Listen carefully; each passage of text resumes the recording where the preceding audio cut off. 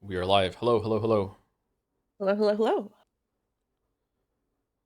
Okay, so all the sound settings are the same as on Saturday. OBS has not been touched in days, so everything should sound exactly the same. And when it doesn't, we will have reasons, I guess. I don't know. No reason. No reason. No reason. Okay, Discord sound capture, Chrome capture.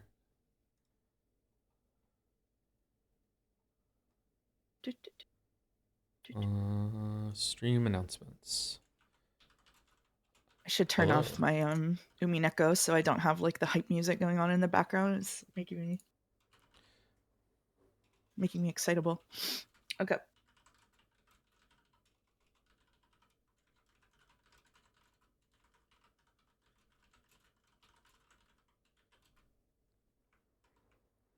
Hello, bonus Umineko stream to finish episode 5. Happy Memorial Day, everyone. What do you think? There we go. Yomas, how's it going? It's going well. How are you?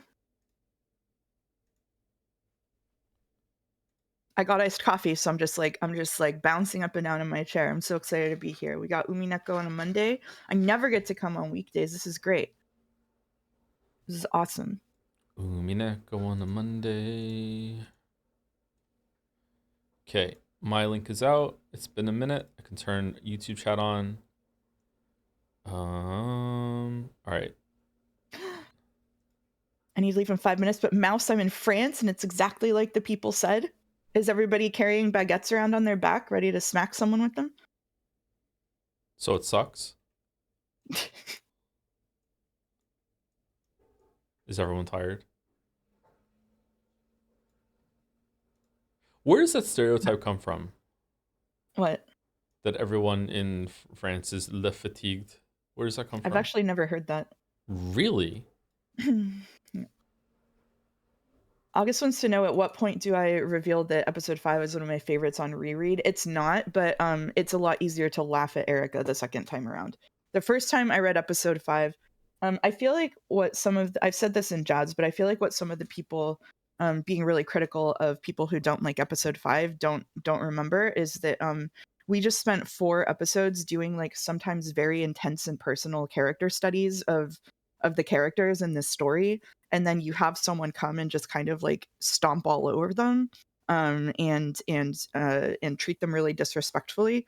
And so even though I respected what Ryokishi was doing and understood full well what was going on kind of conceptually, it was a really unpleasant experience because I was really attached to those characters and really liked them, and I couldn't get past that to love to hate Erica the first time around. I do love to hate her this time, but I still am going to hold a grudge against my first experience where episode 5 made me feel like really sad. So there you go. I found Erica hilarious immediately. I thought like understanding what she's parodying or the satire that she is. I don't know which words correct. Me both are correct in this case. Is like really obvious and it's immediate, but it's kind of like okay, I'm not gonna say that comparison because that would be a whole other conversation. It's kind of like Uh-oh. um getting a different meal that you ordered that is also really well done, but that's not what you ordered. You know what I mean? It's like I wanted something else. Like, well, I don't want this from Umineko. That's not what I expected from Umineko. Kind of what Mouse just said. Like, you know, you want there to be more of what happened in the first 4 episodes, and this is now something completely different.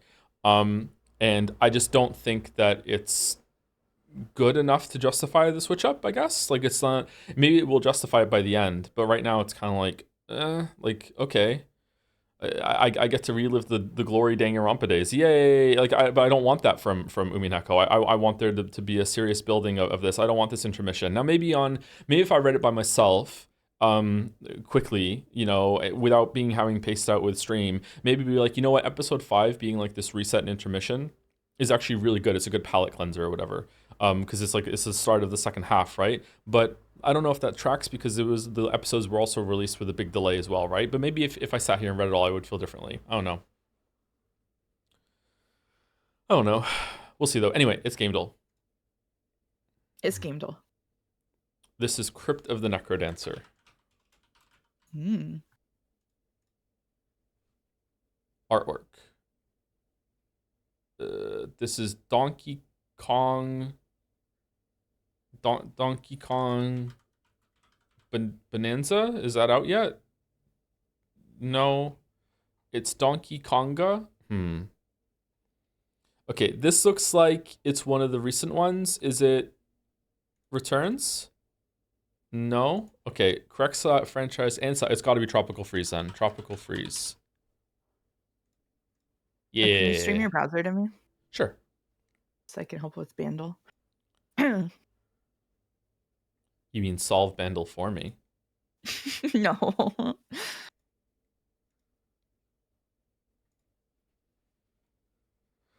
Okay. 1 second. I have had a song stuck in my head all day today, and if it is the song on Bandle today, I'm going to be very spooked. Let's see. 2005. No, I think it's a little too late for that song. Never mind. Let's see if we can hear it.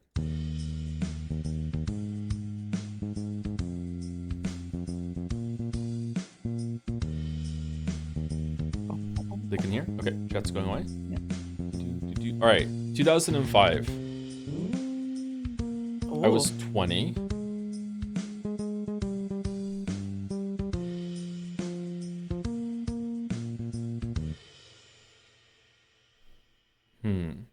Another chord progression that's going to confuse me by being in a bunch of songs. Oh no.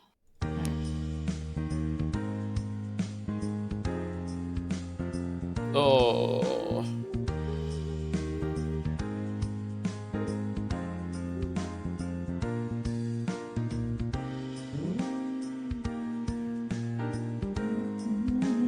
Is it Stuck in a Moment? The time of your life. We already had that one. I know, it's the same chord progression again. Is it you two? You got to get yourself together. You got stuck in a moment and you can't get out of it. What song's that? It's not here, is it? Okay, I guess that song might be older than 2005 actually. What fucking song? Okay, never mind. Let's just keep going. All right, guitar. All right. I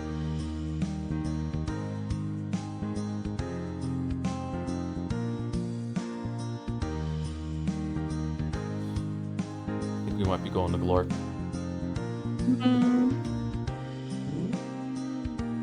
Oh, is it You Had a Bad Day? You had a bad day. You had a bad day. I think it's just called Bad Day. Is it just called Bad Day? You had a bad day. Say don't mind. Hey, yeah. Okay, got it. Yeah, there we go. Not Fuel. What did Fuel do that was called this? Okay, I like that the hint is rough day. They couldn't. It's like not even like a rough time. It's just a rough day. Rough day. All right, glorp it. Glorp. Oh, sorry.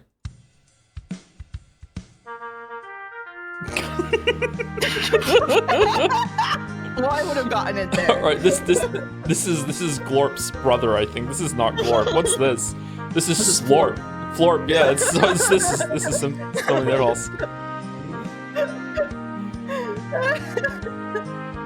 I hate this song.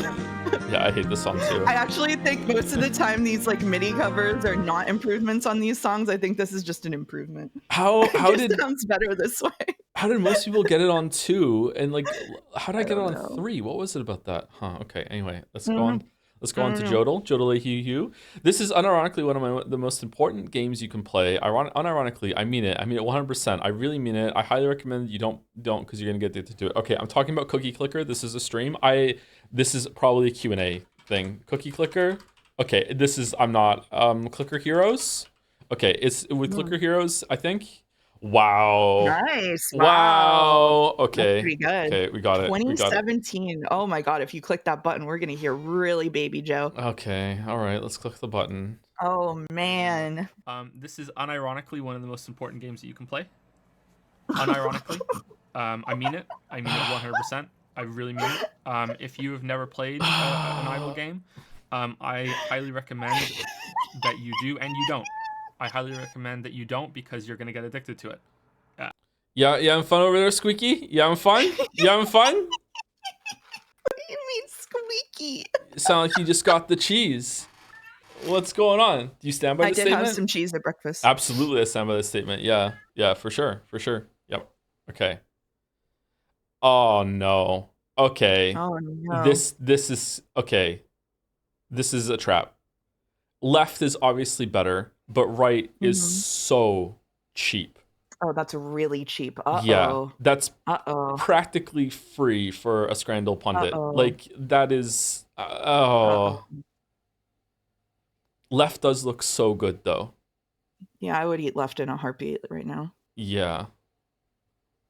I think we have to go left for the self-respect, but it wouldn't surprise me if it's right because of the price. Yeah. Yeah? Yeah. Going I agree. left? Yeah. Okay. Yeah. Wow. Okay. Not bad. All right. We dodged. bad. We dodged. All right. We're in it to win it. All right. Buffalo chicken sandwich and fries, Nutella donuts. Okay. I don't like Nutella, and even those look good to me. I feel like I would die after eating those donuts, though. I would like to note that Right has. I know you like your pint buff. I would like to note that Right has a lighting and filter buff. Like this would look completely like shit if the picture were different. Left does not have the filter buff, and it's also the same price as last time. And it has Filter like debuff says chat. yeah, and it has like some ketchup. I almost said something really lewd. So I'm not... ketchup leakage, perhaps. Yeah, ketchup leakage. Let's do it that way. Yeah, let's just...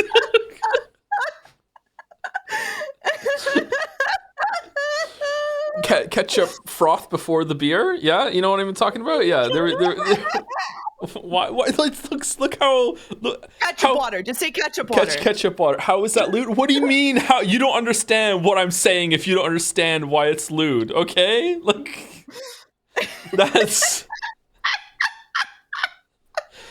Everyone knows what I'm talking about. When you get the ketchup bottle, but you didn't shake it properly, and it comes out before it's ready. Water. Yeah, it's ketchup water. Yeah, that's what everyone calls it. I think right is gonna be it. I would eat left, but I would not eat right. But I think it's right. What do you think? I wasn't listening. Sorry, I tuned out after the ketchup water. I'm going staring into the abyss. I'm going right, and as I press it, you can say you go left, and you know if it wins. Okay. Is that a tombstone? It's a memorial, I think. Yeah, I think it's a memorial of some kind. It looks like. Right. Whoa. Okay. All right. Oh, what did they do to that hot dog? Yeah, that hot dog. That looks gross. What's the bread? That looks like a patty, not a bread. It looks like a roll. Yeah. I would still eat it, but begrudgingly. It's got to be right. Right? It's got to be right. Right looks really good. Right one has bones? Yeah, it's a chicken wing, Boulder. Wings. Yeah. What? Boulder? Yeah. What's... Mouse, are you zooted again? I'm not zooted. This is literally just my personality. I'm sorry. I'm sorry that the amount of joy and whimsy in me is too much for you to handle. She's coming out of her cage and she's feeling just fine. Yeah. I'm going right. Yo, all right. This is a proper scandal. We're okay. Oh shit. All right. Okay. This one's tough. This one's tough. Anyone's scran. We have chips that are comparable with sauce that's also comparable, and those nuggets look like shit. But you know, I'm not really but on thrilled. The right, if you read ketchup and mayo mixed sauce does not sound pleasant to me. I like a little ketchup and mayo mixed together. Not this level for my chicken. I don't know. We have these uncut sausages over here that are kind of I don't know. They're not really doing it for me. Sorry.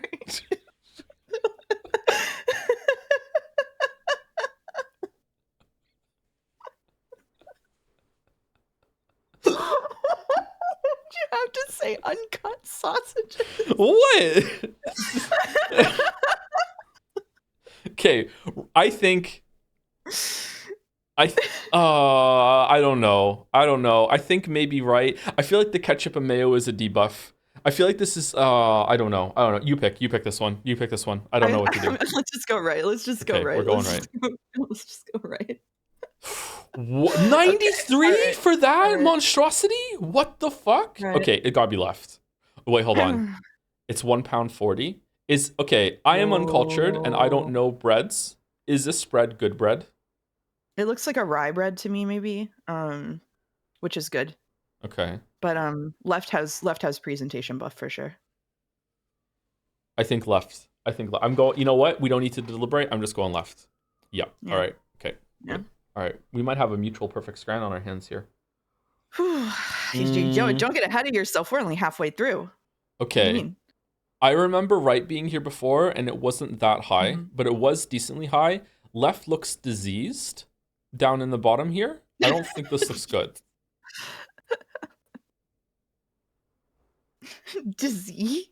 Yeah, that looks gross in the bottom, don't you think? No? I don't need a lot of I don't need a lot of pork. I don't So need a lot of that pork looks a lot of either. pork. I don't need a lot of Yeah. pork. Oh, Chad says no. Really? I think that looks gross. I would not eat that. I would eat the top part. The top part looks pretty good. It has no color to it. I don't know. I'm not big I on think pork pork though. is just a white meat, and so it just looks like that if it doesn't have like sauce and a like a sear to it. I think that's just what it looks like. That's normal? Okay, they're the same price. I'm going right unless Mouse stops me. I'm not going to stop you, but I think that there's a chance you'll get it wrong.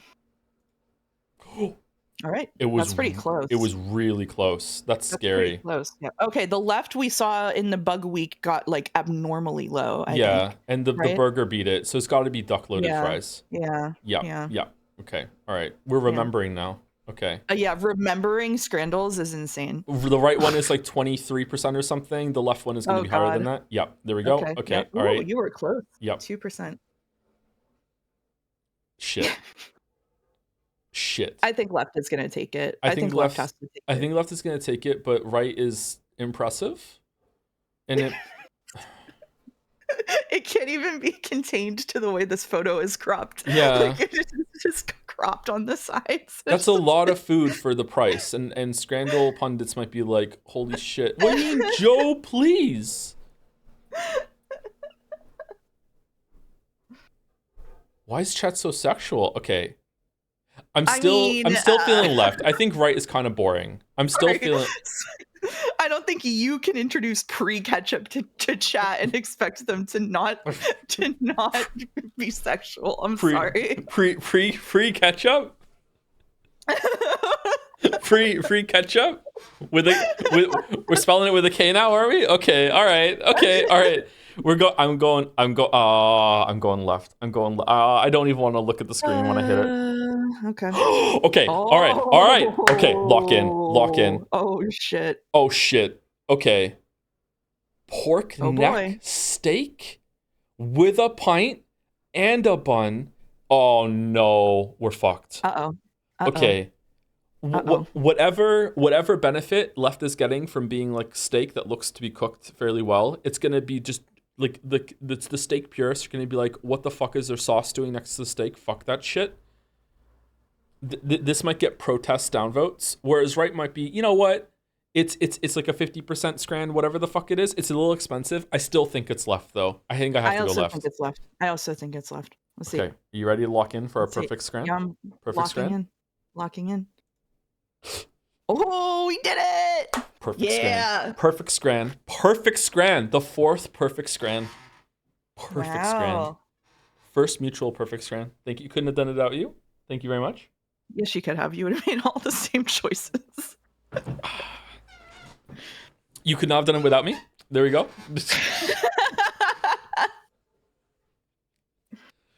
This scran was raw and uncut and also not ready. Yep. Okay. Yep.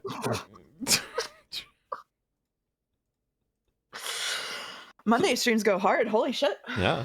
All right. This level of reasoning is possible by Toe Anderson. Good. What do you think, everyone? What do you think, everyone?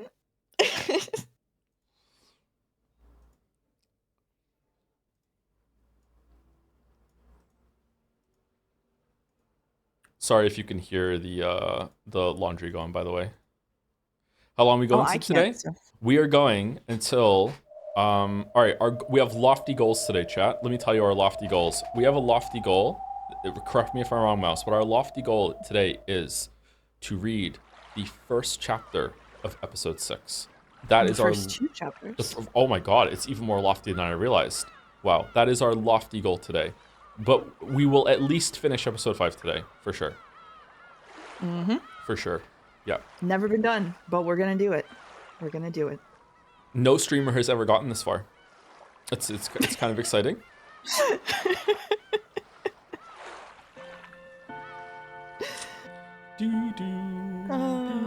Yeah, I think the biggest streamer, if the guy who there's a bunch of pictures of in Battler cosplay stopped in episode 3. Someone said, I might be wrong, chat can correct me, but I think someone in Umifolden said he stopped at episode 3. Selbit, yeah. Was the wig getting itchy or something, or like what was the problem? Extended break. I don't know, but someone in chat said, I'm positioning this carefully so nobody can say I'm wrong, because some unnamed person in the server said that he didn't like the logic battles between Battler and Beatrice, which just shows weak-mindedness, I think. No, I'm just kidding. Wow. Holy smokes. All right, someone said that the music is low. It's the same as last time.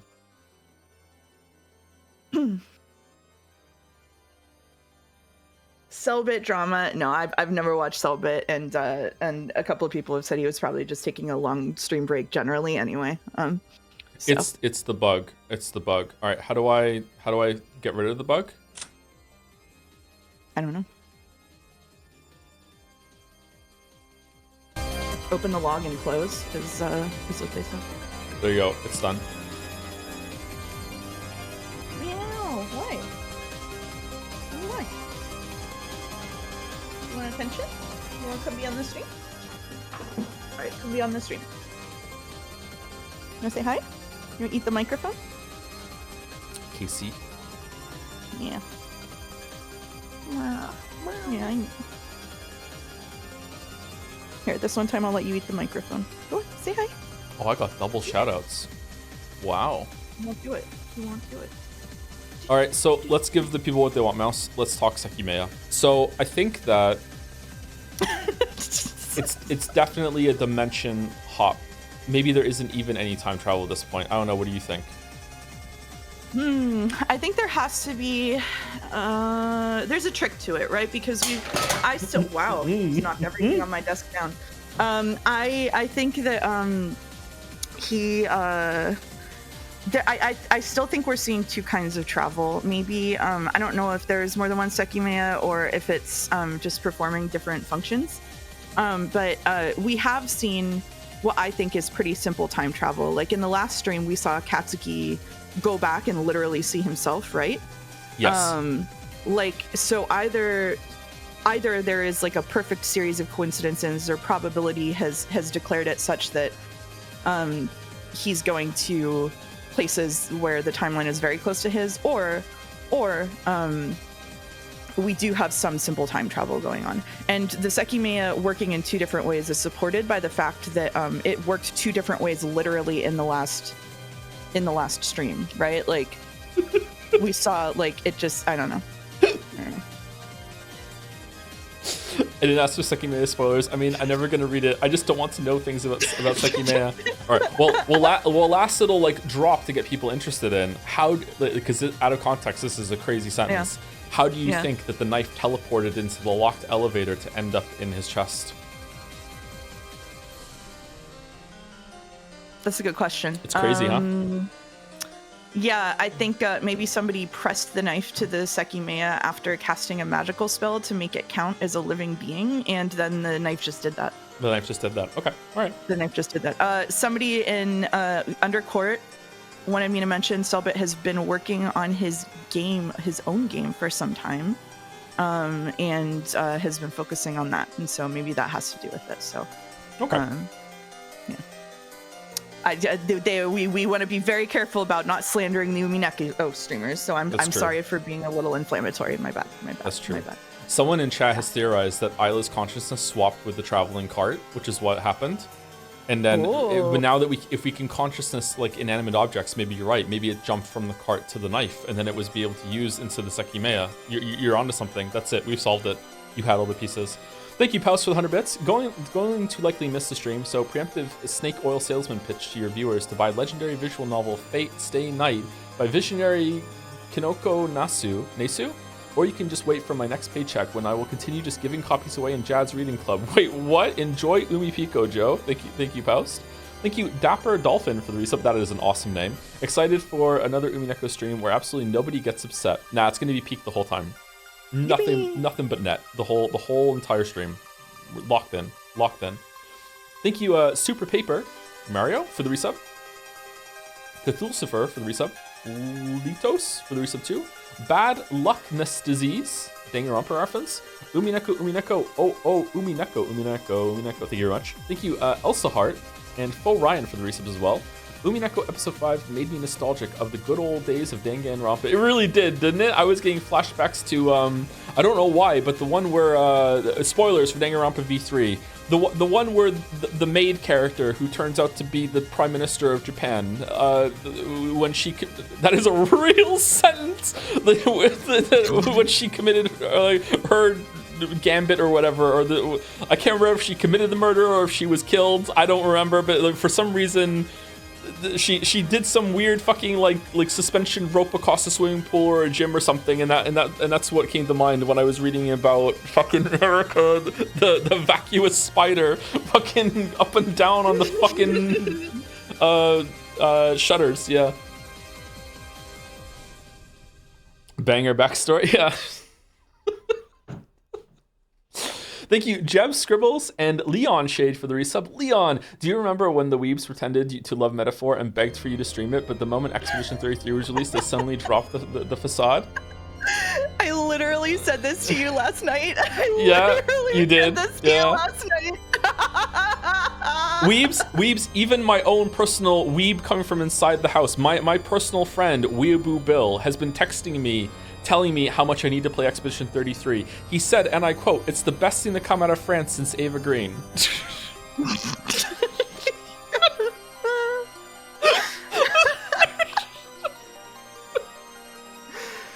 It's a real text message from Bill.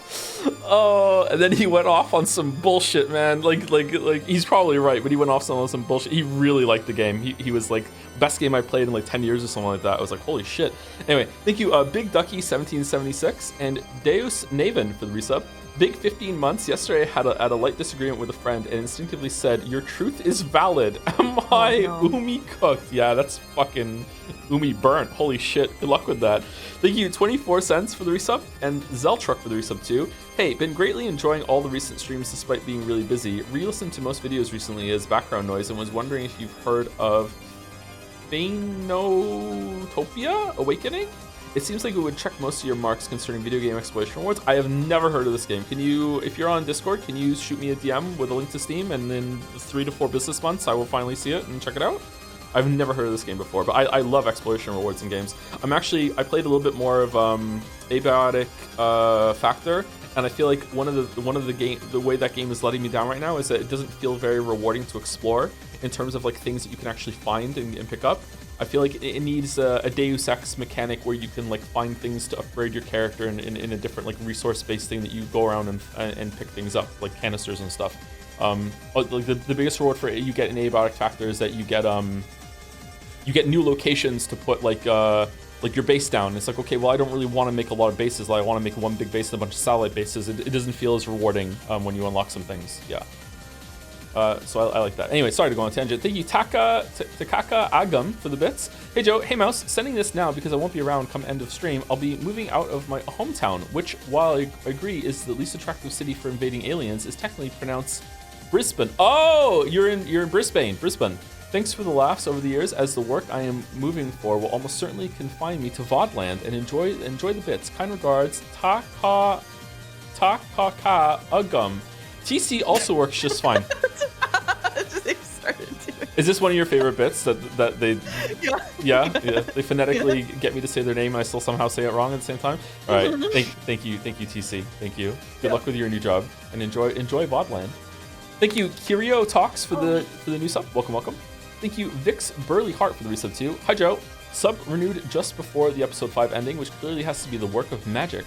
What do you think, everyone? Hope you enjoy it. Episode 5 is my least favorite from Answer Arc, but the ending is really strong IMO. P.S. I'm betting everything on episode 7 being your favorite. If I end up being right, can I get a marble? You know what? Sure. I already beat them to saying episode 7 would be your favorite. Can I get a marble too? Sure, you can have a marble. Yeah. Okay. All right, cool. Thanks. Can I just have a marble anyway? It'll replace the big marble that you apparently set up in my tent while you were here. Fall on my head during reading this. Yeah. You dropped everything you were holding. Yep. Thank you, Dawn to the Dawns, for 10 gift subs. Thank you very much, Dawn to the Dawns. Thank you very much. 10 gift subs is a lot. Holy shit. Thank you, Quixotics. No, Quixotics. No. Quixotics. One of those for the resub. I need you to include it in the message. Sorry. Holy shit! My sub anniversary lined up with the end of Umi 5. Can't believe the Umi Fullers tricked everyone to thinking this would be good. Holy fuck! Thank you, the Herpa, for resubscribing. Umi Puko on a Memorial Monday. How marvelous! Wow. A little bit of alliteration going on there. Nice one. Thank you, Bew Noodle, for the resub too. Yankosek for the bits. Zabzab, Zibzad, Biz Zabzub, Lord. It's Zorp. Thank you, Tomoko Mott, for the raid as well. Thank you, A Cosmic Cabbage, for the resub. Hi Joe, I am rewatching the Ace Attorney streams, and I want to use this message to blame Mouse. She has ruined the streamer-watcher illusion. Every time I hear you say "gauche," I can only hear a man sitting alone in his room making funny voices in a microphone. Wait, what? Why is that my fault? What did I do? I'm catching strays left and right this week. Holy shit. Poor mouse. Thank you. It's tough to be me. Call me mute for the resub. Or mutie. Giant emote from Junie Day Streamer. Thank you, Henry Wright, for the bits. I can't believe our favorite furry couple would pick Fate over Echo so much. What the fuck are you talking about? No. And I'm at the top of my list. Thank you, Dark, Silent, and Complete for... Okay, I'm not at the top of the list. Holy shit. 1 second. Thank you, Dark, Silent, and Complete for the resub. Hey. Oh, more Danganronpa references. Thank you, Das Deg, for the resub. 10 months in, I still don't know how to use this feature. Yeah, I get kind of like off kilter whenever I go to Mouse's stream and it pops up being like, hey, resub with a message. And I'm like, oh, what do I do? Because I'm a Twitch newbie still, even though I've streamed on here for years now. Yeah, I feel you. Thank you very much for getting through it, though. I appreciate it. Thank you, Kamina, for the resub, too. Donut Enjoyer, that's me, too, for the resub. Haydener for 100 more bits. I'm going to spend money on subs instead of cigarettes. Wish me luck. Oh, nice. Best of luck with that. Absolutely best of luck with that. Followed by 10 gift subs right afterwards. Thank you so much, Haydener. Good luck with your quest. I wish you all the best, and I hope you succeed. Thank you, Foxen, for the resub.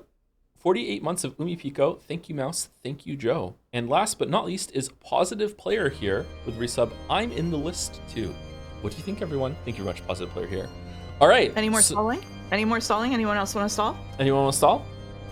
Anyone else want to stall? Want to put an inflammatory question in the chat? Want to... Oh, I need to stall. Sure. I need to go get my phone in order to see the reading assignments because I don't want to open Discord. 1 second. Okay. All right.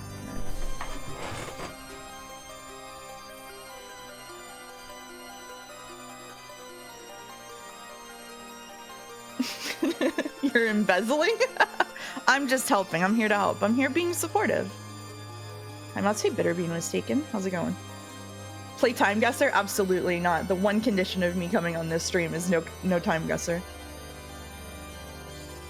Ketchup and mayo is goated. Why are you so wrong? I don't like ketchup. If we're doing Umineko today, what are we doing tomorrow? I don't know. It's up to him.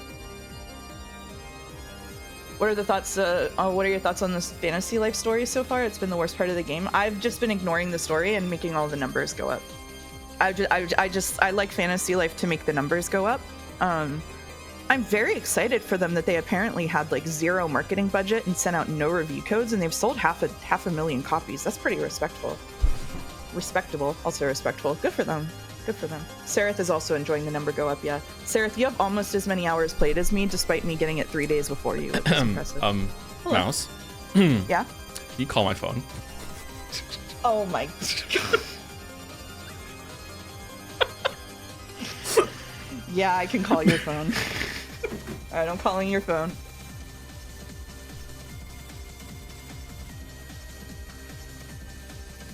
It's ringing.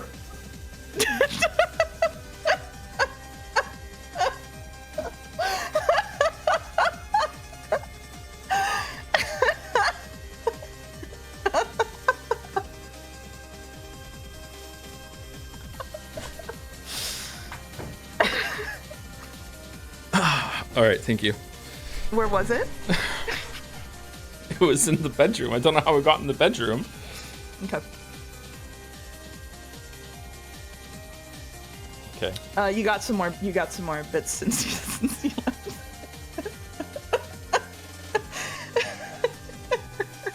Love's Forspoken.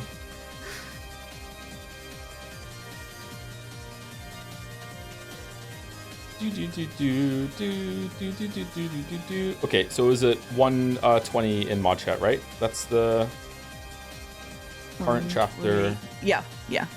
Okay. Okay, I'll try and remember that. Okay, all right. Oh, all right. Love's Forspoken.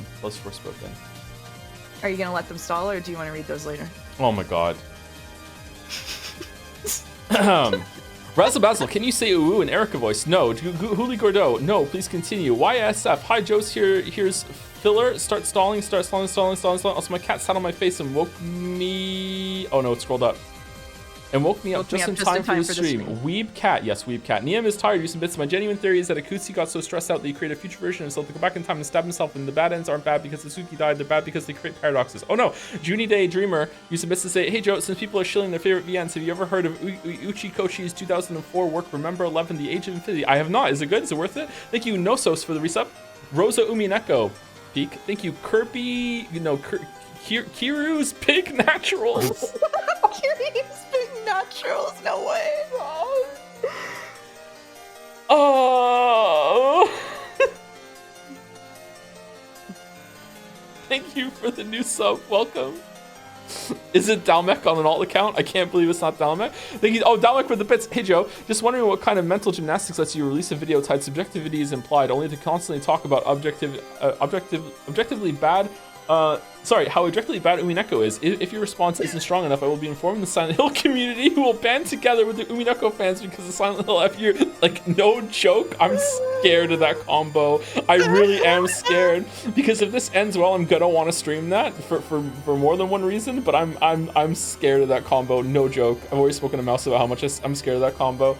Oh no. Thank you, Centeride, for the resub. Hi Joe, thanks for your streams. The Baldur's Gate 3 ones have been especially great. Life has been pretty bad to me in the last month and a half. Thank you for the really entertaining streams. Oh, I'm glad I can help you out with that. I hope things get better. Month and a half, you gotta be most of the way through it, right? Gotta be. Turning a corner. I hope so. Thank you, Lant TD, for the resub. Love stalling. Love's Forspoken. Thank you, Ari Lins, for the bits. I'll say something positive about Umineko as a first-time reader. I really like that, in my opinion, the Ushirimiya family is full of characters who would in most other stories, come across as really unbelievable? Or, wait, hold on. Unlikable, they corrected in a... unlikable or extremely one-dimensional villains, but Ryukishi manages to make the reader sympathize with and become endeared to them along the way. Just one of my bits of praise of the story. Yeah, except for Natsui. Yep. Yep. I agree with you, yeah. I'm surprised, because Natsui was one of my favorite characters in episode 1, but, like, the last 2 episodes have tanked everything with Natsui. I cannot stand her. I understand Eva more and more every day. I cannot stand Natsui. What? Sorry, I just can't stand this constant, like, Ushirimiya family head bullshit. I can't stand her. The Wailing Giggle is engraved on my heart, even if I can't wear it on my thigh. Why did you like Natsui? Her personality never changed. I feel like I didn't realize that even when shit got tough, she would still be that. Like, it's like it never gets switched off. She's completely indoctrinated and in a really annoying way. But yeah, we'll see. Maybe they'll come back with her. Yeah. Thank you, Top Lobby, for the bits. Scramble Slate. We already did Scramble Slate. It was a perfect scram. Thank you, Kaylee Gal, for the bits as well. Did I just stall the stream with my mind? Oh no. I'm sorry for unleashing this on you. It's okay. This one actually is gross, but it's at least saying it out loud is not as bad as some of the other things I have to say out loud. Thank you, Cummy Mummy, for gifting a sub to Licking Toes for Days. Thank you. Thank you very much. All right. Thank you, Mediocrities86, for gifting out a sub as well. Thank you, Holy Rory, for the resub.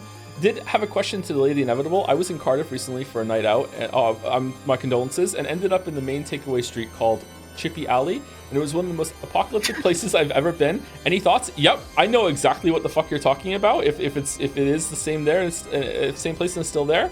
Yep. I actually, straight up, I'm not kidding, I don't know how I didn't die the times I went there. I used to go to that place like recreationally when the stadium, like when games let out, and just would walk through the crowds just to see how crazy it would be. And I do not know how I survived. Like, you know, I mean, I did get jumped and punched in the back of the head one time I did that, so I almost didn't. But like, yeah, like it's insane. Yeah, Cardiff is not a nice place during those times. A lot of the UK isn't actually. Anyway, thank you for the unlocking a memory that I've forgotten about. I meant unlikable, not unlivable. Oops, happy stall. Oh, thank you, Arielens. Thank you, No Tail, for the bits as well. I'm stalling. I just started episode 6. Join me, chat. I'm at the end. I'm good. I'm at the end. Okay. Thank you, Banjo Jack. Banjo Jack for the bits. Joe, please pronounce Niami like Nivi. Niame? Nive? It's like Neve. It's like Neve. Who's Niami though? That's the person who resubbed is called Neve is tired, and you pronounce it Niam, and that's it's Neve is tired. Yeah. Okay, I'll try and remember Neve is tired. Okay, sorry for mispronouncing the name. Sorry. So no stream tomorrow? No, there is a stream tomorrow. Yeah, probably Baldur's Gate 3 tomorrow. Might be more Umineko. Mouse and I will decide during the stream, I guess. We'll see how far we get into it. We're gonna have to stream tomorrow to finish episode 5 at this rate. Thank you, Double Jumper, for the bits. Would you look at that? I caught a cold and I have to work remote today. Wow, how convenient. Thank you, Joe PT, for 1,000 bits. Joe, can you say yes to the next question someone asks? Okay. All right. Can I have a marble? Yes. Yay! Wow, so many marbles. Thank you, Skunky Emerson, resident Forspoken fan, here to say thank you. You're welcome, Skunky Emerson. Say thank you. A giant emote from Mingaleg, and last but not least, and then we're gonna start reading no matter what happens and what comes in after this. Thank you, Taxon14, for the resub. Whoa, 33 months. I can't believe you've been playing Umineko for 33 months. You're my favorite Umineko streamer. Here's to 33 more months of Umineko revisits. Exactly. I was just trying to say you don't have to give me a marble. I was just trying to save you from whatever chat was gonna inflict. Oh, that's nice of you. Thank you. Yeah. Thank you. All right, we ready? We ready? Let's lock in. We're in the middle of the trial. Everyone remembers what happened. Middle of the trial. I missed the gift sub. Did I? Which one did I? Oh, you. All right. Ready? Yeah, I'm ready. Shall we actually read? Mm-hmm. Okay. Well done, Erica and Berncastle. You've fully proven that the crime was impossible for everyone except Ushiromi and Natsuhi. Why don't I start reading aloud from the verdict? At midnight on October 4th, 1986, the defendant, Ushiromi and Natsuhi, left before the others while pretending to return to her room to sleep, and murdered George, Jessica, Maria, Rosa, and Genji one after the other during the 1 hour period before 1 a.m. Say it in red.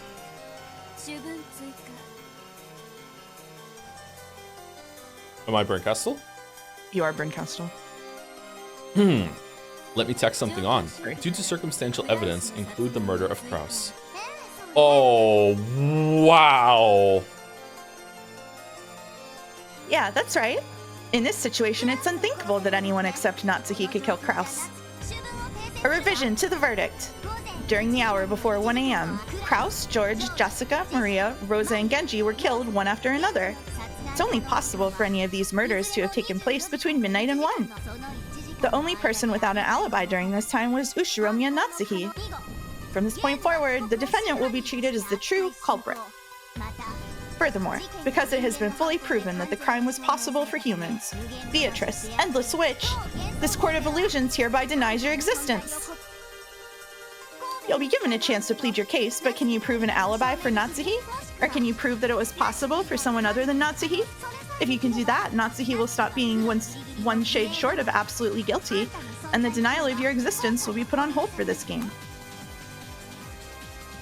If Natsui had an alibi, Byato would have shown it long ago. That was unbelievably brutal, chat. Like that is the first time that it's actually, like, I feel like Burncastle has shown that she truly was capable of making someone as shitty as Erica. Oh my god. That was so fucked up, as Annie for Prez is saying in chat. Wow. In fact, wasn't the whole point of that trap to make her lose her alibi? Even if her alibi is not proven, I will believe in Natsuhi's innocence, no matter how much you try to pin your fake truth on her. I am the true culprit.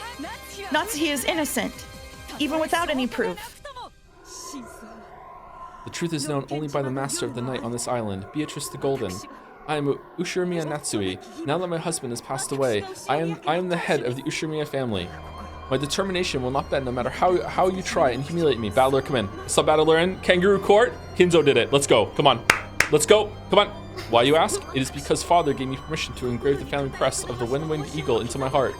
How do you intend to disprove the existence of this honor with your evidence and your alibis? You cannot. The Ushirimiya family crest engraved into my heart is immortal. Now that Natsui and Beatrice have practically been placed on the guillotine, you're welcome, they cried out with all the strength of their determination. However, that did nothing but bring a cold smile to Lambda Delta's face. Erica had constructed a truth that Lambda Delta could accept. And no one could construct a more convincing truth to deny Erica's. This isn't a flashback, thank you very much, thank you very much. In that case, the most convincing truth would swallow up everything else and then become the one and only truth. Even if it happened to be different from the real truth. The truth of those in the past is swallowed up by the truth of those in the future. True. This can happen even for a mixture of truth and lies, as long as everyone acknowledges it as true. Sheesh, stop howling already. I like it best when witches sob and beg for their lives when they're about to be burned at the stake. When they try and bluff like you do, it's such a killjoy. In that case, I guess I'll send you one final gift, a red truth to smash that bluff wide open. What do you mean? Stop it, Lady Burncastle. Hasn't it already been overwritten with the truth you wished for? That truth and Natsuhi should be able to coexist. Please don't defile it. Please.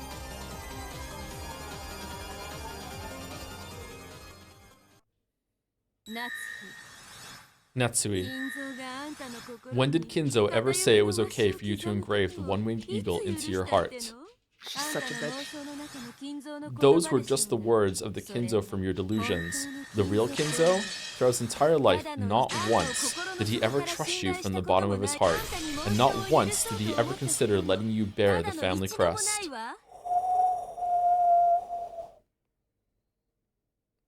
Oh. Damn. Yeah. When that heartless announcement was made, Kinzo stood up and started clapping. Natsui, you need not listen to this. No one can defile the crest engraved in your heart. That is yours alone. Don't let your pride as the final family head be forgotten forever. Natsui!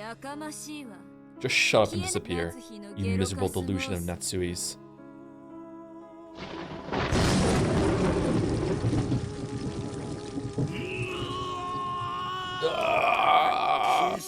You cannot erase me. You cannot erase my soul. Not as long as the crest is engraved into Natsui's heart. That's enough, you lying illusion. The real Kinzo would never say such a thing.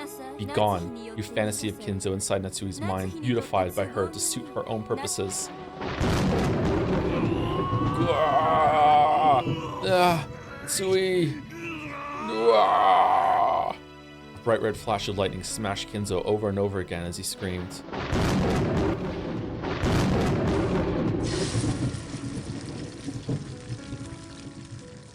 Then, he crumpled like a doll and sat back down in his chair as though nothing had happened. Like Erica at breakfast, the fierce emotion had left Kinzo's face. He had truly become like a wax model, and so, he would never again share kind words with Natsui. This is fucked up. That's right. The true Kinzo never once trusted Natsui during his entire life. The true Kinzo never once considered allowing Natsui to bear the one-winged eagle, because, of course, Kinzo had already vanished before the start of the game. The Kinzo that appears in this game is nothing more than Natsui's illusion. Every part of this Kinzo who believed in Natsui and entrusted her with protecting the family honor was a phantom created by Natsui. Pitiful woman in red. Now is the time for you to face the truth that you never gained Ushiromiya Kinzo's trust as long as he lived. You are incompetent vibes. Wah. Natsuhi, don't cry. Kinzo entrusted the Ushiromiya family to you, right? No, he didn't. Not only did he not entrust her with that, he never even said hello or met her gaze even once.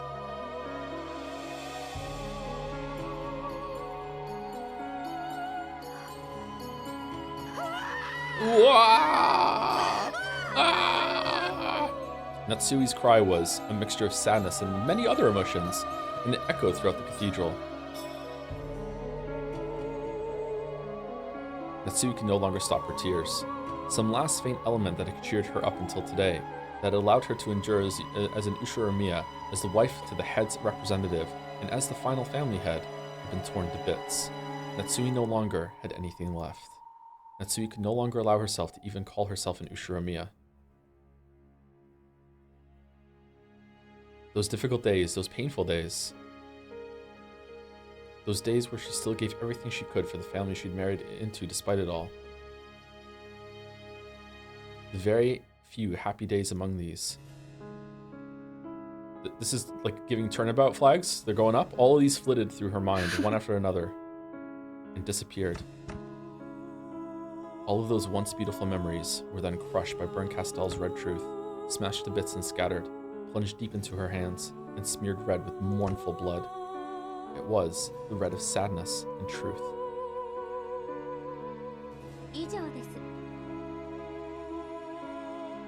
That is all. Just because the crime exists as it does, this level of reasoning is possible for Furuto Erika. What do you think, everyone? Battler, the Delta, clapped. Then a bit later, Berncastle also clapped, looking pleased, like an IGN reviewer that just finished Mario Odyssey for the first time. Sorry, I don't know why I have to say it. The expression, I couldn't resist. The expressionless wax figure like audience followed suit, and the unshakable verdict was welcomed with great applause. And so, the truth of this tale was decided.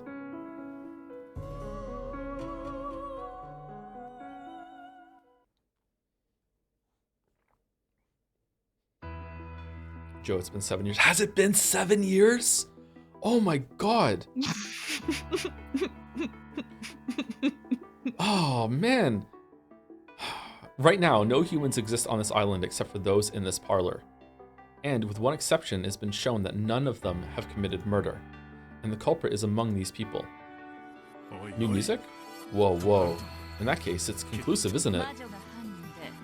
Unless the culprit is a witch who committed murder with magic, that is. It was you?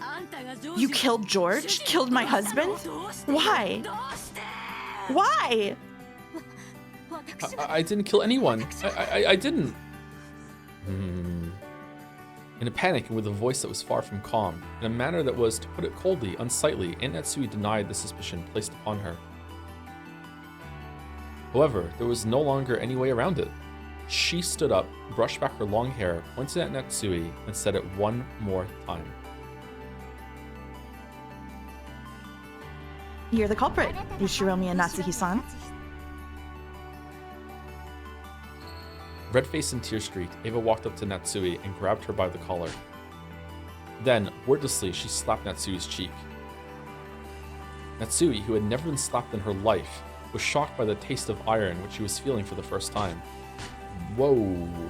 It turned into a scuffle between Eva and Natsui.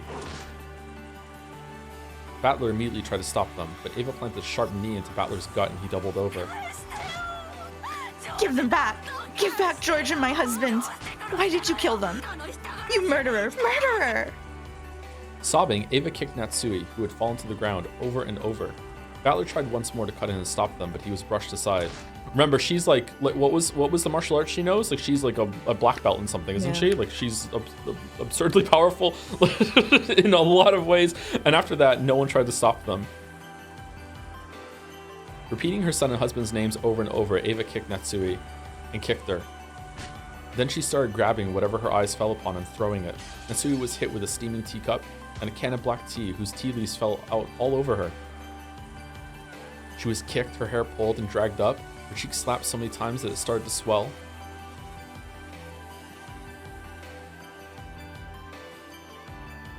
No one tried to stop it. It wasn't because they were worried about Ava kicking them too. It was because they thought it an appropriate act of retribution for a person who had lost her beloved son and husband. A proper retribution. A proper truth. Everyone in the parlor accepted that Natsui was the culprit. They accepted the truth Erika claimed. So it became a proper truth, and Natsui was designated as the proper culprit. She already lost a husband and daughter who might have protected her, and even Kinzo, who should have given her a final bit of strength, had already vanished like a bubble in an ocean of the illusions. No longer would anyone protect her. No longer would anyone believe her, so she was now the true culprit. Ava's shoulders heaved with heavy breathing. Apparently her anger still hadn't abated. This is a bop? What the fuck? Erika patted her shoulder and made Ava take a step back. Of course, this wasn't to protect Natsui from violence. It was to further humiliate Natsui now that she had been branded as the culprit. Natsuhi-san, I've solved 2 of the 3 riddles, the whodunit and the howdunit.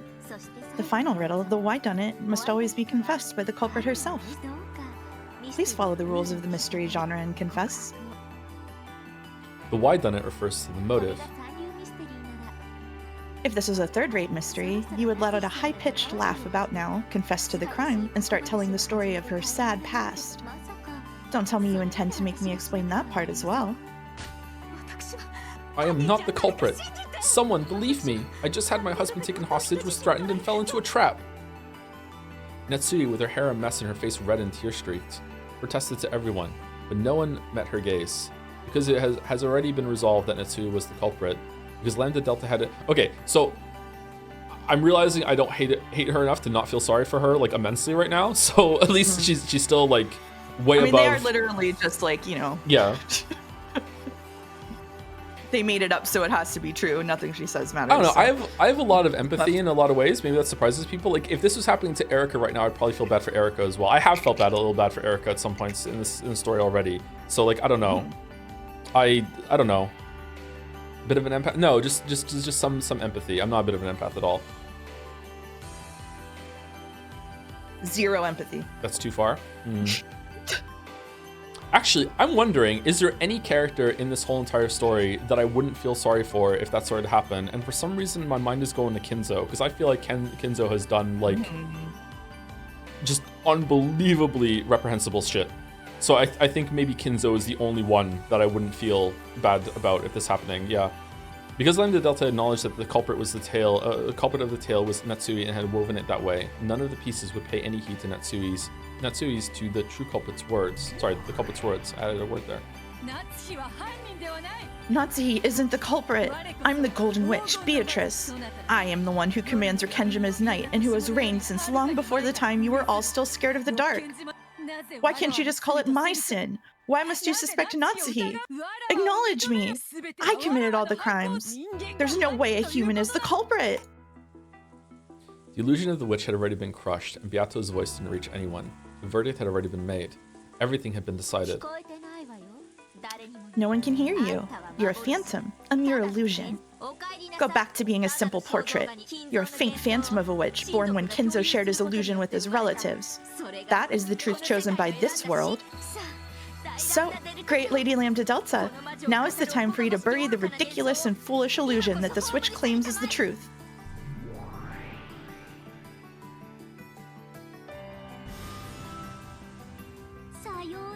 Goodbye, Beatrice. I made you a witch expecting that you'd either become my friend or help distract me from my boredom. And you've answered to my expectations. The second one, that is.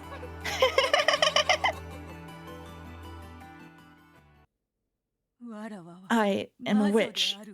Even if Lady Lambda Delta doesn't acknowledge it, I'm a witch. Oh, sure, but you wouldn't even be capable of believing that if I hadn't become your guardian in the first place. Yep, this is game over for you. You'll be buried in accordance with the rules of your game board. What happens to the losers in your game again?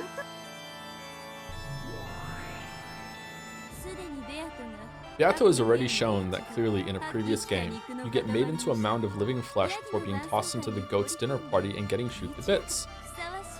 Now there's a fitting end for you, Beatrice, and I did come all the way here just to hear the death cries of one as haughty as you. Getting some big end of episode 3 vibes right now. One by one, a massive number of goat attendants slipped out from the shadows of the pillars and began to fill the cathedral. The goats paid no attention to Natsui, who was seated in the center, but the crowd completely enveloped her. Enveloped her? From Beato's point of view, up on the balcony, it probably looked like a huge boiling pot of goats.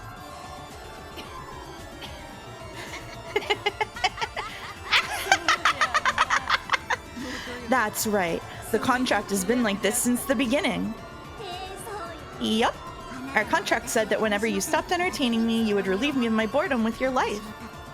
Come, strip the title of witch from this woman and throw her into the pot of goats. Suddenly, there were goats standing right behind Beato. They lifted her up roughly. Let me hear some nice screams. You're the wine I've been fermenting all this time. Line goes hard. Then, perhaps refusing your request will be my final strike back at you. I thought Battler was supposed to have a turn. When does he get to talk? Yeah, I made her say it. Wahahaha. The best screams always come from a girl who's just said some tired line like that. Fall. Pitorici. Is Battler gonna swagger into the thing now saying, when do I get a turn, with his hand covering his face like he's a JoJo fucking pro tag? Is that what's gonna happen right now? The goats carrying Beato no longer viewed her as their master. After holding her above the pot of clambering goats, which were snorting heavily in anticipation, they threw Beato's slender body into the air. All at once, the squirming goats faced the heavens and raised their arms, and then Battler dived in and caught her and did another repeat of the window jump. Do it, do it, do it. It was almost as though they would be able to forget their pain for just a short while by devouring her flesh. As she flew through the air, Beato tried to smile boldly, but it was so stiff that it seemed even more pathetic, much to Burn Castle's amusement. When Beato fell into the pot, the goats caught her. What? Of course, they didn't do it gently. The arms of countless goats pulled at her flesh to keep it for themselves. They tried to tear her to bits. It didn't have to be flesh. Hair, fingernails, shoes, even bits of her dress worked just fine.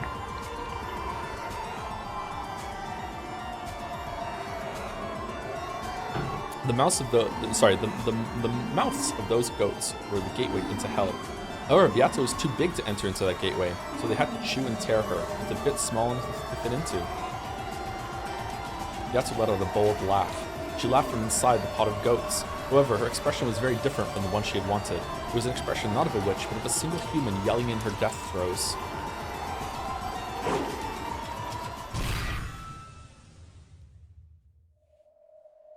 Then, the sea of goats parted.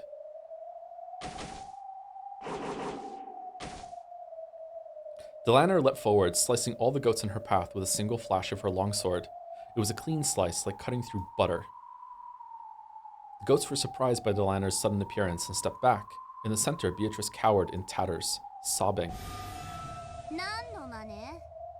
What's this supposed to be, Delanar, Inquisitor of Heresy? My apologies, but I have something to say. There is someone who has an objection to this ruling. His name is Ushiromiya Battler.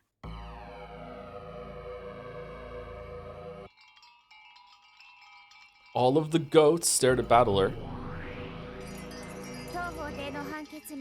What is unsatisfactory about the court's ruling? Do you possess any new evidence or truth sufficient to request a retrial? Gah. I get it. Delanar is offering me a helping hand. If she hadn't jumped in here, it'd be all over. And now I fully understand how I'm supposed to fight. But because I understand how, I am unable to fight right now. After all, I can't win by simply countering Erika's truth. If I want to deny her truth, I'll need to present a different one.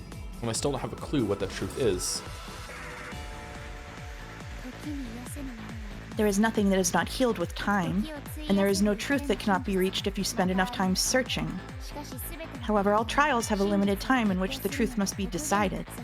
Therefore, a truth that cannot be reached within that limited time cannot become truth. Yeah, I know that. By now, everyone is certain that Aunt Netsu is the culprit. It might be too late now, even for the real truth. And Ava's violence will probably go unstopped, and no one is even thinking about protecting Aunt Netsui. It's no longer a situation where we can say, oh, the truth will eventually be found.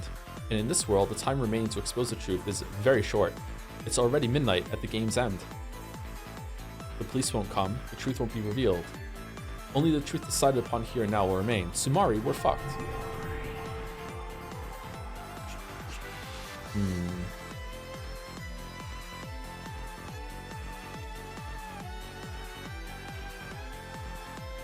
I slowly stood up, walked in front of Beato, and faced Delanor. I have no plan, I don't know the truth. However, if I don't jump in now, I won't get another chance to fight. The red used by Erika's group is mercilessly strict. I seriously doubt that I can put together a truth where Aunt Netsui isn't the culprit without violating that red. Why the uncertain face? How pathetic. Damn it. Battler. I'll be the one to kill you. I want to keep that promise. And yet, right now, I don't have any plan at all. That's okay. In this world, there is no truth. The truth is made later on and overwrites what comes before it. Real truth doesn't exist anywhere.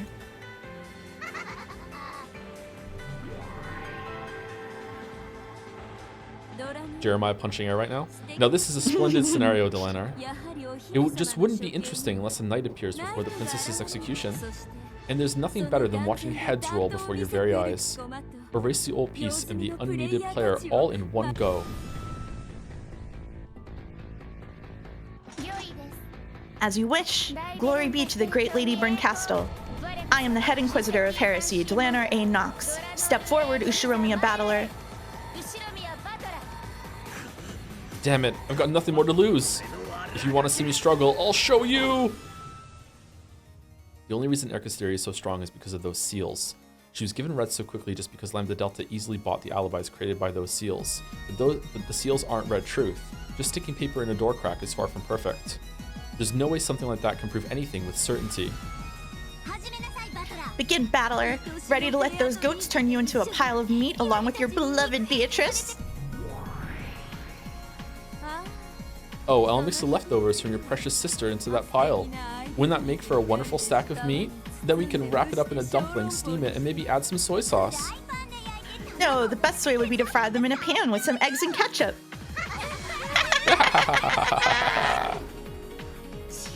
Damn it! Can't we doubt the reliability of these seals of Erika's? Something like wedging some paper in a door can't create a perfect alibi. It might be that someone noticed by chance and happened to put it back in the same place. The blade of my blue truth should have slashed diagonally through Delanor's chest. However, Delanor's expression didn't budge in the slightest, and there wasn't a single wound on her chest. It's already been said in red. I was wondering what you throw out there, but this is ridiculous. Allow me to explain. This is what I sealed the doors with. Did you think this was paper, Battler-san? Erika once again held up the thing that looked like brown paper. This is packing tape, and its adhesive power is extremely strong. I used scissors to make it easier to tear. The fact that you morbed the tape yesterday was extremely funny. Furthermore, I wrote my signature, which cannot be reproduced, in 3 places. Across the tear point, across the edge between the door and the tape, and across the edge between the tape and the door frame. Therefore, it's impossible to tear it off without leaving a mark, and it's impossible to reattach, too. Permission to unsheathe the red key. Granted. Okay, well now she's lying. You can't stick tape onto a wet window outside in a typhoon. What the fuck are you talking about?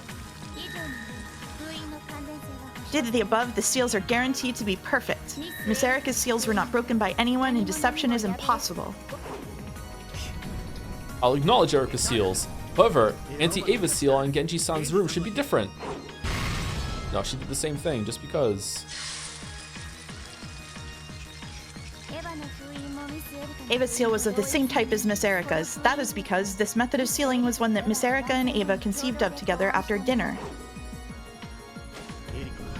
Erika fished through the chemicals in Grandfather's room saying she'd use them for forensic testing, right? There might have been some kind of solvent among them. If you use that, you might be able to tear off the duct tape without leaving fingernail marks.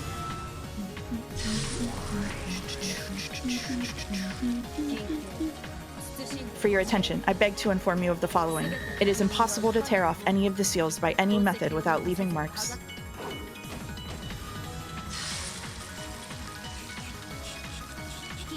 For your attention, I beg to inform you of the following. There were no suspicious marks on any of the seals.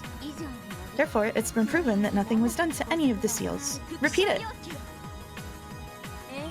Yes, gladly. All of Erica and Ava's seals were not tampered with in any way that hindered their ability to act as seals, such as being scraped off. Damn it! Damn you using packing tape that leaves marks all over the place. Eleanor isn't my only enemy. There's also her subordinates, Gertrude and Cornelia, and also Erica and her master Berncastel, and even Lambda Delta, the one who hijacked Beato's game. Everyone in this cathedral is an enemy. You really are aligned with him.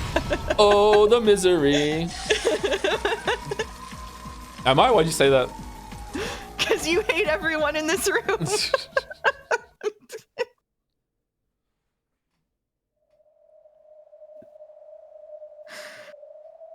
That fierce rush of red immediately repelled my feeble truth. It's obvious why. I don't have any alternate truth. Even at this final stage, I have nothing. Were the seals all that you had to discuss? You promised to give it everything you've got. If I only knew a truth that could prove Aunt Natsui's innocence. If I could only make a theory that weaves its way through Erica's red. Damn it, I don't know anything.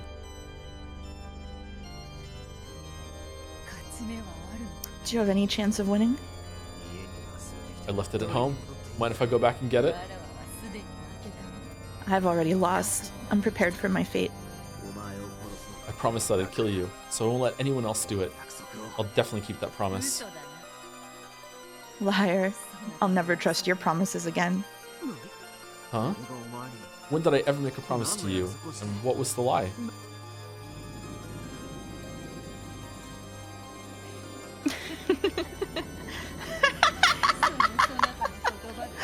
After hearing you say that, hell might not be so bad. Kill us! Berncastel, Lambda Delta. Battler, what did you say to her? What the fuck? Beato let out a shrill cry, overcome with laughter. It was a broken laugh, and tears streamed down her cheeks. Battler's words would no longer reach her ears. So, sorry, I don't know if that's clear. It probably is clear to everyone. I don't know why I'm saying it. That is a callback to what happened at the end of episode 4. My read on that is it's the same thing. It's like he just reinforced that he still doesn't know what his sin is, what she's talking about, like that sort of thing. And she's like just crashing out all over again. Unlike me, who's crashing up, she kept on laughing insanely like a broken record. Is it over? Pitiful. I truly am disappointed, Ushiromiya Battler.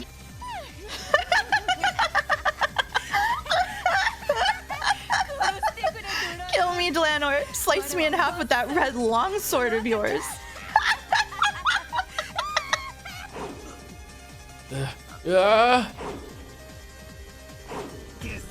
I postulated a method X that could lead someone to the upper floor of the guest house without passing through the lounge. Erica claims that the windows and such were sealed, but she can't prove that she sealed all possible means of entry. There's a possibility that Erica was unable to seal entrance X because she couldn't find it. Nox's fourth fucking bullshit. Can't have a secret fucking passage. Yeah. Nox's third. It is forbidden for hidden passages to exist.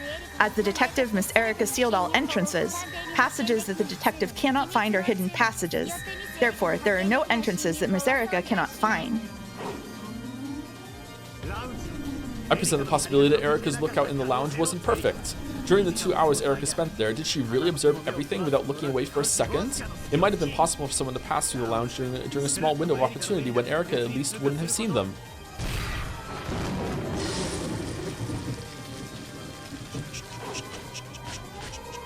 Please, allow me to speak.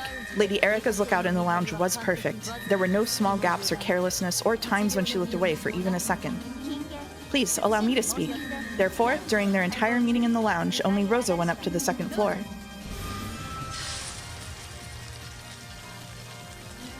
Then it was Rosa that did it, and then she killed herself. But was that really Aunt Rosa herself? There's a possibility that someone disguised themselves as Aunt Rosa, or maybe she was actually holding a large suitcase with someone hiding inside it.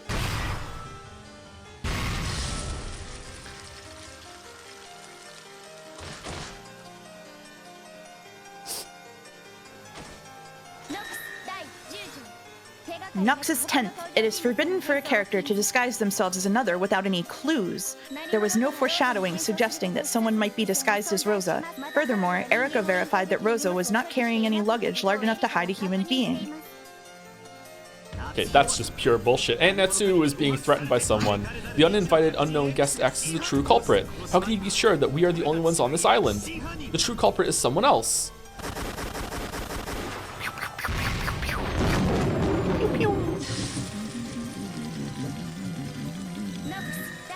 Nox's first. It is forbidden for the culprit to be anyone not mentioned in the early part of the story.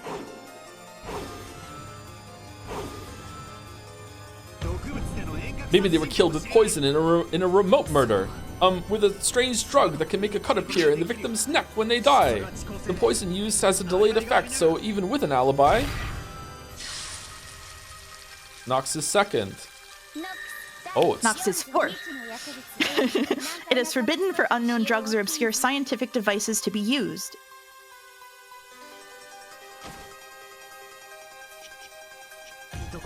There's a chance that there existed a murder device X in the cousin's room in Genji-san's quarters that made a remote murder possible. It used a secret mechanism that still hasn't been discovered to...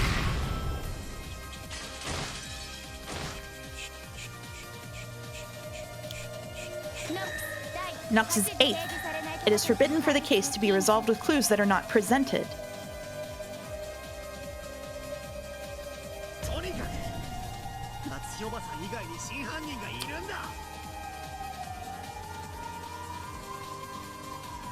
Wow, we're gonna talk about that one for hours. I just know there exists a true culprit other than Aunt Natsui. I mean, the story has already broken that at least 4 times. If you deny that, then for each character, repeat in red that they aren't the culprit.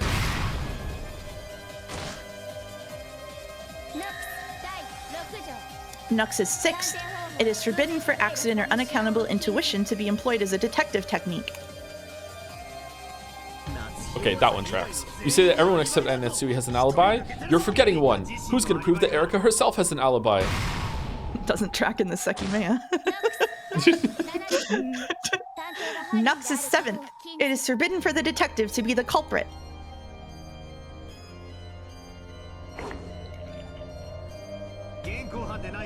Unless she's caught red-handed, you should never be able to deny the possibility that Aunt Natsui is innocent. Can you even deny future possibilities, like if a piece of evidence X that Erica hasn't discovered proves that Natsui's innocence?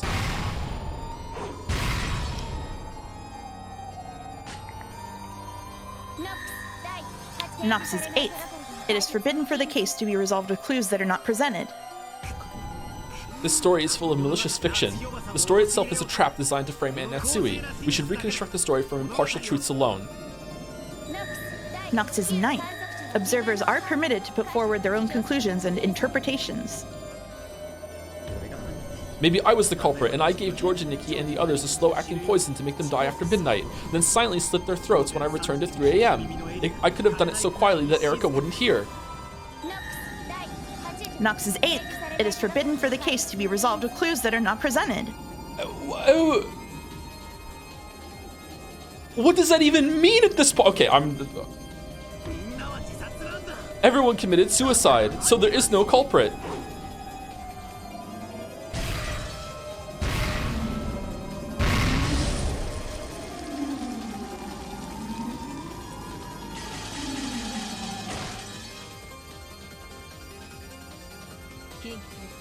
For your attention, I beg to inform you of the following. All deaths were homicides. Erica didn't personally examine the corpses, right? It should be possible for people who aren't the detective to make a mistake when examining the corpses. Please, for your attention, I beg to inform you of the following. Be advised that no examination of any corpse is ever mistaken. Oh.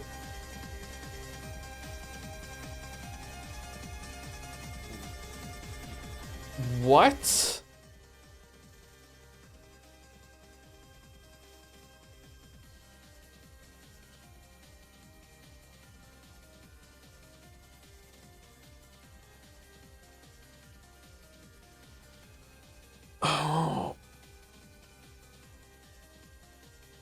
Okay, what the fuck is going on here?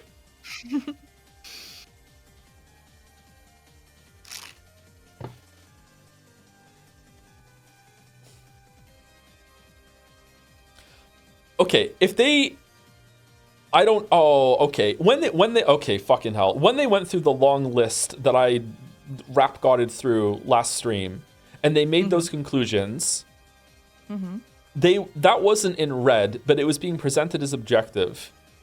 This is not... I don't want an answer, because I feel like we're going to get it soon anyway. Does that count as red? Does that count as objective? Or is that just like a conclusion that they're coming to, and you can only trust the red in that? I'm starting to think you can't even trust the red in this episode, and it's going to be revealed that, you know, like there's some bullshit going on. And I hope to God that it's just contained to this episode, because there's no fucking way that Hideyoshi died as a homicide. There's no fucking way. That one reeks as all hell. So if that one reeks as all hell, if they're like building some bullshit that, yeah, they are dead, but they didn't die then. They died after. So we can still say in red that they're dead, but they didn't die then. And the reason why we can say that no examination of any corpse is ever mistaken is because the corpses were never examined. Because like whoever was in the room knew that it wasn't real. But there was like presented as a red truth, but maybe it was just kind of mixing it in with that screen of conclusions that they died between midnight and 1 a.m. That was right there.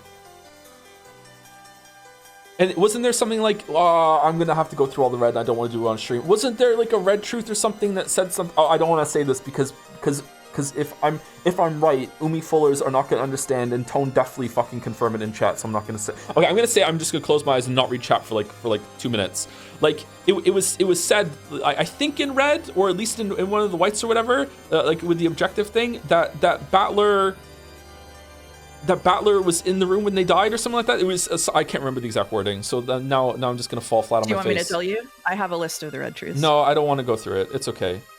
Okay. Because even going through that would like, even seeing the reds right now might clue me into whether the list of the flashbang list is actually conclusive or not.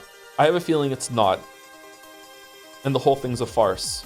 And I'd rather let the story tell me that soon than get there right now.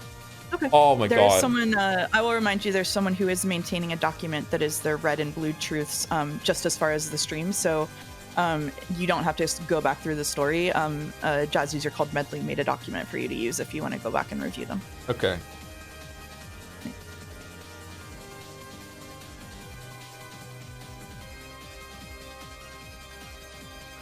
So when Virgilia said that weird one that I hyperfixated on, she was talking about corpses, the corpses that were there, because that was so weird. Yeah, these corpses are actually corpses. It was so fucking like circular, insulating, self-fulfilling fucking words. It was such a weird thing to say.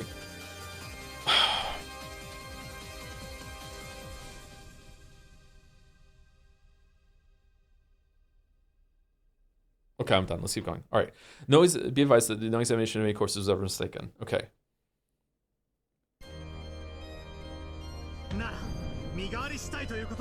Then maybe there were body double corpses. They prepared corpses beforehand that closely resembled the victims. Rose, cooking. Be advised that no corpses exist except those of characters who have appeared in the story. No, it was they weren't playing dead. They weren't playing dead. That was it. It was they weren't playing dead, and that was on the list, and it was struck off like it was conclusive. Why would they do that? Why would they play dead? Even if I'm right, and that's not a red truth, and actually they could have been playing dead, because fuck you, we came into a different side. Why would they do that?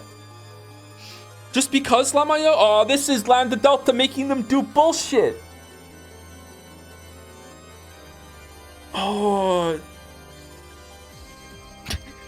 The blame Lambda gift spam on Discord right now is unbelievable. The new mutual. I'm upset. I'm upset. Then how can you claim Oh, if I'm wrong, I sound like a fucking crazy person, just deranged, like full on Charlie Day, where's the mail? Then how can you claim that Uncle Kraus is dead without his corpse? Doesn't that violate Nox's something or whatever? Yeah, you know what? Exactly, yeah. Be advised that the red truth is simply proof, and there's no need to provide evidence or proof. It's simply truth, and there's no need to provide evidence or proof. Do it, do it, do it. That's your opening. Do it, do it, do it. Natsui is not the culprit. Just do it. What the? Damn it! In the face of these insane arguments, any attempts to overturn the truth where Natsui is treated as the culprit are completely meaningless.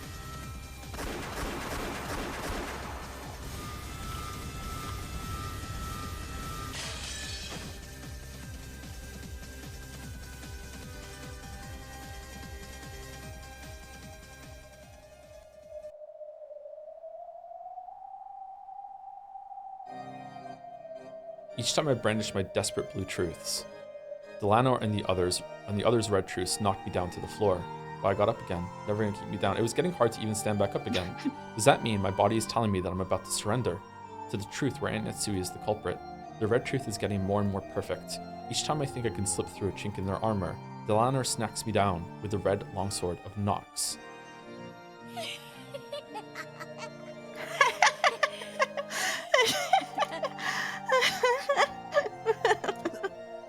Beato.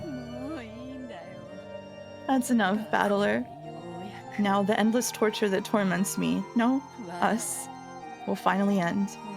Let us fall together into the depths. Gah. I don't want to see Beato like this. Her Majesty is the ruler of the Golden Land. Her enthusiasm as my rival are completely gone. She's just a pitiful woman who's been trampled over and lost all hope. And also being controlled by Lambda Delta right now, with tears streaming down her face and a tragic smile that can't bear to look at. Does your truth no longer exist? No, I have one. Last thing. And that is a different truth where Natsuhi isn't the culprit? That's not it. All I can do is prove that Aunt Natsui isn't the culprit. After that, I can't show what the real truth is at all. But even so, maybe at least you'll be saved that way. Why? I can show without a doubt that Aunt Natsui isn't the culprit. However, I cannot show a different truth. If Erika's truth is dispersed, the crime will return to darkness and there might still be room for you to exist. Yeah, if you can do it. But if you can't show a new truth, that means you're incompetent and useless as a player. I'll have you vanish from this game board for all eternity. No, you won't. At this point, the game master is Lambda Delta, and she is there too. This probably doesn't mean losing a single game, but being banished from this game for all eternity for losing. From what the witches have said in the past, I can faintly imagine the place pieces are sent when they're banished. It's known as the depths of oblivion, an eternal darkness that lies on the far side of an eternal oblivion, and where there is no concept of life or death. I'm going to disappear, aren't I? Not again! However, Beato will remain. As long as Beato remains, no matter how suspicious Aunt Natsui is, there will always remain space for the witch to be the culprit. In other words, Sumari. Room for Aunt Natsui to not be the culprit. As long as that space exists, someone will eventually expose the truth. Doesn't have to be me. Anyway, eventually, someone will smash this fake truth to pieces. I understood that the time had come to abandon myself for the sake of this other person who would eventually appear. For the sake of the real truth. Double sake. Well, it looks like I'll have to break my promise to kill you after all. Don't leave me as the only one alive. I'll disappear with you. Let that be your final tribute to me. I beg you, if you just do this one thing, I don't need anything else. Catler exists. Have you used up everything you have? I really am disappointed in you, Ushiromiya battler. Quickly, perform his requiem. That way I'll have an open field in which to expose Natsuhi-san's sin. These guys really are interesting. Beatrice, Ushiromiya battler. But I've gotten tired of this. You aren't needed in our game. Giggle, giggle, giggle. Do it, Delanor. Delanor. This is the end. If you still have one last bit of power, let me see you muster it now in your last moments.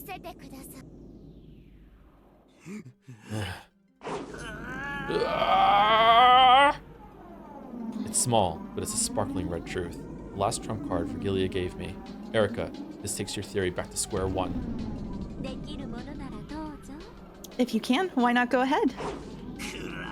Take this! Ushumiya Natsui is not the culprit. The red truth is simply truth with no evidence or proof needed. This will make the Lanor stagger. Even if that's all it does, it's the first and last strike I can make.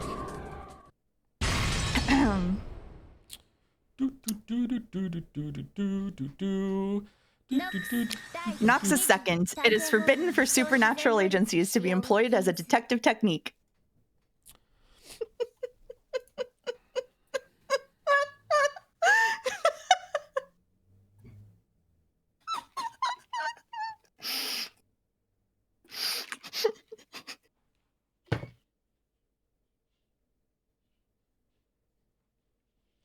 So once again, if there's not a comeuppance and justification and rationalization at the end of this, or Umineko episode 5 is quarantined in the narrative somehow as its own disease part of like, haha, we just had a bit of fun, but now back to the real story. This is dog shit. This is unforgivable. Cannot be reconciled. There is no fucking way. There is no fucking way. Okay? There's no fucking way. All right? Again, Umi Fullers, because I don't know why we have this problem, because I'm adding the qualifier. If it's justified, if they, comeuppance, reversal, whatever, okay, I'm in. However, if it doesn't happen, this is, and we're meant to take this seriously, this is unforgivable. The whole entire mystery is broken. Oh my God.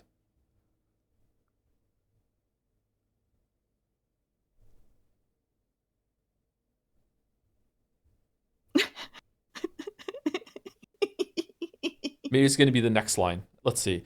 Huh? My red truth was blown away by Delanor's red longsword. In this court, if anyone other than witches is going to speak the red truth, they have to construct an appropriate proof for it. Erica has been following this procedure, right? Nope. True, Erica hadn't used the red herself even once so far. She always had Burncastle, a witch, repeat her statements. Your red truth isn't something you attain for yourself. It's a supernatural truth given by a paranormal being. In other words, Sumari, it isn't reasoning. It's no better than a random thought. Okay, Beatrice, say it. In that case, if I have Virgilia say the same red truth, where is Virgilia?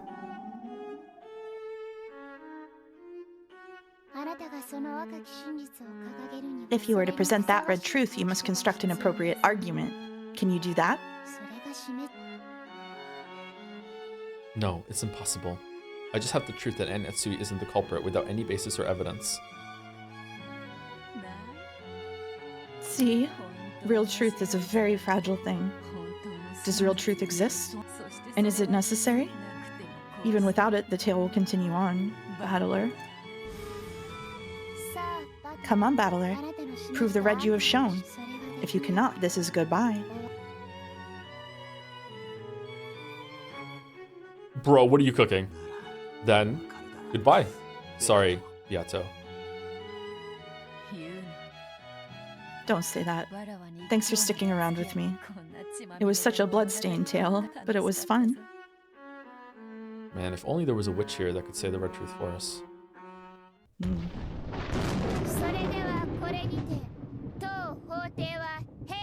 The trial is now finished. Finished. Finished, finished, finished, finished, finished, finished, finished. Finished, finished, finished, finished, finished, finished, finished, finished, finished, finished, finished, etc. Who?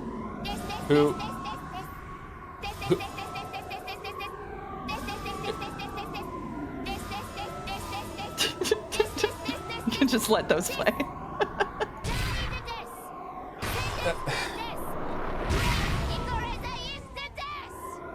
Who checked the ceiling?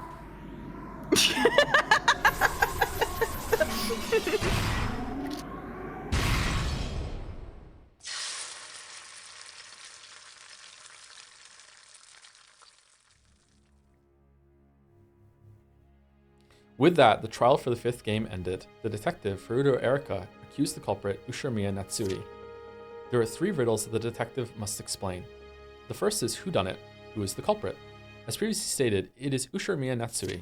The second is the howdunit, how did they carry out the crime? During the hour between midnight on October 4th, 1986 and 1 a.m. the next day, Ushiramiya Natsui went to the cousin's room on the 2nd floor of the guest house and the servant waiting room on the 1st floor of the mansion. There, she carried out the murders. It is only possible for the crime to have taken place during that hour, and for that 1 hour, alibis have been proven for all characters except Natsui.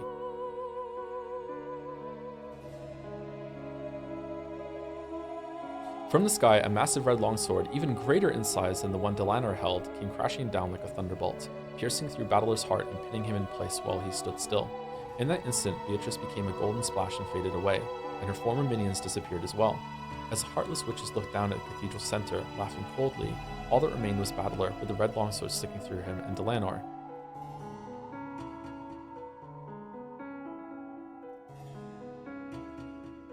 That is a beautiful image. Is it in the characters, like Battler's dead? Good question. No. Is that Beatrice is dead? No. Okay. Whoa, big Delanor. Rest in peace, Ushiramiya Battler. What a shame. I thought you were a more capable person than this. Ugh. Battler blew bubbles of blood, closed his eyes slowly, and died. And then he realized that because there's blood in his mouth, everything he said was red. Delanor stared on in silence. That's the rules we're operating on right now. Then turned on her heels when she saw his life leave him. After that, all that remained was the corpse of this sorrowful man, pierced by the sword that acted as a massive red grave marker, and lit by the faint glow let in from the cathedral skylight.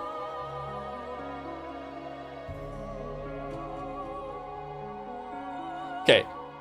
I hate this, but I do have to appreciate, one, how this looks good.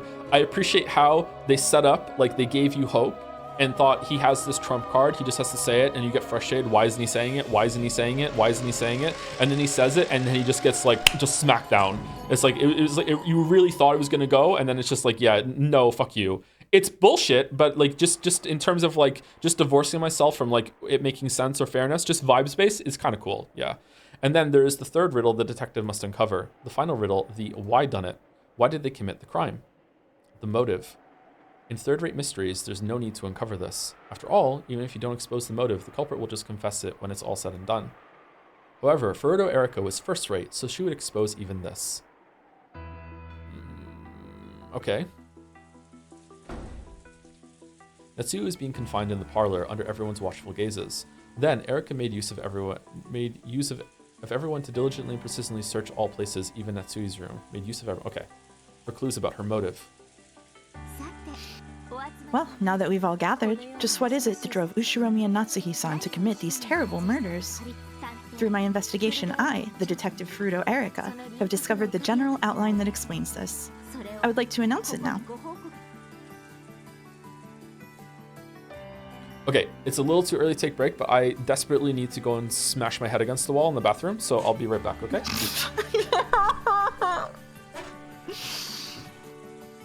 I actually just really need to pee. I drank like my creatine with a big glass of water and a whole thing of coffee throughout this, so I really need to go to the bathroom. So let's take a quick 5-minute break right now. Sorry to do it out of thing, but I have to. It's okay. Right back.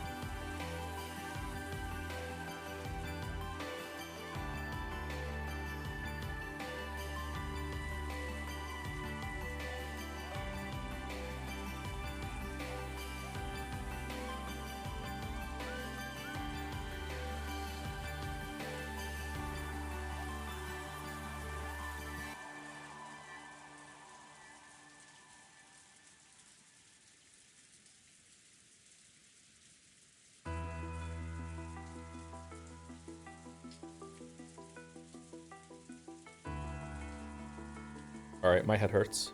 Hey.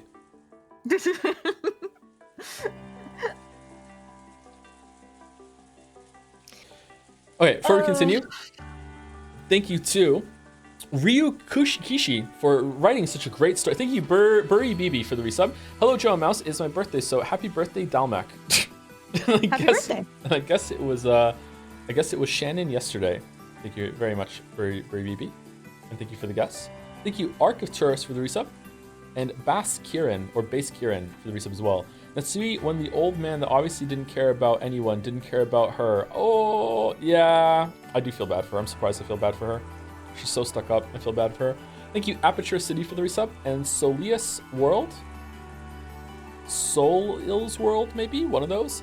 Satin Room Battler while Natsui is getting kicked on the ground and Beatrice eaten alive by goats. Hey, sorry, I was in the bathroom. Did I miss anything? Yeah, I'm Joeler again. Yep. Thank you, Mediocrities86 for the bits. The stream numbers reflected a cruel truth to the streamer. He knew he was damned to read 9 incomprehensible VNs for the rest of his career. Lambda Delta laughs. Oh no. Oh. Streamer, just read me a story. The more pure we go into story, the better the viewership. Yeah. Oh. Yep. What if we just wrote a story on stream? Is that the next level? Just make shit up. It could be. Yeah. Thank you, Revolting Doors, for the bits as well. So are you playing Trick Shot Simulator today? No, we're gonna get through it. We're gonna log on to Baldur's Gate 3 and play Stupid Elves playthrough. Ooh. The B-side. Yeah. One of the murders might have been a result of a Trick Shot Simulator attempt, though. Yeah. Thank you, Witherbra, for the resub. After seeing the naturals, thank you, Dalek, for the bits. On Umi News, Walrus said, and both Jelly and I agree, that Erica's actions, listening the entire night, climbing up exterior walls, etc., are the same as what Joe would do if this were a real video game he was playing. Oh yeah, for sure. Yeah, yeah. I'm a monster. Yeah, for sure. 100%. Yeah. Yeah. Someone in a VOD comment said that Burn was playing the game board in Umineko like you play Hello Neighbor. Hello Neighbor?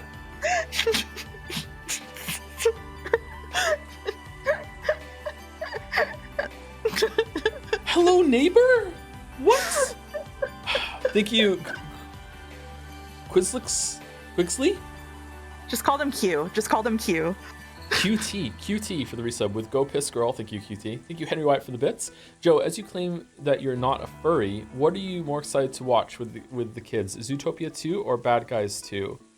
Which one's Zootopia again? I don't know if I've seen Zootopia.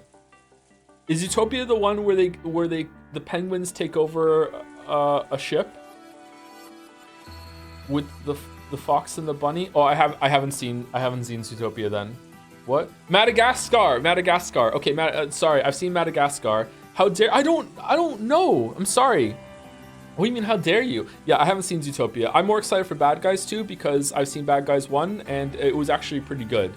I haven't seen Zootopia 1. The one with the bunny girl?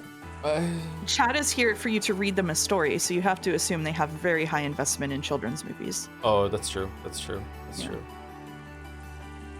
There's only one bunny girl I know, and it's in Final Fantasy 14. Thank you.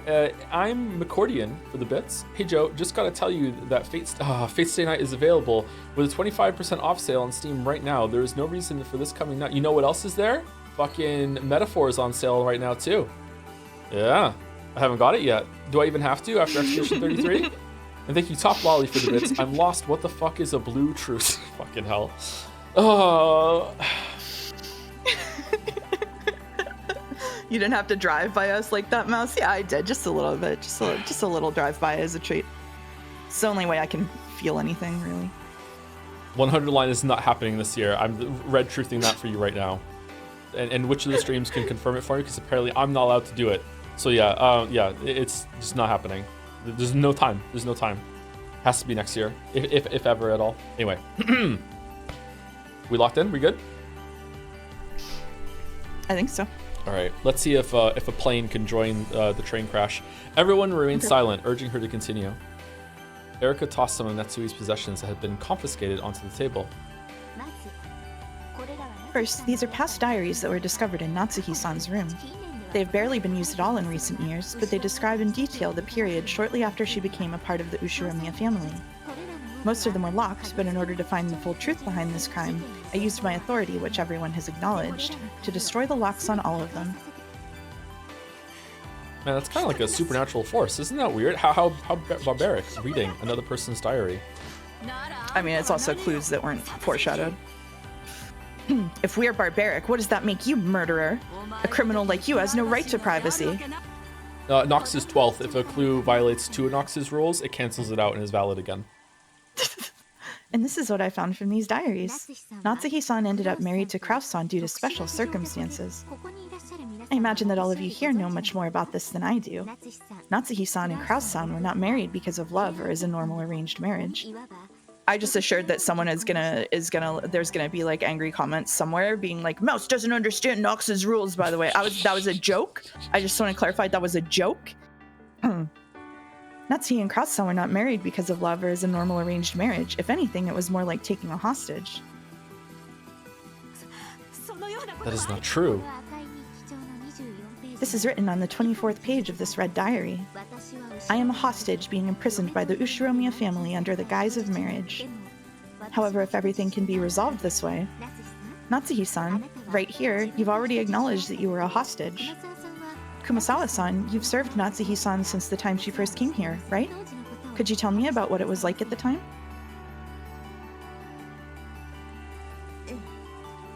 Yes, that's correct. I did catch wind of something similar to what you described. I think that by now, only Dr. Nanjo and I know of the details regarding Madame's marriage. Very true. That was during Kinzo-san's golden era when he did whatever he pleased. He defeated all of his enemies and expanded his financial power. Natsui-san's family was one of those enemies. As though the time to talk has suddenly come in hand, Kumasawa and Nanjo openly delved into territory that should never have been touched upon again. This was concerning the period during which Kinzo was most feared for his ferocity.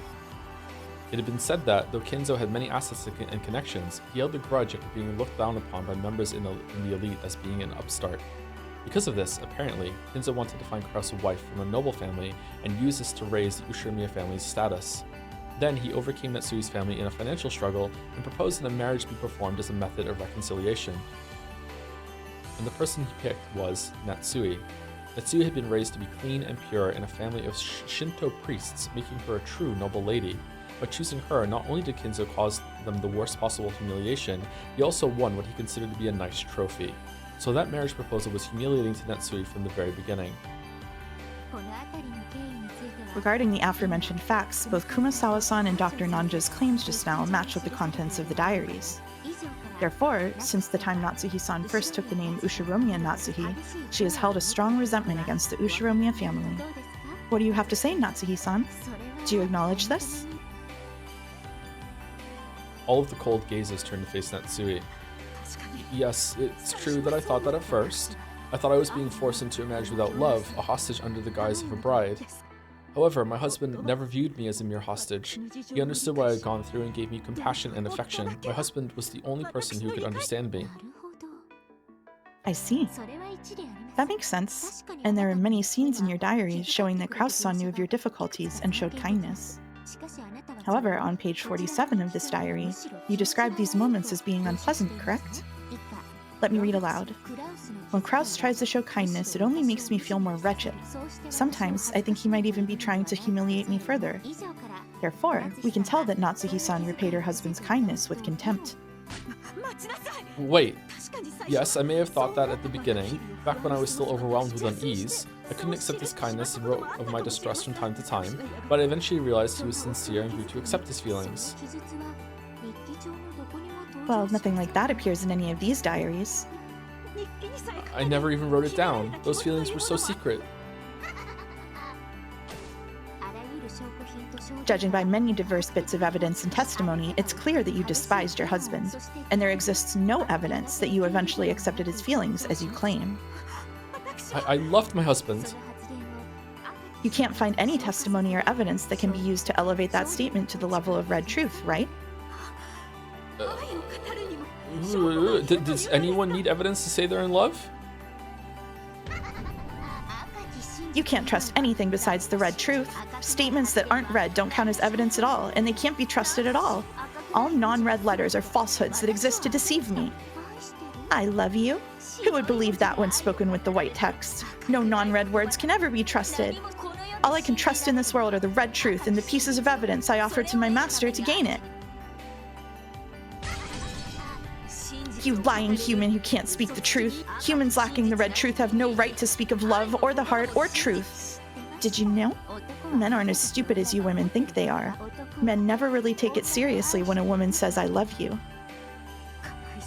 What a pitiful person. I see that you've never truly loved someone. Romance is unnecessary for a detective. I don't think I've ever used the word romance except to explain a motive for murder. No matter what you say, we loved each other. I should be apologizing to my husband for always writing down my complaints and nothing else. But I have devoted my heart to him.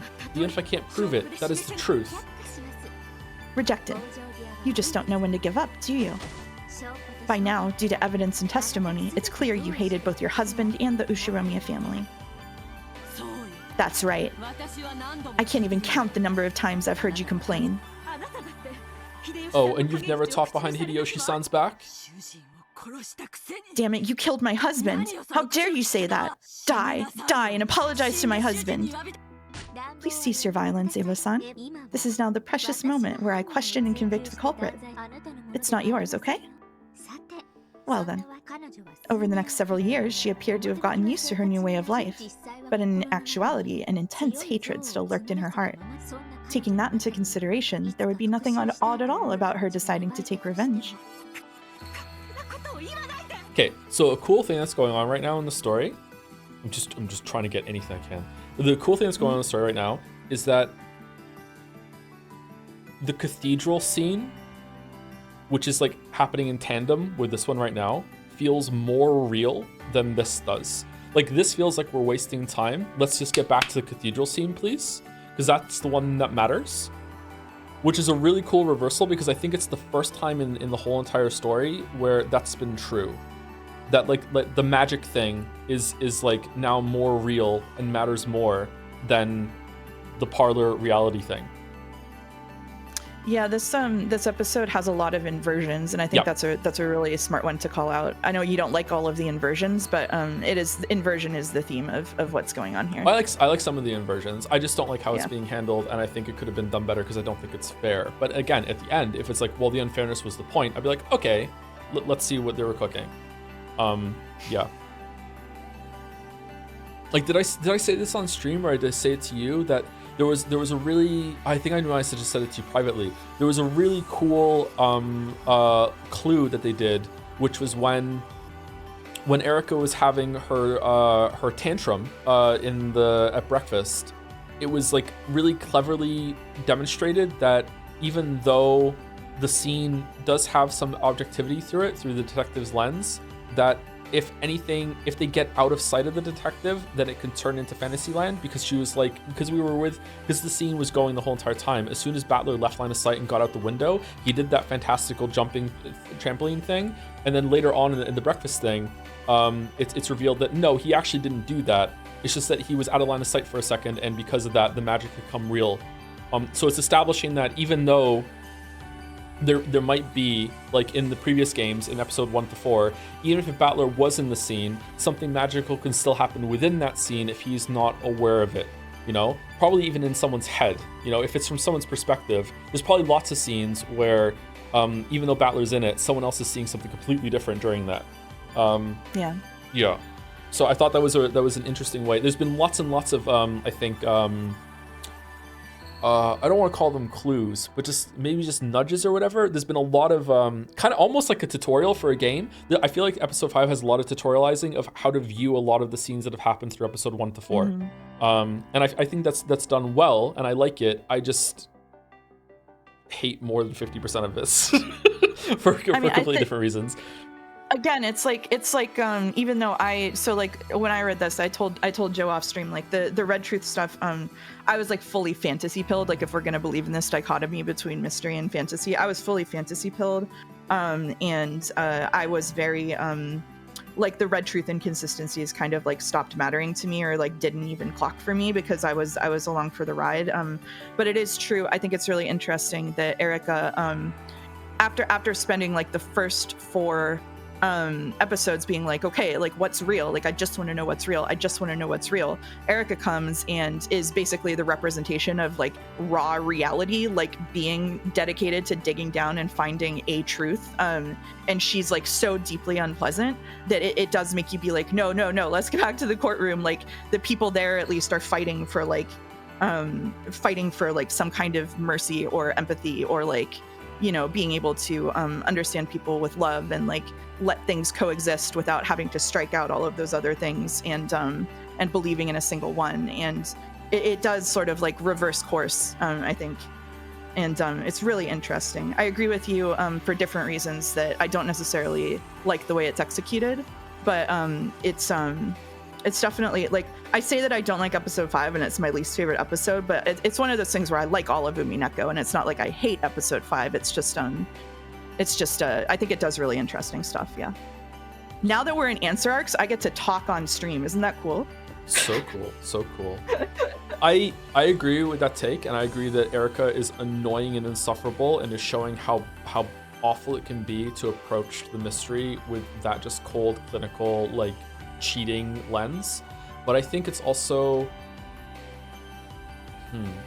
I think maybe that it's a mistake. It's maybe a mistake to view it that, oh, and therefore I can just throw the baby out with the bathwater when it comes to how to approach the story, because it just had 4 episodes, not the first episode, 3 episodes of showing that the magical representatives of magical reality are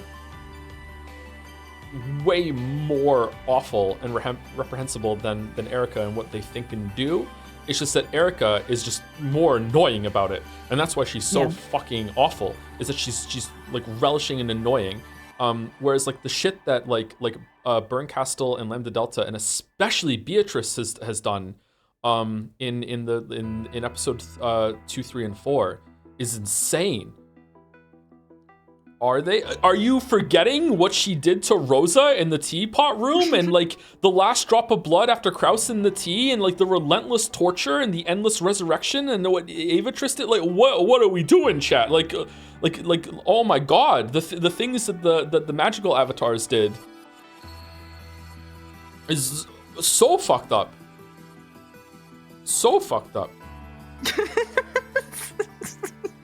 Godot, sorry, that was 30 hours ago. I moved past it. That's true. Probably even more than 30 hours ago. Fuck. All right. Anyway, that was the talking intermission. All right. Anyway, don't act like you know what I'm thinking. Each time Erica read Natsui's diaries one after another, she exposed more of Natsui's emotions during those painful days. Natsui hadn't written them to leave those words behind. She had written to forget those memories and seal them away. That's why she had written down her feelings during those painful days, locked them up, and sealed them away for all eternity. However, Erica claimed that these were Natsui's true hidden feelings. They'd been locked away and concealed. Since it had already been concluded that Natsui was a murderer, everyone accepted Erica's claim. But at this point, the red truth wasn't even necessary to establish Natsui's motive. As long as the reason seemed plausible, everyone would believe it. It's a witch hunt. No matter how much Natsui might object, no one would believe her. No one could accept the truth Natsui spoke of about the days she had spent loving her husband. That had been painted over by a false truth in which she hated her husband and swore revenge against him. The pen of the gods that composes the truth had been given to Erica. And so what? Who gives a damn about your past? Murderer! Stop that! I can understand how Natsui's-san felt. I always thought this day would come eventually. Poor thing. I think she's just one of the pitiable victims of father's wild life. I knew of the pain in Madame's heart. I always tried to support her. Goda also has thoughts, but I failed, and look what has happened. I don't even understand the emotions of love and hate. You will someday. It can become a reason to live, and also a reason to kill.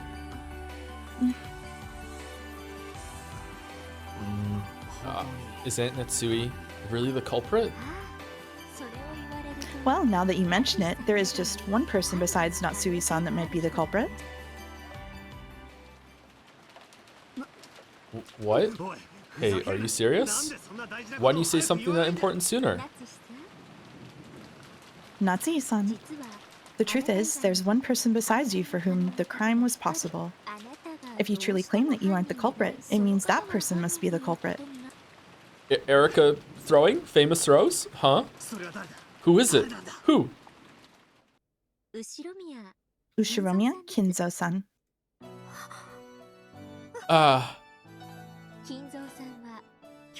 Early this morning, Kinzo-san went outside through the window of the third-floor study, and his location is unknown. Isn't that right, Battler-san? Yeah. Just like Natsuhi-san, Kinzo-san has no alibi whatsoever. The truth is, for this crime, it was possible for Kinzo-san to be the culprit as well. I just assumed that he never existed in the first place, so I totally forgot all about him until just now. Allow me to apologize. She didn't look shy or apologetic in the slightest. Erica bowed in an unpleasant a manner as ever. She had held a grudge ever since her defeat in the study battle. Natsuhi-san, you gained Kinzo-san's trust and are the person who served closest to him, right? So shouldn't you know better than anybody else? This incident is actually the crime of the family head, carried out by Ushiromiya Kinzo-san. Okay, your hubris. Your hubris! She's not gonna go there, but Battler will! You dare call father a criminal? Don't worry.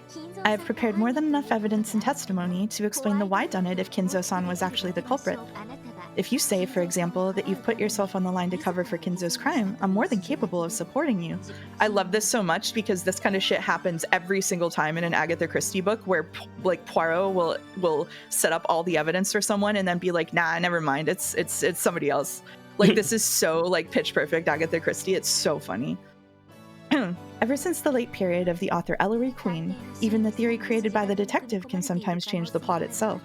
You really can't afford to be careless in this day and age. I won't let you. Treat father like the culprit. Natsuhi-san, calm down, place your hand on your chest, and think carefully.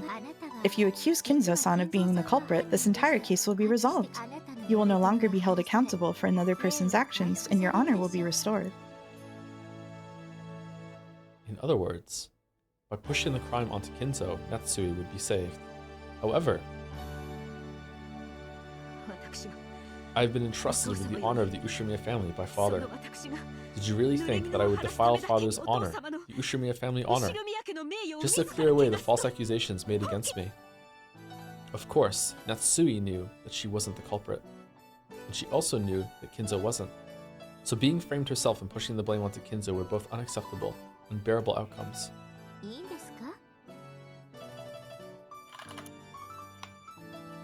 Are you sure? As I've already established quite thoroughly, alibis have been proven for everyone except you. If you will not accuse Kinzo-san, then this time it will really be clear that you are the culprit, and that will become the truth, right?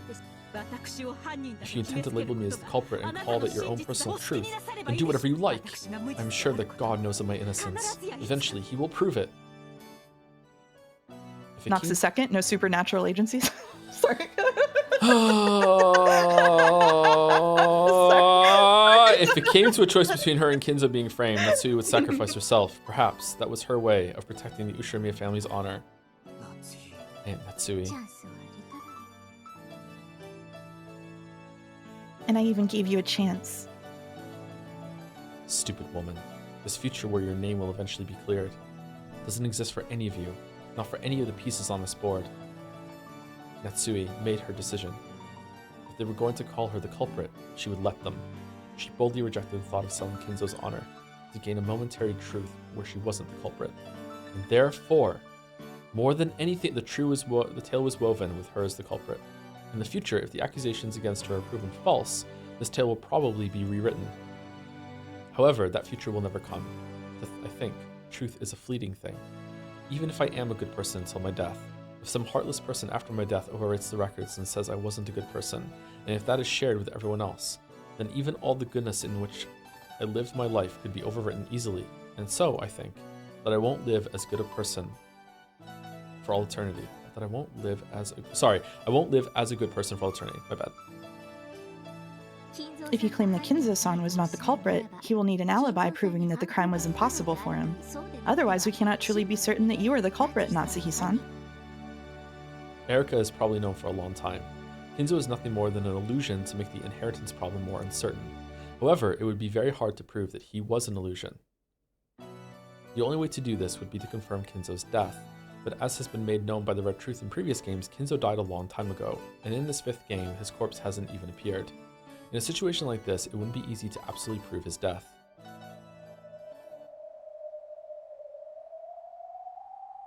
If Kinzo's death was confirmed, it would practically erase the defeat in the study.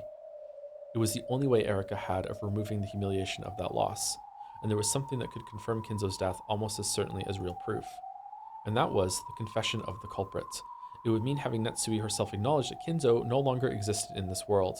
That way, it would be acknowledged that Erika's reasoning in the study was correct. That loss would be painted over, and it would be rewritten as Erika's victory.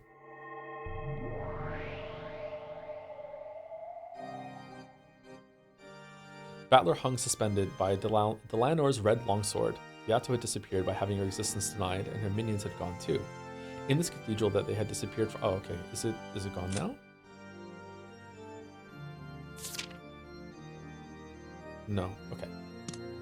In this cathedral that they had disappeared from, only Natsui and the witches convicting her remained. So, you still claim that Kinzo is alive and remains somewhere on this island? That's correct. Father is in good health. No matter what anyone says, I will not change my statement.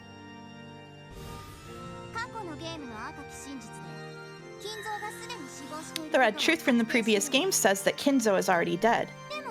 But that's not enough to satisfy you, right, Bern? Yeah, that's right. I'm after a perfect victory. And also, it would be in violation of not... So there's nothing interesting about getting a checkmate just because Kinzo's death has been confirmed by the Red. I want to win by forcing Natsui to say she's resigned. Giggle, giggle, giggle. Then why don't you try it? Show us what you've got. My master, let us now achieve a perfect victory. Of course. Natsui, you say Kinzo is certainly alive, but you don't know where he is, correct? Yes, that's right. Father left through the window and his location is unknown. He's so troublesome sometimes. Lambda, I'm gonna make Kinzo's location from midnight until the morning absolutely clear.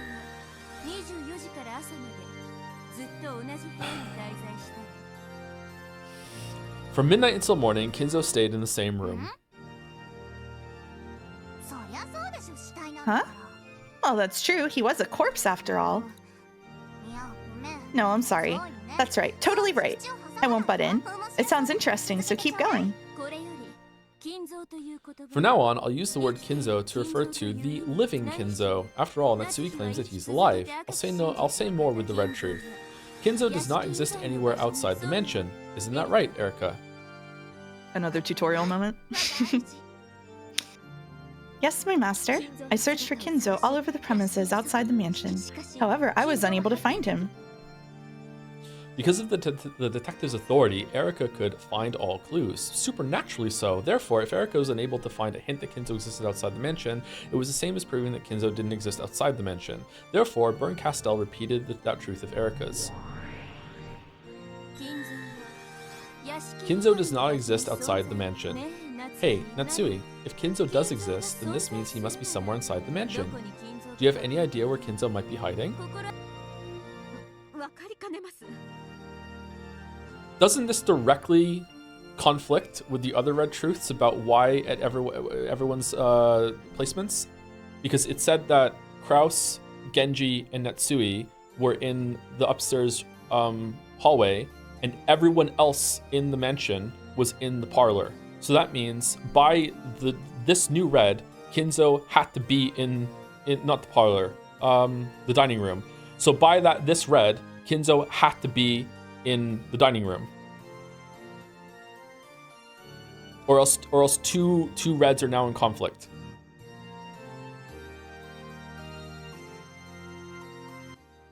They're using wordplay to avoid that? How? They are not, it's wordplay? Where's the wordplay?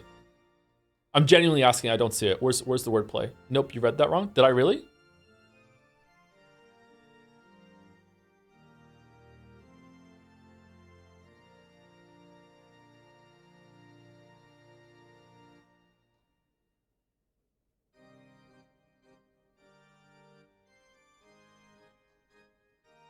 living Kinzo doesn't exist? Okay, then you're right. I don't understand it. Okay, let's move on. I don't understand the distinction right now. You're right. Okay, how could I know? After all, think of the weather.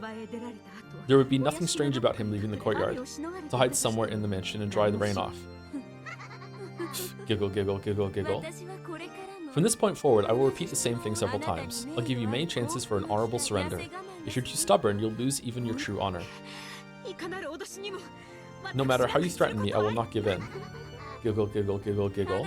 I just love teasing pieces like you. Then let us continue.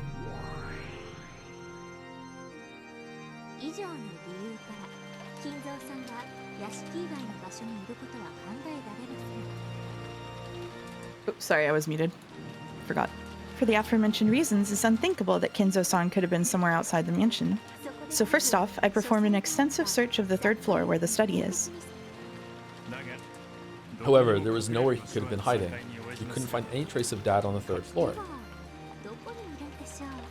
So then, where is he, Natsuhi-san? I don't know. If he isn't on the 3rd floor, perhaps he's hiding in the basement. Ah, yes, the basement. The boiler room, that underground storage room, every part of your suspicious basement was also included in my search. Yeah, I searched too. I didn't see Father anywhere. I'll say it again. Where is Kinzo-san, Natsuhi-san? In that case, he was probably on the 1st floor or the 2nd floor. I see. Process of elimination does tell us that, doesn't it? We then thoroughly searched the 1st floor. And the result? Nothing. We were unable to find Father. I'll say it again. Where was Kinzo-san, Natsuhi-san? I don't understand why she can just say, yeah, he must have been in this mansion, now prove it, and if you can't, then he must not. I don't understand what's happening here. I'm not saying that doesn't make sense, chat. I'm not understanding what's going on right now. Like, this doesn't make any sense to me whatsoever. I'm fully 100% prepared to say I just missed something. I don't understand how she's able to do this. Then he was probably hiding on the 2nd floor. How should I know where Father was hiding? Are you sure about that? Do you really not know where Kinzo-san was hiding? Madam knows where Kinzo was hiding? That's insane. That can't be true. Both Shannon and Cannon knew that Kinzo was already dead, so they didn't have a clue how Erika would use a phantom of a person who didn't exist to corner Natsui.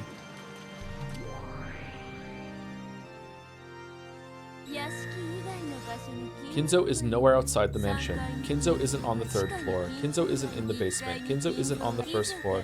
Therefore, the only place Kinzo could possibly exist is the 2nd floor. I accept that red truth. Natsuhi, Kinzo should be somewhere on the 2nd floor. Will you still not tell us where he's hiding? Yeah, this is just saying Kinzo doesn't exist with extra steps. No matter how many times you ask, it won't change the fact that I don't know. Erika, start from the beginning and go in order, investigating the entire 2nd floor. Use the detective's authority to avoid missing a single clue and to see through all types of hidden doors and hidden rooms. Yes, my master. That Natsuhi-san's pretty dumb, isn't she? She still can't see where we're going with this. Giggle. No need to talk more than is necessary. Come on, Erika. Take everyone with you and begin the investigation. Okay, you stand in hallway A, you stand in hallway C. Now we know that Kinzo can't move. Now let's go room to room. No. Erika used her detective's authority to take everyone, even Natsui, and go up to the 2nd floor to search every room starting at one end. It really is. Welcome back, Sekimeya. Even for rooms that were thought to have nothing at all to do with the crime, Erika did not relax her search in the slightest. Her search was thorough in every single room as they moved through them all. So you still won't tell us where Kinzo-san is hiding? Stop saying that. How many times do I have to say that I don't know? Natsuhi-san, even if we do keep searching, we'll never be able to find Kinzo-san at this rate, right? Of course, Kinzo doesn't exist. No matter how long the search continues, it's just a waste of time. This was known by Erika, the witch's piece, and Natsui, the one who knew the truth. In that case, the search will end in the room at the far end of that corridor. In other words, Sumari, it will have been proven that Kinzo wasn't in any of the rooms except that one. What do you think about that?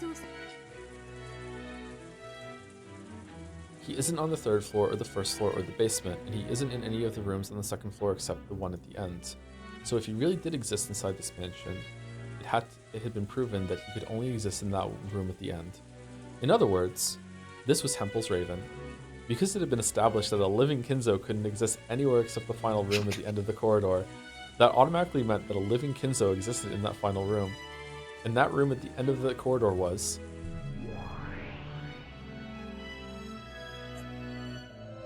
Enjoying your blue balls, chat? Oh,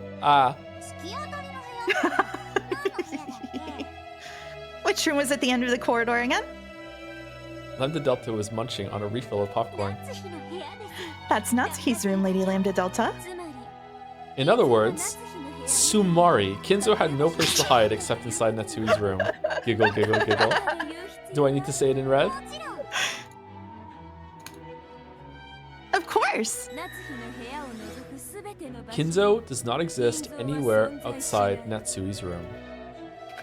Umiful is going crazy because they thought you weren't saying it because you were locked in. Well then, that means this room is the only place left. It means Kinzo-san isn't anywhere outside this room. Isn't this my room? Where exactly in my room do you claim father is hiding? Under the bed, eating his dominoes. In a rage, Natsui unlocked the door to her room and pointed inside. Of course, Kinzo was nowhere to be seen. Do you see father anywhere in here? Look. I see. It looks like he isn't there. Did he realize we were coming and escape out the window? If Kinzo wasn't in this last room, it meant that he didn't exist anywhere. Sure, there was no living Kinzo outside the mansion. There was no living Kinzo inside the mansion. Therefore, no living Kinzo existed. However, Erika didn't make that argument. She had pointed that out herself without making a checkmate. It was because Baron Castell didn't want to win by cornering Natsui with the red truth. And that's why she didn't use it at all. Not once. She wanted to force Natsui to accept a humiliating resignation. I've not only been searching for Kinzo-san himself all this time, I've been looking for signs that Kinzo-san hid somewhere between midnight and the morning. And no such signs have existed. In other words, from midnight until morning, Kinzo was always holed up in the same room, and that was Natsuhi's room. It means the checkmate of Red Truth has finally cornered the piece known as Kinzo's Phantom inside Natsui's room. Hey, Natsuhi-san. This means you were with Kinzo in this room until morning. Do you still claim that you didn't know where he was? I'll acknowledge it with the red truth. For the entire duration of the night between midnight and morning, a living Kinzo could not have existed anywhere outside Natsuhi's room. I permit you to use this truth to advance your argument about how he could only existed in Natsuhi's room.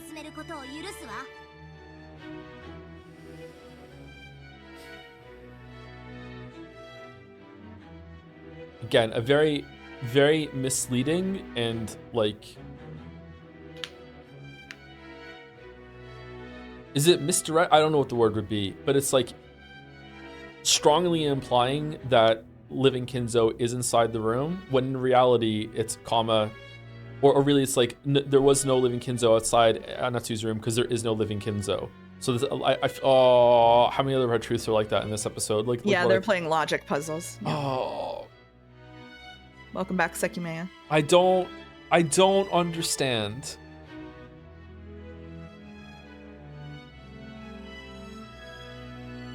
What don't you understand? I don't understand. Like if the murders aren't murders, that would mean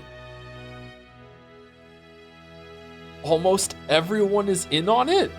How Battler is in on it? Mm-hmm. Okay, so I guess that just I guess I should be happy about that, because if it is what happened, then that confirms that Lambda Delta, the chess analogy, she can make bishops move like rooks, because there's no fucking way. Like, but as someone why? in chat put it, Lambda is eating the pieces. But why? They're just being cruel.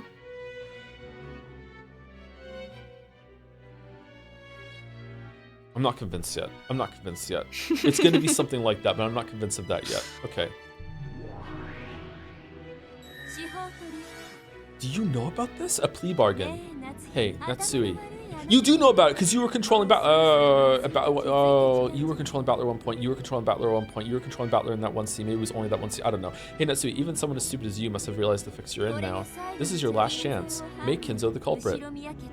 Call the Ushirimiya family head a criminal and crush the head's honor to protect yourself. If you show that you have the guts to do that, I'll change the plot into one of a tragic heroine taking the blame to protect the family head. Father is innocent. Cannot call father a criminal. She's refused the deal. Okay, Burn. Do it.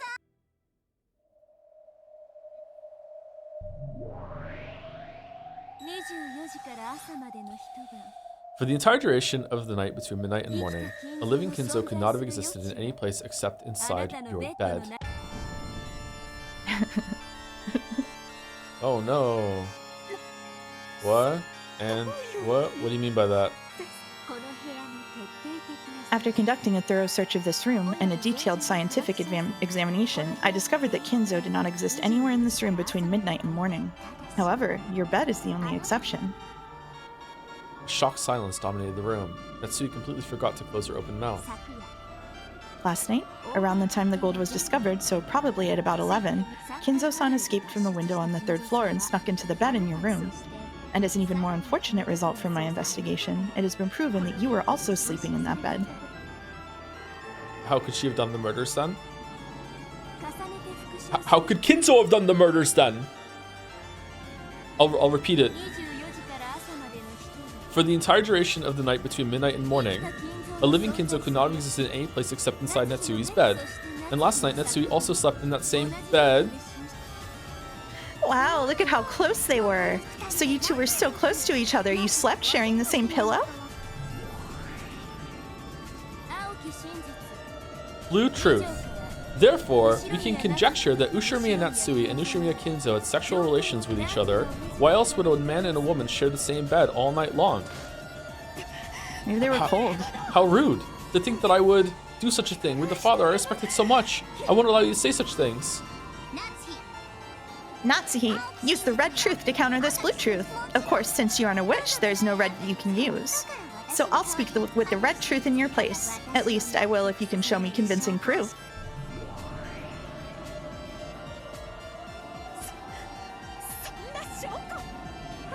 How could such proof even exist? How low are you willing to sink to mock me? Damn it! And then Battler said, that's my line. Natsui tried to attack Erika, but Ava pinned her arms behind her back, so she couldn't do anything. How unsightly. In order to take revenge against the Ushirimiya family, you first schemed to take control of everything the family owned. For that reason, you used your body as a weapon and ensnared Kinzo-san.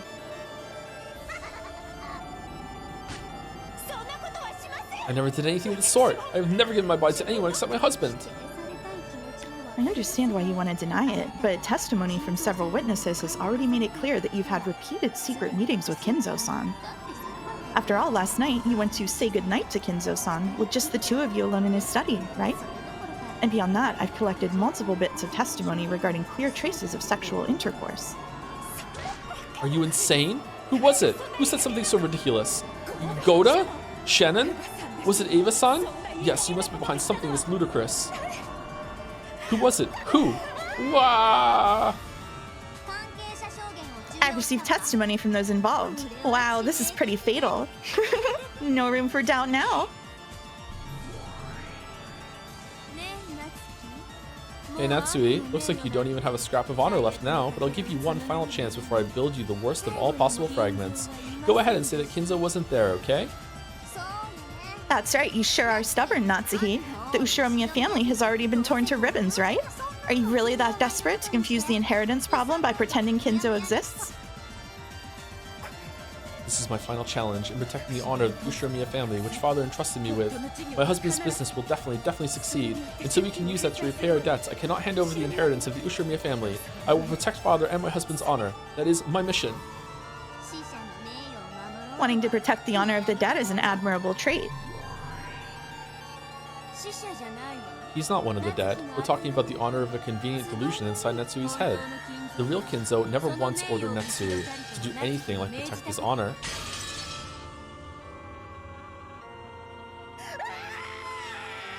Wow. This is taking a while, huh? As Natsui screamed, she fell down to her hands and knees. She no longer had any way to reject the fake truth that Berncastel and Erica had weaved. By my name is the Game Master, Lambda Delta. I acknowledge Lady Berncastel as the victor of this game. If anyone has any objections, state your name now. And then there were none. Of course, there were none. Nice. All of those who might have objected had been erased. Ah, that's convenient. No objections. Bern, this is your victory, and a wonderful victory it is. Now you must weave up the fragment of the truth.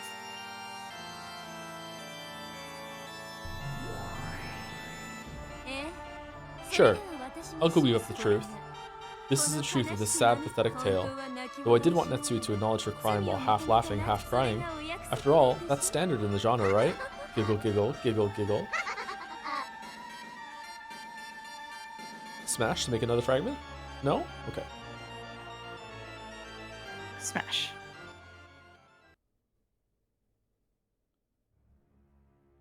Next chapter. Revenge Do you after want to pause or 19 keep years? rolling? Is that the name of the chapter? That is the name of the chapter. And there is reading assignments for it. Okay. Let me say thank you to some people. I already need to pee again, unfortunately, but I think I can go for a little while. I know. I just drank too much water. Thank you to Kaz Makes Games for the resub. 36 months? No, 54 months. 6 months until my 5-year subversary before Witcher 3 Part 2 releases one day soon. 0 cliffs, -1 peaks, -2 this message. Math in a resub? Is more likely than you think. Thank you, Real Quaid, for the resub. Joe streams our peak Red Truth. Aw, thank you. Using Joms as a Red Truth. It's pretty clever. Thank you, Vortexire for the new sub. Welcome, Vortexire. Thank you very much, Clawfest. Thank you, the Red HL, for the resub. Moni DT, or Moni DT, for a new sub at tier 2. Thank you very much. 2 Clawfists. Double Clawfist. Thank you very much, Moni. And thank you to Inu Oblivion for the resub as well. What sweet web of wicked lies these candy girls play. Candy girls? Candy girls. Lambda is kind of Halloween style going on, yeah. Okay, so hold on. I need to scroll up. The gothic Lolita dress that got ripped off of is so ridiculous in real life. It's so funny.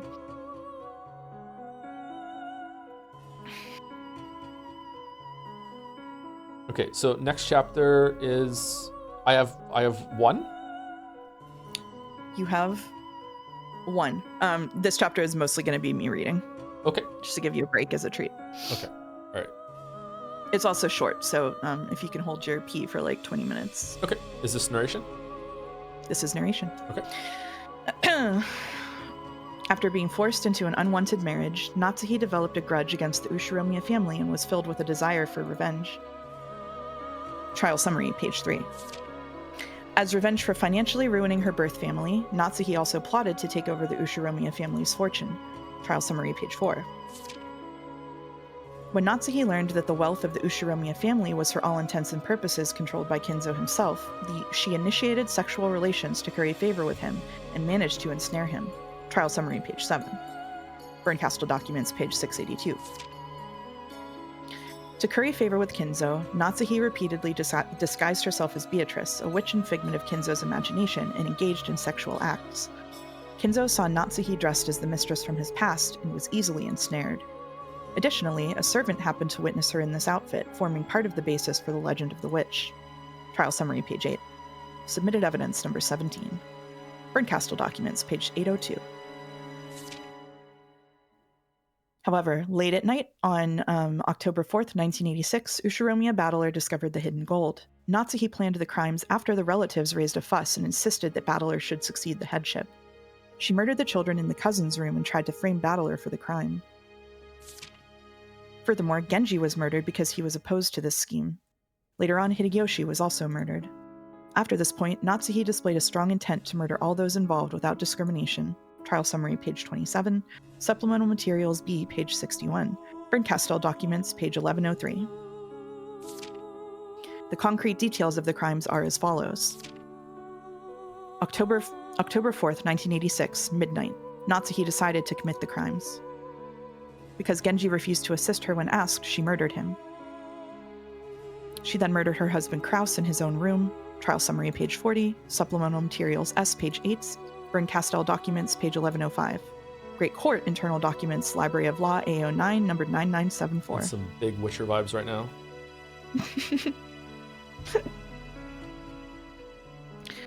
Afterwards, she went to the cousin's room on the upper floor of the guest house, waited for Rosa to join the rest, and killed George, Jessica, Maria, and Rosa. She mutilated the necks of the bodies. Afterwards, because there were people in the downstairs lounge, she waited in an empty room upstairs. She hid in this empty room until the people in the lounge dispersed and went to bed. Trial summary, page 41. Supplemental materials S, page 10. Bernkastel documents, page 1131. Great Court internal documents, Library of Law, A09, number 9974. Big House of Leaves vibes, actually. The people in the lounge dispersed just after 3 a.m.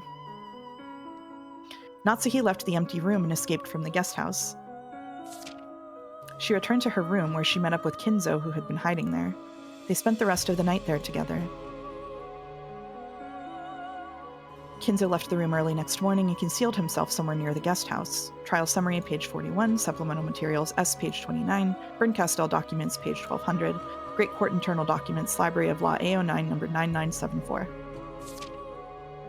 Afterward, Kinzo saw his chance and carried off the bodies of the 6 victims one by one, hiding them. Unfortunately, these hidden bodies have not been found. Trial summary, page 42. Supplemental materials S, page 37. Great Court internal documents, Library of Law, A09, number 9974. Natsuki, who had failed in her scheme to cast suspicion on Battler, changed her plan to include the murder of all present. Trial summary, page 58. Supplemental materials T, page 19. Bernkastel documents, page 1348. Great Court internal documents, Library of Law, A09, number 9974. Predicting that one of those present would eventually want to take a rest in a private room, Natsuki concealed herself inside a closet in one of the guest rooms. When Hideyoshi visited that room at approximately 1 o'clock, she murdered him. Trial summary, page 61. Supplemental materials T, page 26. Great Court internal documents, Library of Law, A09, number 9974. Natsuki once again concealed herself in the closet from the time the others became aware of the incident to the time that they carried out Hideyoshi's body. Furthermore, as proof of this, a button from Natsuki's clothes was found in the closet. Afterwards, she exited the closet and tried to return to her own room. However, Furuto Erika discovered her on the way, and Natsuki confessed to her crimes after questioning. Trial summary, page 63. Supplemental materials T, page 32. Submitted evidence, number 26. Bernkastel documents, page 1348. Lambda Delta documents, line 7. Great Court internal documents, Library of Law, A09, number 9974. Great Court internal documents, Legal Management, U99, number 0107. Great Court official notice, number 01724434. No, she didn't. Yeah, she did. You guys aren't paying attention. This is exactly how it happened. This is the truth. Yeah, this is what happened. Yeah. You want to take over for a bit? Narration for the rest? What question marks are you doing? This is how it happened, chat. What the hell? Great Court official notice number 01724434. I'm not as good at reading numbers as you are. Oh no.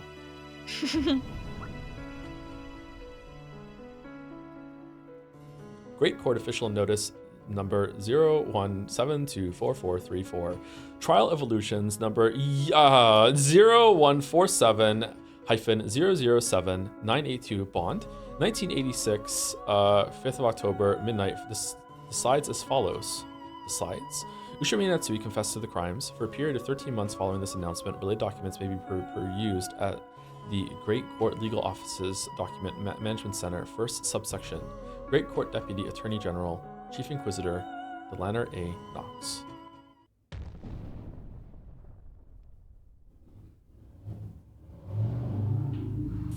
That is a loud car. Then let's all assume that I did it, okay? That's what you want me to say, right? Wah! As though she'd given up and decided that... Oh, is this you or me? No, you can just keep going with narration for the rest. As though she'd given up and decided that it'd be useless to try and talk her way out of this for any longer, and Natsui screamed that out. It was a sad incident. I wanted to believe that, despite the pitiable circumstances that led to her marriage into the Ushimiya family, Natsui just might have been able to grasp a sliver of happiness together with Uncle Kraus and Jessica. However, by Aunt Natsui's own doing, Uncle Kraus and even her beloved daughter Jessica had been heartlessly killed. It was even harder to believe that grandfather had been an accomplice and hid the corpses. However, judging by the clear testimony given by several people who knew him, grandfather's mental state for these last few years had been far from what anyone would consider normal. Perhaps possessed by a mad devotion to the mistress he had lost long ago, Grandfather might truly have believed that Aunt Natsui was a reincarnation of Beatrice. Where is Grandfather now? Like Erika had theorized, did he really believe that he could revive Beatrice by carrying out murders following the epitaph, succumbing to Natsui's cajolery? Right now, is he holding some kind of disturbing ceremony with the bodies he carried away? Cajolery, good word. Are you satisfied now? This is what you wanted to make me say, right? Aunt Natsui sobbed as she spoke. This is your revenge, isn't it? You, the man from 19 years ago.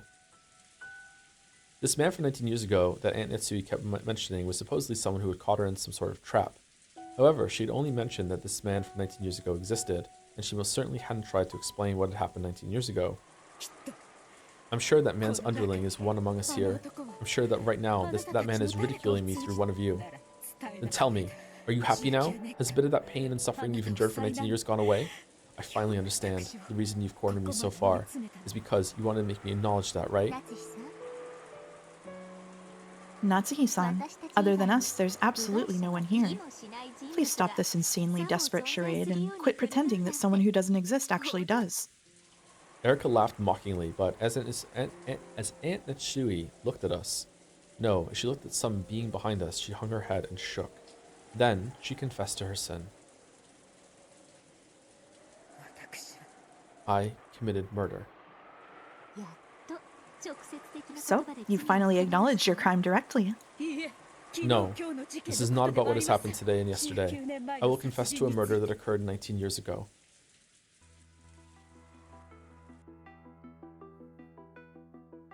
The adults all whispered together, wondering what this was about, because they had never heard about a murder case 19 years ago. 19 years ago, I committed a sin. I couldn't forgive it. That baby. Baby? Now what are you talking about? On that day 19 years ago, Father entrusted me with a baby. Since I still couldn't bear a successor on my own, Father told me to adopt a child, and he made me hold a baby that he said had been brought here from an orphanage. Do you have any idea how humiliating that was to me as a woman? With mixed conflicting emotions of anger, sadness, regret, and possibly defiance, Aunt Natsui confessed. Her humiliation as a woman when she was no longer expected to bear a child, and also the indescribably unpleasant feeling of being made to hold an unfamiliar baby. It caused her great sadness and rage, and before very many nights passed, it ate a hole into her heart. And then I sold my soul to demons. It happened when I went on a walk through the rose garden to the harbor, along with a servant holding the baby. I wanted to be alone, but that female servant holding the baby faithfully followed me everywhere. I was unable to even tell her to stop following me, and therefore unable to escape from the child's crying. That day marked the beginning of 19 long headache-filled years. It does make sense, okay. Then we faced the cliff from across the fence, like Joe is right now. If by taking that baby and throwing it down onto the rocky beach far below me, I could undo it all. I really did listen to that demon's temptation. Then, for the smallest of moments, I thought of how wonderful it would be if I really could do that, and I lent an ear to that temptation. At that time, the servant holding the baby stepped on a large rock, twisted her ankle, and staggered. She leaned against the rough fence, and at that time I thought I heard the fence creak loudly. I told her to look out and tried to grab her shoulder. No, I shouldn't be so vague. I'll repent. I'll confess. At that moment, I'm sure that, as I told her to look out, with both hands, I reached for that servant's shoulder, and with a thud, pushed her away hard. That rough end snapped from the base, and that servant, along with the baby held in her arms, fell down towards the rocky beach below. Even though I remember that moment vividly, for some reason I recalled a vague and very strange feeling. It felt as though instead of falling, the two of them were silently swallowed up into empty space. So I didn't even hear the sound of them crashing to the rocky beach. No, I'm sure I heard it. But because I wanted to think that they had disappeared, I must have erased that sound from my memory, like a knock on the door. And then, for an instant I thought it was a dream. It was high enough that I couldn't see the two of them below me just by leaning over. So I didn't know whether their fall or the few seconds before that had actually happened or not. I must have been wishing so strongly that the child would fall, that I just had a daydream. Trying to make myself believe this, I hurried back to the rose garden. Then I decided to let the servant take care of the baby, choosing to take a rest alone in the garden. Then, Father asked what happened to the baby. and an uproar began over the disappearance of the servant who had been in charge of it. Eventually, the broken fence was discovered, and 2 corpses were found at the bottom of the cliff.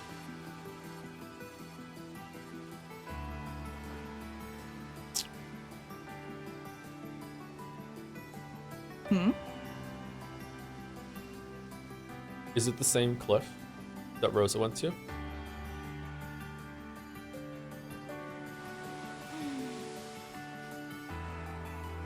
I'm just wondering if the Beatrice that Rosa found, Ecuadorian's corpse, was still down there, had never been found, and there were 2 corpses found down there, and maybe the baby or the servant didn't die. The child had apparently been here for reasons that couldn't become known, so its existence was hushed up, and the official story was that the servant had had an accident on her own and died. That's right, I stole away 2 innocent lives in one go. As for the poor servant, her family was graciously compensated. Her aged husband, who didn't know the truth, accepted this even though he grieved over the unfortunate accident. Then just a few years ago, he died of old age, and I confessed the truth over his grave, apologizing. Like a coward. But until this day, I've never apologized to that baby. Yes, that's what you're after, isn't it? So right here, right now, I confess to my crime. I, Ushimi Natsui, did 19 years ago push you off a cliff and try to kill you. But you didn't die, did you? You're still alive, and you still call me mother. You came to this island and took your revenge on me, didn't you? For these 19 years, you knew that the one you should have called your mother pushed you off a cliff, and you must have lived a very hate-filled life.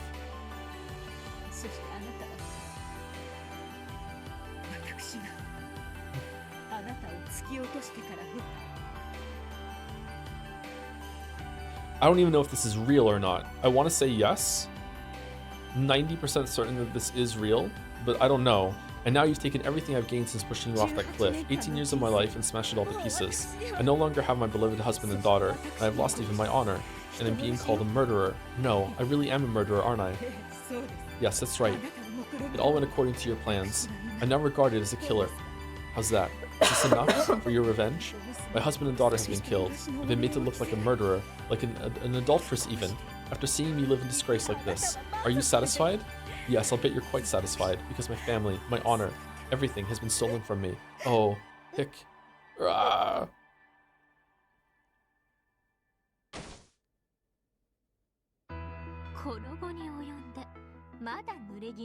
After all this, do you still claim that you were framed? Seriously, you just don't know when to give up. Can you hear me? You, the cursed child from 19 years ago. Are you satisfied now? You've stolen everything from me now. What else could you want? Please, just forgive me.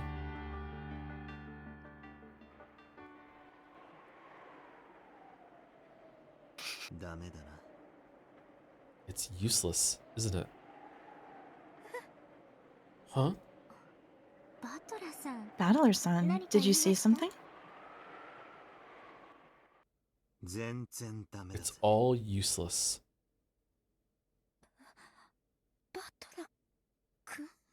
Okay, so if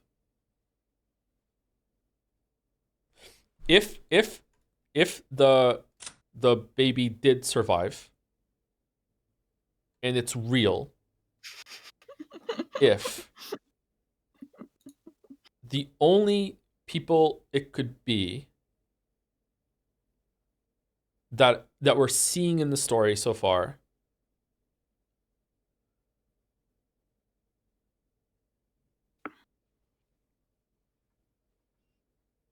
is Jessica, Battler,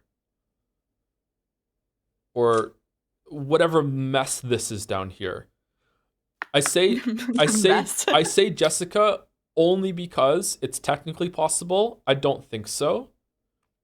But maybe like the baby survived, like the fucking like Kumasawa and or Genji found the baby and like raised the baby somehow, or like put it in protective custody or whatever, and then after like no, how could you replace a baby? The age difference doesn't go. I was gonna say like maybe the baby died, Jessica died, and they replaced the baby, but you wouldn't see. Okay, Jessica's off the table. It's not Jessica.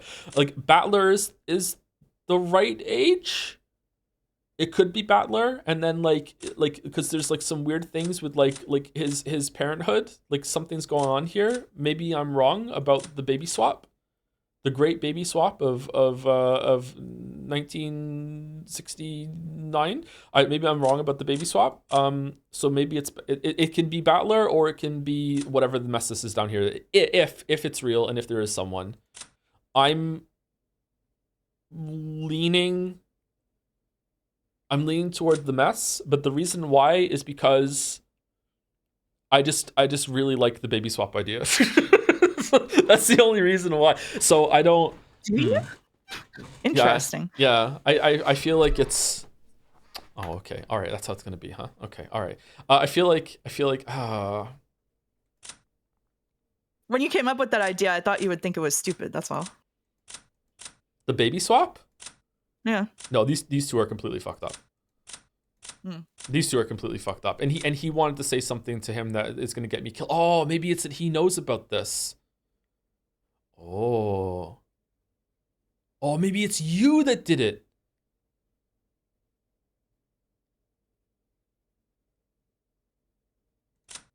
Oh, she would kill you.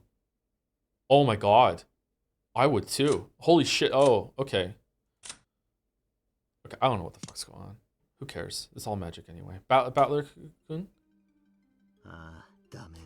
Yeah, it's useless, isn't it? It's all useless. Oh, What's going on is you were edging the credits. Cast. Ushir, Battler. Frodo, Erica. Delanor, A. Nox. Lambda, Delta. Burn Castell. Beatrice. Mr. Poopy Butthole. Ushimura Kinzo, deceased before the game began. Ushimura Kraus died on the first twilight. Ushimura Natsuya, alive when the game was suspended. Ushimura Jessica died on the first twilight. Ushimura Eva died alive when the game was suspended. Ushimura Hideyoshi died on the second twilight. Ushimura George died on the first twilight. Ushimura Rudolph alive when the game was suspended. Ushimura Kirie alive when the game was suspended. Ushimura Rosa died on the first twilight. Ushimura Maria died on the first twilight. Nandra Tiramusa alive when the game was suspended. Runovi Genji died on the first twilight. Shannon alive when the game was suspended. Ken alive when the game was suspended. Koda Toshio alive when the game was suspended. Kumasawa Chio alive when the game was suspended. Virgilia, Runovi, Gap, Gertrude, Cornelia, Lucifer, Leviathan, Satan, Belphegor, Mammon, Beelzebub, Asmodeus, Chester's. Oh, fuck the Chester. Chester bullshit. All of the goats. Fifth game, the end of the Golden Witch.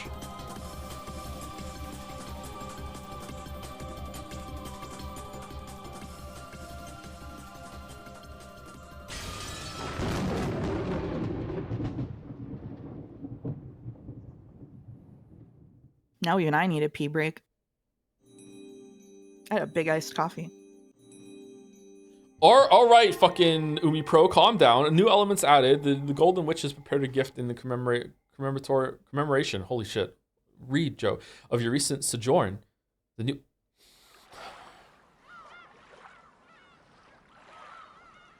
You know what? I'm not feeling the tea party this time. Let's just go to episode 6. No, we have to do the tea party. I'm sorry. We have to do the tea party. This time it is mandatory to do the tea party. Oh, so it wasn't all the rest of the times? I would have, the other episodes we could have just skipped it. You know, like we could have just vibes. We could have vibes our way. You are going to get several hate threads and comments and oh my God. I'm just baiting them now. It's fun. All right. Okay, do we want to stay on this page or do we want to go to the beginning? What would be the better thing? I think let me look. Tea party. I think Want me to read? Please pull up a yeah, seat go ahead and read it down. and let's go. Was your sojourn on Rikenshima a pleasant one? The Golden Witch has gifted you with an invitation to her tea party. I hope that you will participate. Oh yeah, go to the beginning. Someone has a good point in chat. Go to the beginning of the tea party, I think. Why do you only play Wii games that you hate? Chatter, after all this time and all we've been through with Umineko, after all of these streams and all the reading that I've done, I cannot believe that you could sit there and claim that this is a game. I don't understand. Got me with that. Anyway, all right, back in about 5-10 minutes. Okay. Enjoy your break.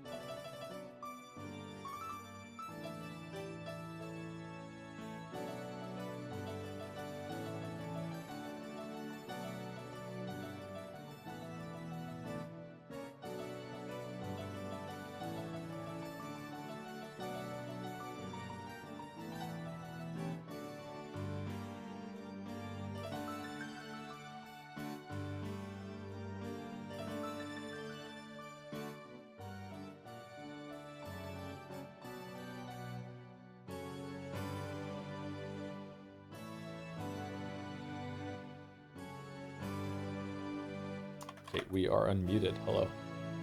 Hello.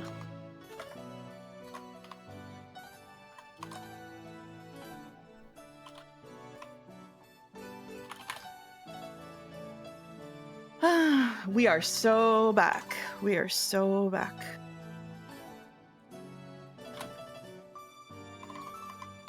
Thank you to Kaylee Gal for the bits. Remember when Mouse couldn't read that big number in episode 3 when she said she would? Thought this would be relevant with what's happening? You've been training like Erica to never be embarrassed ever again about reading numbers. There you go. Done. That's true. Yeah. Thank you, Steve ________ died the death 1 for the resub. I've been way too busy with my new job to actually watch the streams, but I couldn't resist popping in to watch you stream the best air quotes game ever made. Oh, thank you, Steve. Hope you enjoy it.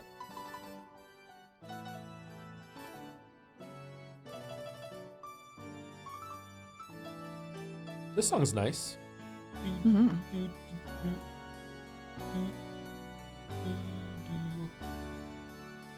Now the episode is over, final thoughts on it, or after tea party? Like, all joking aside, what we just said, the tea party and the question marks are a part of the episode. They're just separate for vibes, I guess. So I don't know. Like, they're a part of it, yeah. So we don't know yet.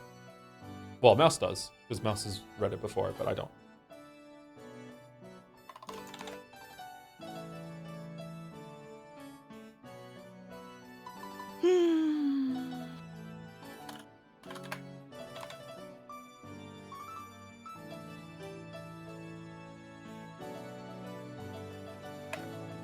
You ready to go, Mouse? Or do you need a minute? Give me 1 second. 1 second. Plan on reading the manga afterwards? Dude, you should read the manga! I wouldn't mind reading the manga. It's hard to get your hands on it though, right? Do you need to, like, acquire it online? Oh shit. Oh shit. Can you buy digital versions of them? You can read it online. Okay. I'm done with chapter assignments for everything, and I spoiler tagged them, and I'm good to go.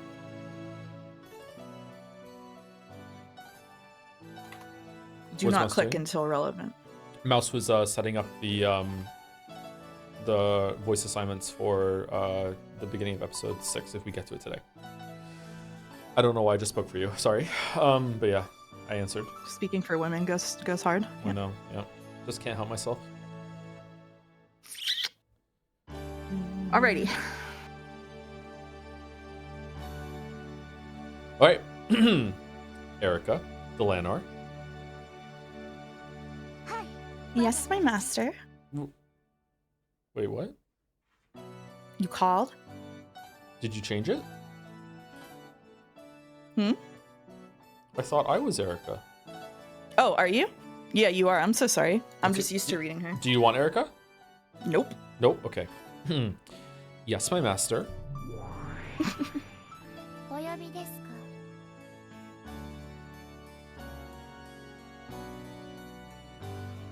You called? I want you two to stay in this fragment and explain everything in the remaining 1st through 4th games. That pitiful transient witch who supports the illusion of the witch no longer exists herself. Expose the naked truth thoroughly. Leave it to me, my master. There is no riddle that I, Froda Erica, cannot solve. Of course. That's why you're my piece, my double. Giggle, giggle, giggle. Bern Castell wore a massive and horrible smile, which Erica shared. Beatrice's illusion of the witch would disappear, and the results in all of the previous games would be painted over.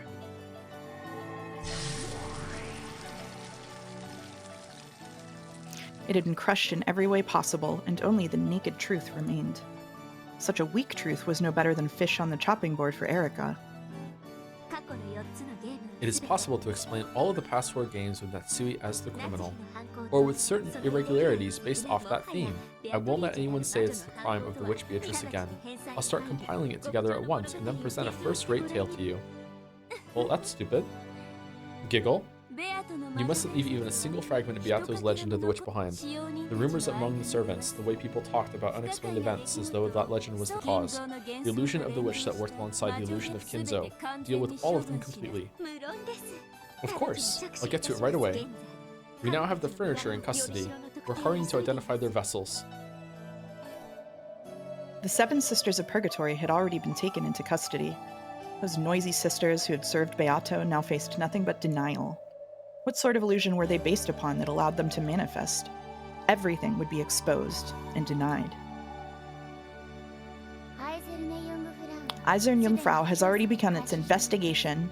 According to the most recent results, there is a high probability that they were constructed during the 1960s in the vicinity of New York.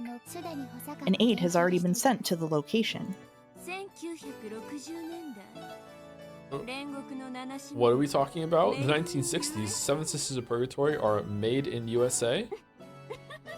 Giggle, giggle, giggle.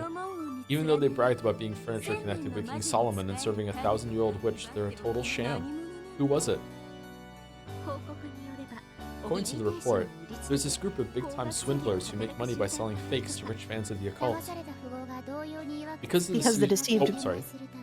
the deceived millionaires try to resell the fakes as though they were real, there's a chance that they've been falsely deified by enthusiasts in the field. We are rushing to find confirmation and further details.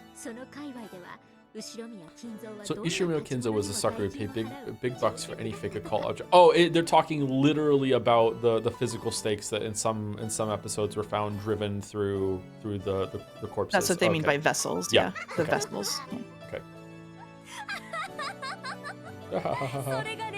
And that's what the 7 Sisters of Purgatory really are? That's hilarious. A total sham, just like Beato's illusion of the witch. Though they call themselves the deadly sins, they're actually cheap fake souvenirs. Well, from the very beginning, I figured they were nothing more than paperweights sold at some shady souvenir shop. Giggle, giggle, paperweights.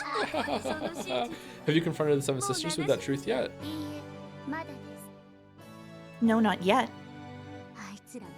They still seriously believe they were created by a great sorcerer over 1,000 years ago. I like to confront them with perfect evidence and the truth right away, and let them know that they're mere paperweights worth less than $30 US. When you do, I wonder what their faces will look like as they lose all hope. Giggle, I can't wait. Call for me when that happens. I'll come to watch with some of the best black tea and dried plums. Beato's illusion of the witch had already been penetrated, and it's been proven that everything was simply the result of human delusions. What kind of delusions created them, and what caused these in the first place? When the answers were proven perfectly and shoved in the faces of those concerned, the illusion would vanish and be completely annihilated. This is what they meant by execution. An execution is not a show. As a general rule, it is not made public. This is an inspection by the great Lady Bern-Castell, member of the Senate, so she can observe that the great court is performing its duties satisfactorily. Do you, as a mere inquisitor of heresy, wish to deny her this right? Yeah, that's right. I'm just observing as a representative of the Senate to make sure you follow the proper procedures when you carry out your work. Giggle, giggle, giggle. We are currently preparing to take Vergilia, Renove, and Gap into custody as well.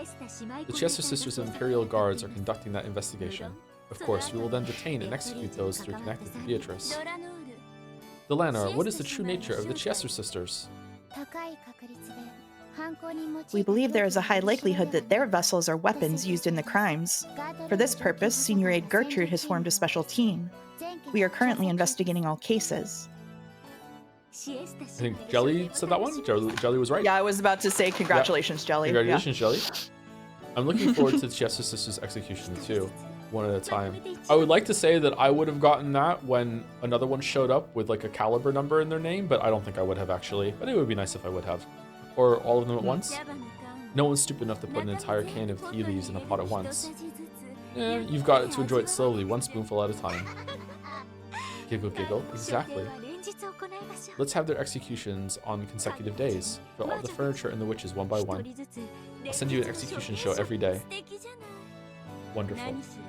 After all, there really are a lot of them. Looks like we'll be able to enjoy ourselves for a full 2 weeks. Maybe we can let them decide which ones to execute first.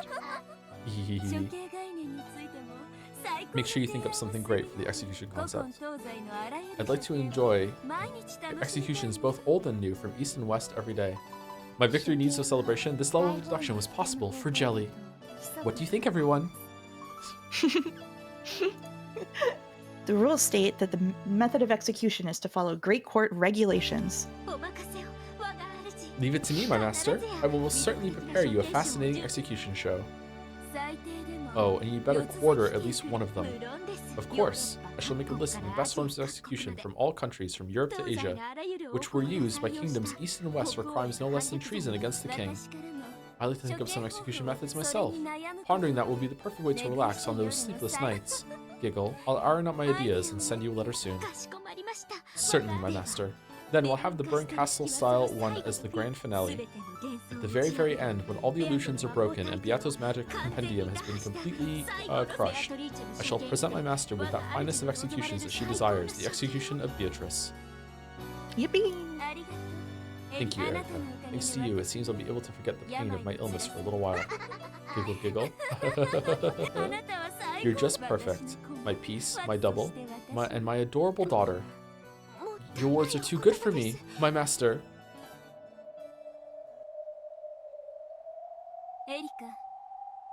Erica, I'll give you honor and a reward. And that reward is the greatest symbol of Beatrice, the portrait from the reception hall. Take that off, smash it to make firewood, bake a cake with that, and eat it. Then I'll allow you to put your portrait up in the remaining frame.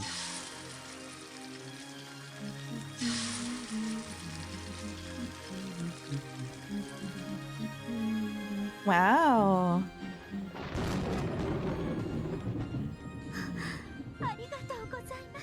Who's this? Thank you very much. It is a great honor. You'll eradicate and erase Beatrice's name and all traces of her. Until that is all finished, I will order that you be made the master of this sealed-off Rikingema. By the name of the Witch of Miracles, Bryn Castell, I proclaim that you will be given the rank of witch until that day. From now on, you will call yourself Erica, the Witch of Truth. The Witch of Truth? Thank you very much, my master. I vow to work even harder so that this honor will not be wasted. Even though she was nothing more than a piece, she was being granted the honor of calling herself a witch like her master, if only for a brief stretch of time. Erica was so moved that her actions had been acknowledged in this greatest form that she trembled.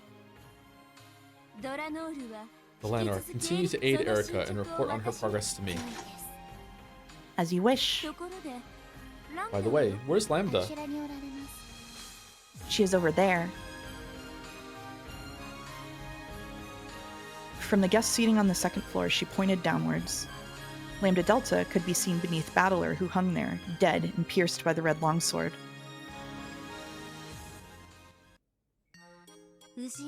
Shiromia Battler, you were an interesting guy. And you might have become even more interesting, but too bad. What a wonderful way to die. Erica, you can hang Battler's corpse in the mansion's reception hall. The next time I come to visit this fragment, welcome me in front of it.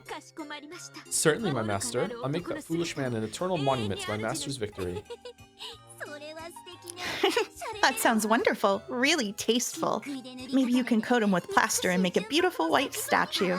And it'd be wonderful if you decorated him all cute. Yes, Lady Lambda Delta. I will strive to answer your expectations. Congratulations on becoming a witch. Though it'll just be for a while, I'll welcome you as a friend. Erica was so overcome with emotion that tears came to her eyes. Because for a piece, no greater pleasure exists than having your work acknowledged by your master. In the end, I'd like to have Beato stuff too. Then I'll decorate the reception hall with her. Galaxy Express? The one that isn't Night on the... You know, I read that back when I wasn't a witch. I always thought it strange that humans who obtained eternal life would become so cruel. At the time, I honestly couldn't relate.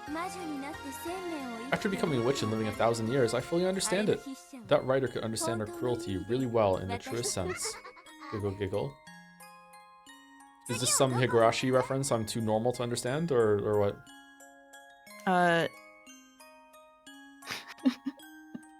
No. I'm laughing because Higurashi reference is a banned phrase in the chat. Wow, okay. Where will you go next? I'll bet we say farewell with our backs turned, right? That's because I don't want to let you get bored.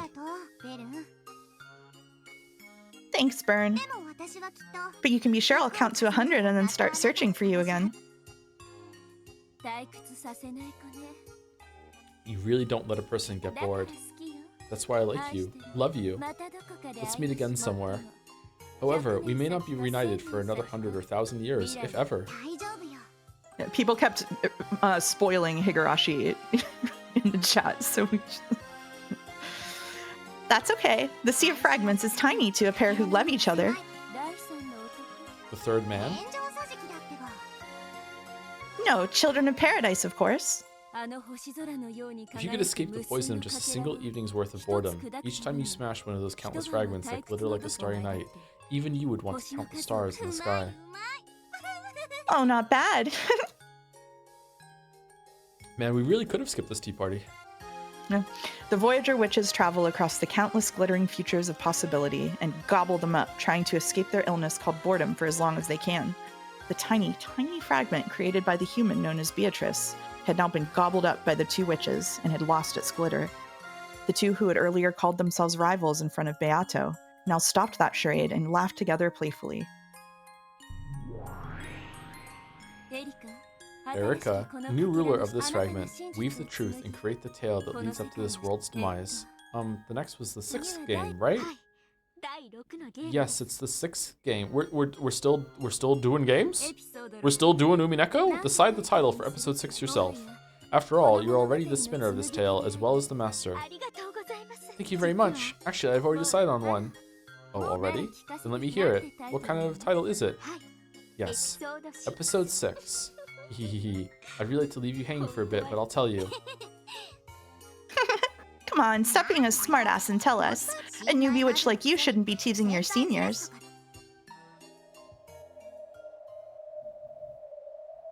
Episode 6 Checkmate of the Golden Witch.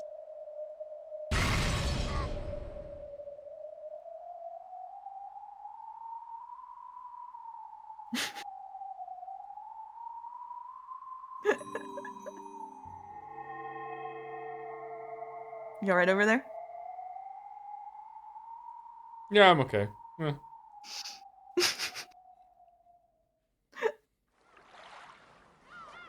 Just kind of like a microcosm of the whole entire problems with episode 5. Yeah, okay, that was interesting. Welcome to the tea party of the unhuman. Alright, so this is the one we're doing now?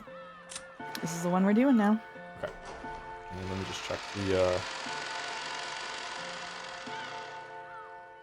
Okay. Alright. That should be easy to remember. Okay. Oh, thank you, Artem-V or Artem5 for the resub. At the beginning of that, sorry. Excuse me. Alright. In the cathedral devoid of people, a figure could be seen still staring up at the heavens, its chest pierced with a long red sword that pinned it in place to the ground. That figure was Battler. Ironically, it looked just like what he'd done to Beato with blue wedges in the 4th game. Battler had died quite some time ago. No, in this place, the concept of death means nothing except that one has stopped thinking. Therefore, in a sense, Battler was not dead. After being defeated in a fight over the truth and surrendering, he no longer had the strength to think of a way to resist. That's what made him dead. The Lanar's massive longsword, which had been left in place of a tombstone, fastened Battler to the spot even after his death. He's so you. So me. He's so you.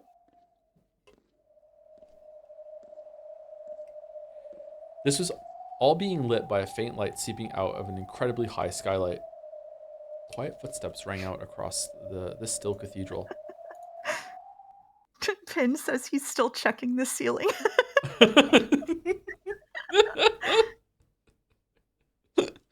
From the darkness behind a pillar, a woman slowly stepped forward. It was Beatrice.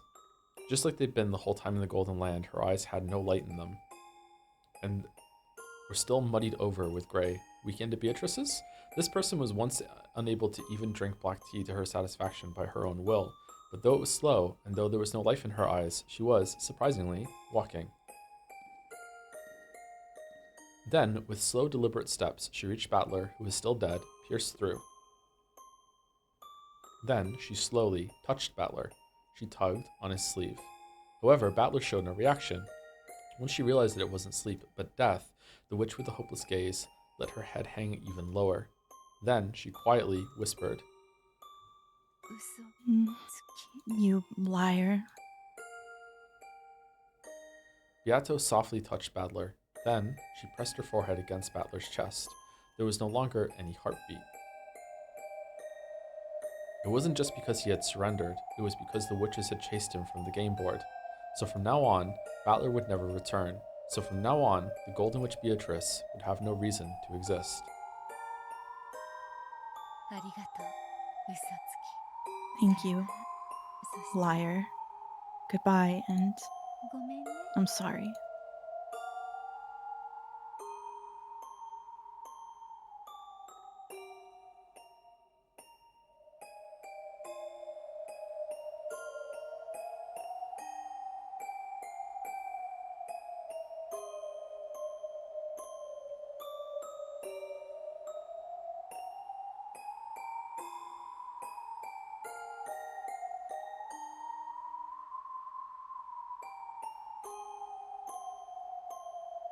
Then the Golden Witch completed her task and scattered as a spray of gold.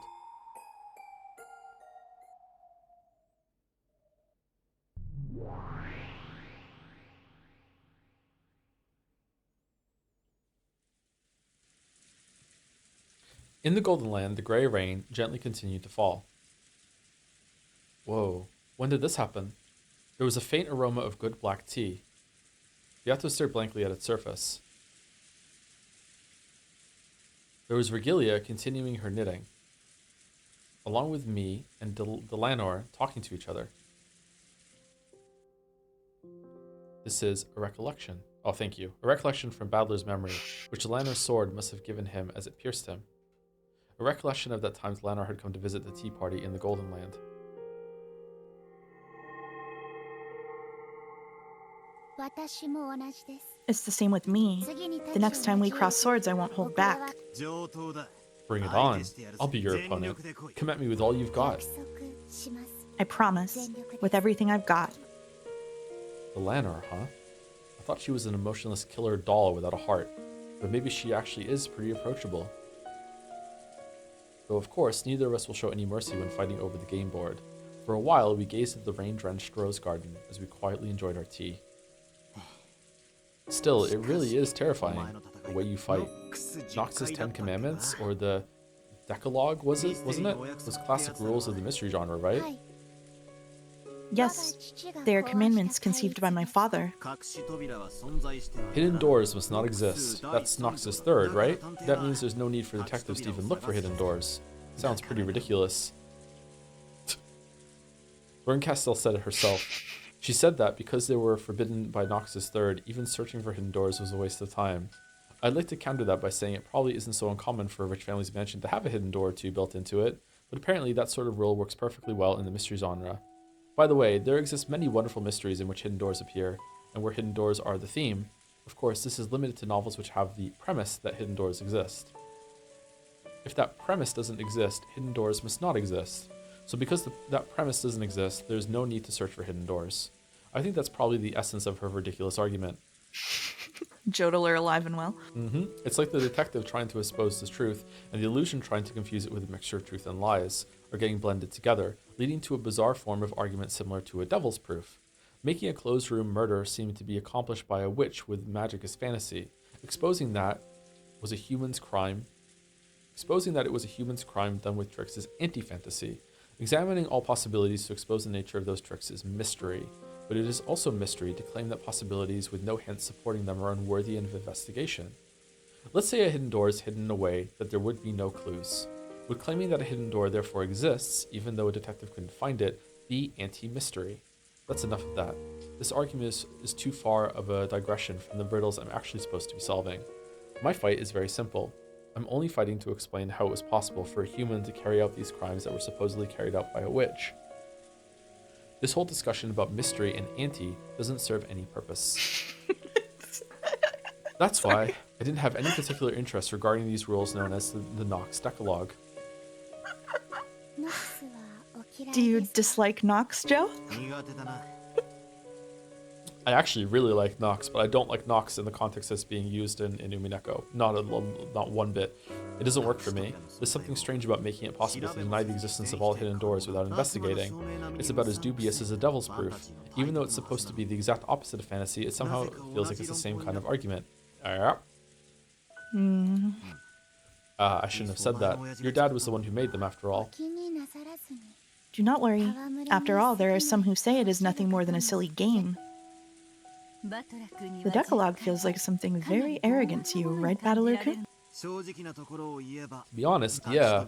If an actual detective said he didn't need to look for hidden doors because they must not exist, everyone would start looking around on the floor to see if some of the screws had come loose. ではバトラー In that case, Battler, その第 let us say that the third commandment didn't exist. そなた In が that case, what would happen to closed room mysteries? What if Nox's third, hidden doors are forbidden, didn't exist? In other words, Sumari, hidden doors would always work just fine as a standard trick for closed 手がかり rooms. や伏線のある隠し This 扉 does not refer to hidden doors with hints or foreshadowing. 隠し It refers 物 only to doors that even the detective cannot find because, of course, they are hidden. バトラ君はよく Battler-kun, you often fight by using a devil's proof, assuming the existence of an undiscoverable element X. That's what this is about. That'd be horrible. The closed room mystery genre wouldn't be worth reading at all. And if it were no longer worth anyone's time, it would cease to exist. No one would want to try solving the riddle from the beginning, not if they knew the answer might just be an unforeseeable hidden door. Unless you have some guarantee that no hidden doors exist, you don't really feel like trying to reason it out. I see.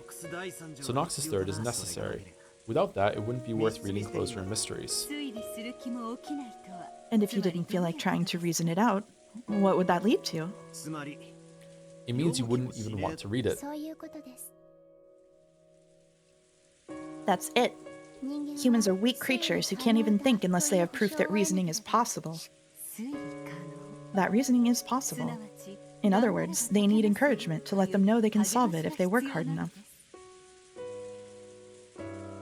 That might be true. It's the same with exercising.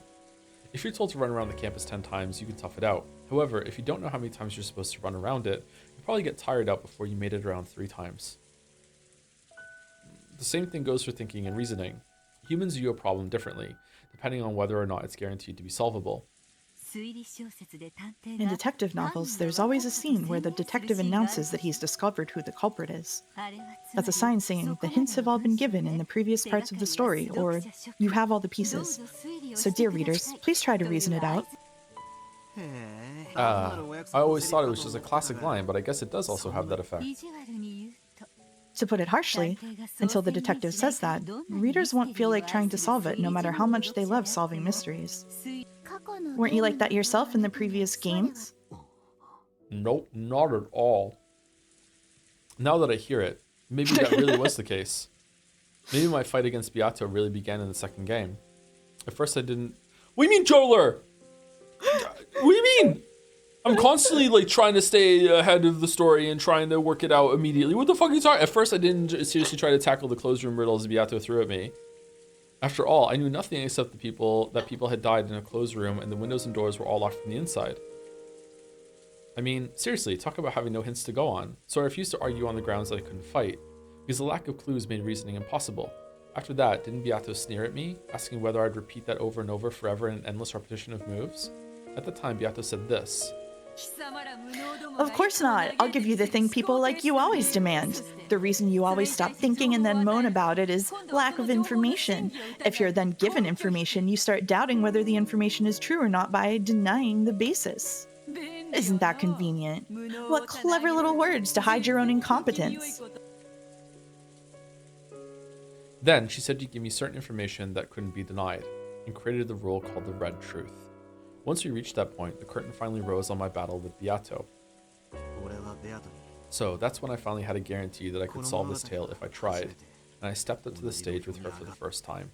ベアトリッチェ Also known as the first time I came on stream. Beatrice. She's a strange person. 謎を Though riddles are the only holes witches can live within, she began to give you the red truth, a method by which those riddles could be solved. You could say the Red Truth is a hint Beato gives me so I can compete in this war of reasoning. I don't know about that, Chief. Like candy. Because I've been given hints, it's like she's saying, try and solve it, for it can be solved. And a enigma that's guaranteed to be solvable can't be called a true enigma. Isn't this almost as though Beato herself is admitting that she isn't really a witch? My, that does seem logical. She truly is a strange child. Beato gave no answer. With grey eyes, she did nothing but blankly gaze at the steam rising from her black tea. My father created the Decalogue to act as a crutch for the power of thinking. It most certainly wasn't made as a way to arrogantly decide things. A crutch for the power of thinking. That's right. By Nox's 8th, it is forbidden for the case to be resolved with clues that are not presented. This does not only mean that one is forced to avoid making theories that are not supported by clues. If you turn it around, it means that the one proposing the riddles is forced to display clues that lead to the solution. So in other words, Samari, if you follow the Decalogue, all riddles must have hints, and therefore it's guaranteed that finding the solution is possible. I see. So this is what they mean by a crutch for the power of thinking. If you can believe that it's solvable, you start wanting to have a go at those riddles. If you're capable of believing that hints do exist, you get fired up about rereading the story to search for them. I'll admit that it might have the power to give courage to those trying to solve it.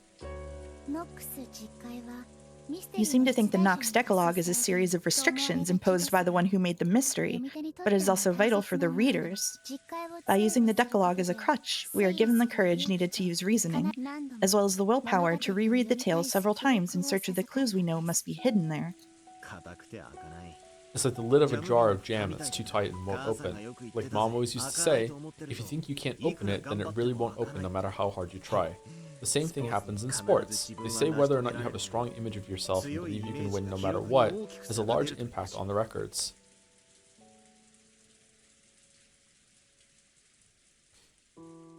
Don't think that's true. In that case, but it's kind of a lot of people think that, but I don't think that's true. In that case, the Nox Decalogue isn't really a set of arrogant and strict restrictions. You can also see it as a way to encourage readers who are trying to solve the mystery by telling them to give it their all since it's definitely solvable. It is true. I've heard that the other team just wanted it more than the other team is just something people say because it ties the narrative of, which is very clued into this game and its story.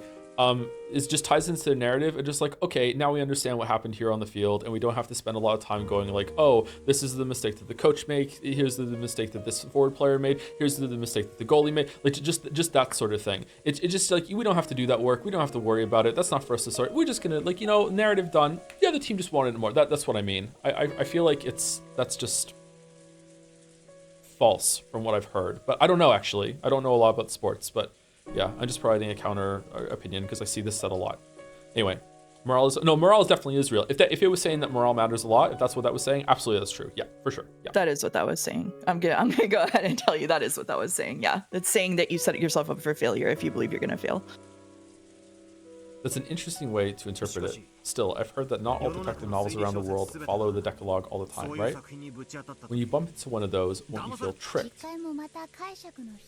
Mouse text, yeah. Sorry. I don't mean to do the backseating that people have been requesting. I just wanted to confirm that is what it means. Sorry for overstepping. You overstep, that's fine. Even the Decalogue is nothing more than a single interpretation, and it cannot be applied to all mystery stories. Though among fundamentalists of my father's work, it seems there are those who harshly criticize works that violate the Decalogue and call them heresy. There's no end of arguments like this in the mystery world. Was this or that famous detective novel really a fair mystery? In other words, Sumari, one that followed Nox's Decalogue. That sort of argument is already an eternal theme of the mystery world. In fact, in mystery discussions, arguments like these sometimes become even more heated than discussions of the actual tricks. I can understand why they'd want to criticize it. They try to solve it, believe it's solvable, and follow the Decalogue, but it's actually not made to be solvable like that at all. I can understand how that get pretty annoying. That's right. When fighting with the Decalogue, there's just one thing you want guaranteed from the beginning. In other words, Sumari, you want to guarantee that this detective novel will adhere to the Decalogue. If a work labels itself as an orthodox mystery, then you have nothing to worry about. However, the mystery genre contains many unorthodox subgenres within it. Does that mean trying to use reasoning in an orthodox detective novel is a complete waste of time? I think that Knox's rules are a complete waste of time, and the only rule that really needs to exist, although I like the idea behind them, the only real rule that needs to exist is that you can't have anything that isn't foreshadowed or set up ahead of time in a fair way. That's it. That's all you need. Because you can have magical mysteries. This might even be a magical mystery. You can have a mystery with hidden passages or secret tunnels or anything like that. You can have a mystery that's set up that something is presented that didn't have evidence for it earlier on. If they go on to justify it after the fact, I think that's all you need is what is it, 8? Is it 8th or 10th or whatever? I'm not sure. All you need is that one. I think it's 8. Yeah. Looking at it that way, it really does feel arrogant. Yes, I also find it extremely sad that my father's Decalogue has been used as such an arrogant weapon. Then again, you just fought against Beato using the Decalogue as a weapon. Can I take that as proof that this game world of Beatos follows the Nox Decalogue?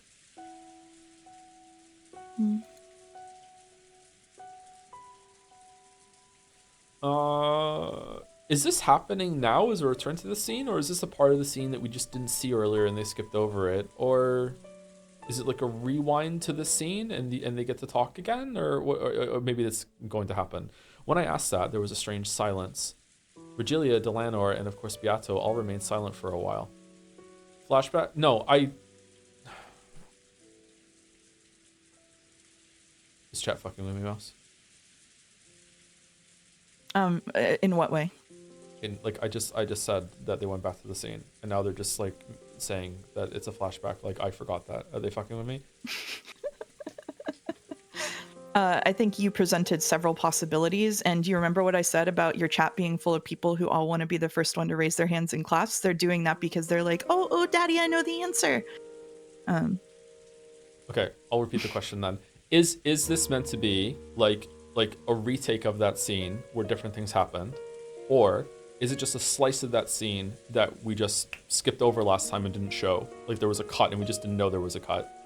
Or I think there was a cut that we didn't know was a cut. Or is there like the characters are actually like they went from the flashback and they kind of just like seamlessly just bled into this, and this is the present version of them having another talk over. Okay. Almost as though my question had touched the core of something. That is something I cannot answer myself. Why? This is a game that this child made. A game to decide which of the two of you will win. This child has called it a confrontation between mystery and fantasy. But unfortunately, she never said it was an orthodox mystery. That means you have no guarantee that it follows the Decalogue. But at the same time, Miss Beatrice had said that this game is a contest between you and her. In other words, there is a chance that you could win. In other words, you're trying to say that reasoning is possible.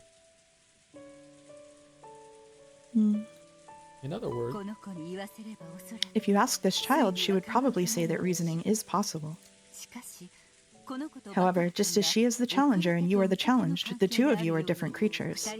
Something Beato might have proposed thinking it is solvable may or may not be solvable for you as well. For example, let's say we propose a simple riddle that any Japanese person would know. However, if the person we're telling this riddle is a foreigner with a Japanese-English dictionary in their land, it might be almost impossible to solve. In other words, Sumari, it's possible to have a one-sided solvable problem, which might be easy for the questioner, but extremely difficult for the person trying to solve it. By the way, do you know of the foreign riddle, why do dragons sleep all day? The answer is, because they have narcolepsy to battle the night. It's a riddle from the English realm, so it might be a little tough for a Japanese person. For that reason, I cannot say for certain that this tale is something you will be able to solve. However, I can promise you one thing. I will guarantee it with the red truth. What? Beato wanted you to solve it, so she created this game and the riddles of this tale to be solvable. That alone I will guarantee with the red truth. Was the one guarantee that all those who try to use reasoning desire. I don't know if my father's Decalogue will apply to that answer or lead you to it. However, when you run into a tight spot and want a compass for your reasoning, please try using my Decalogue if you remember. It might give you renewed courage and might possibly even lead to some new discovery. Thank you. If I'm truly stuck, I'll think about your fighting style. Are you sure it's okay to help out an enemy like this? Pay that no mind. I came to this tea party without a gift. I hope you enjoy this in place of a snack. And if you come face to face with me again, there probably won't be time to speak of such things so casually. Nox's Decalogue and Vergilia's Red Truth. Beato wanted me to solve the riddles of this game, so she created them to be solvable. Just using the red, huh? So in other words, Sumari, Beato wants me to be capable of solving it. Isn't that proof that reasoning is possible? Of course, that's from Beato's point of view. It doesn't necessarily mean that reasoning is possible for me. Compared to before now, when I didn't even know whether reasoning was possible or not, that one line might give me a great deal of courage. At least it has the power to silence any negative thoughts about this all being useless. Unless the other party assures you that reasoning is possible, you won't do it. It's almost like love between shy young people. Oh, Seki Mayor reference. Love? I know, right? I thought of it too, yeah. Immediately to the 100 years of bullshit. Yeah. Yeah. Yes. Unless you have proof that the other person loves you first, you don't want to love them back. Right? Both boys and girls want to hear someone else say they love them first. That's their dream. If they're in love, they sit in the egg chair. They don't want to love the other person until they're sure this person loves them back. After all, there's nothing as painful as one-sided love. And the scars of the heart left behind last a long time. Because they're afraid of that pain, they want proof that the other person loves them first more than anything else. Inside jokes were already ruining stream morale, but now we have crossover memes. This is fucking doomed. Anyway, I see. That's an interesting way to explain the relationship between writer and reader in a detective novel. Yeah, maybe you could liken detective novels to that. Both the writer and the reader first want the other party to say they'll solve it, or that it can be solved. Until the writer is assured that the reader will certainly have a go at the riddle if they propose it, they don't want to write their story. The same goes for the readers. Until they are assured that they will certainly be able to solve the riddle if they try, they don't want to read the story. Because they don't want to write what they consider a masterpiece and be hurt when no one reads it. Because they don't want to reason about Because they don't want to reason about what they consider a masterpiece and be hurt when they realize it was all useless. By that argument, it really isn't a stretch to say it's like love between shy elementary or middle school aged kids. Even though they really do want it, they don't have the courage to reveal their feelings, so they wait uncomfortably for the other person to confess, and by the time summer ends, nothing's happened. Yeah, more than that, sometimes the girl even ends up going out with an entirely different guy. That's what my first love was like, Along with these one-sided feelings they can't express, they lament the passage of a summer that will never come again, and the days of their youth end. The writer who wouldn't write until he gained the support of readers goes for all eternity without releasing his maiden work. The reader who waited for the writer's rise to fame goes their whole life without knowing the joy of the mystery genre. Battler-kun, when does the chicken or the egg type of shy love reach the level where it can progress into mutual love? The answer is egg. Well, that's probably when things start to pile up. It starts as a relationship between friends. They communicate with each other more and more. And when the two both reach the level where they're sure that I like this person and they surely like me, well, then they probably just naturally become a pair of lovers. My impression up until now was that the relationships starting with a sudden confession of love tend to break up more often, whereas pairs who never actually confess to each other but realize that they've always been together usually stay together for a surprisingly long time. In other words, Sumari, this happens once the two of them believe in each other and a relationship of trust is born, is what you're saying. Maybe. It's a bit odd, but I've always thought the mystery genre was a battle between the writer and the reader, but maybe that's not quite right. Yes, it's something that cannot go on without a relation built on mutual trust, a relationship with love.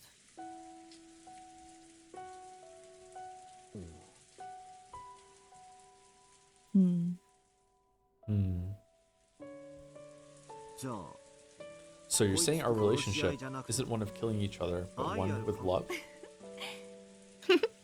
Though it doesn't look like anything more than a pair of elementary schoolers bullying each other to me. Virgilia joked at us in a middle-aged woman sort of way. What? What a line. Still, though I'm not expecting friendship or a trusting relationship, I can accept her as a rival. Beato is fighting at full force, trying to make me acknowledge that she's a witch. So I respond to that and go all out, trying to deny that witches exist. How can you be sure that Miss Beato is fighting at full force? Can't you tell that by looking? It isn't as though she has proclaimed in red that she's fighting you at full force, and yet you still have no doubts?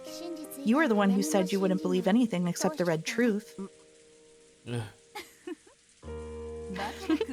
Surely this is that stage battler Kun mentioned earlier, where communication increases and you learn not to doubt your relationship.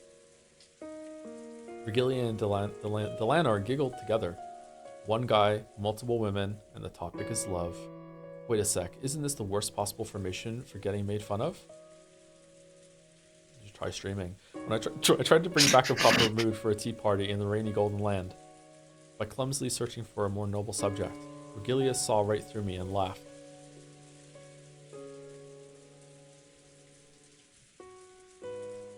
Even amidst this, Beato kept looking downwards with those gray eyes, staring into her black tea.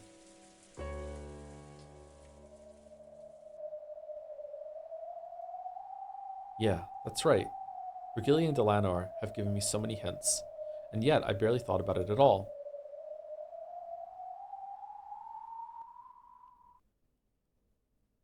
By now, it's all too late. Let me think. Now that everything is too late already and I've got an endless amount of time on my hands, let me think. One more time, let me think about the red truth Virgilia gave me, and the crutch of the Decalogue that Delanar lent me. With the red truth, Virgilia guaranteed that at the very least, Beato left enough room in this tale for me to achieve victory. That red truth guarantee will once again give me the power to start my heart beating.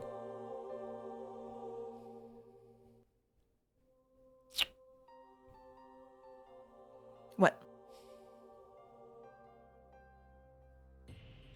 Okay, so this implies that Beato is also responsible for the game that we just went through, Game 5. That is implying that Lambda Delta and Burncastle are like furniture below Beato again. She created the game board and they hijacked it, right? Is how they put it. But she could change it. Like, this is implying that Beato is responsible for that. He could be talking about episodes 1 through 4 here. I'm not sure. But the fact that he was just defeated and pretty much destroyed on that one, and now he's going to come back by thinking that, I don't know. There's a link there. I'm not sure. I'm still not exactly sure what Lambda Delta and Burncastle even are. So I don't know. I'm trying to figure that out. And this is leaning me toward that they are furniture in the same way that Beato has other furniture, and the whole thing is performative. But I'm not sure. And there's the crutch of the Decalogue, which Delanar lent me. Delanar herself warned me in the beginning that the Decalogue isn't so almighty that it can solve all riddles. However, she said something about how it could be used as a method to take on riddles. Let me try it. Though there's no guarantee that this tale is mystery or fantasy, let me believe that I'll definitely be able to solve it. That it is a solvable tale, a mystery, and let me take it on one last time.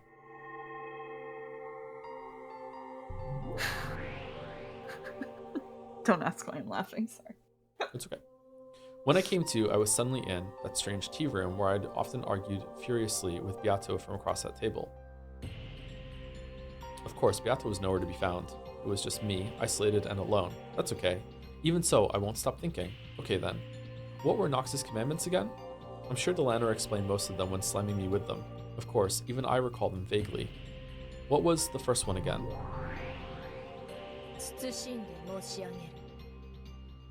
Allow me to speak. Nox is first. It is forbidden for the culprit to be anyone not mentioned in the early part of the story. When I muttered about what the first one was, as if answering my question, Delanar's subordinate appeared. Without bothering with an unnecessary hello, she told me nothing more or less than what I wanted to know. Yeah, that's it. The first. The culprit has to be one of the people mentioned in the early part of the story.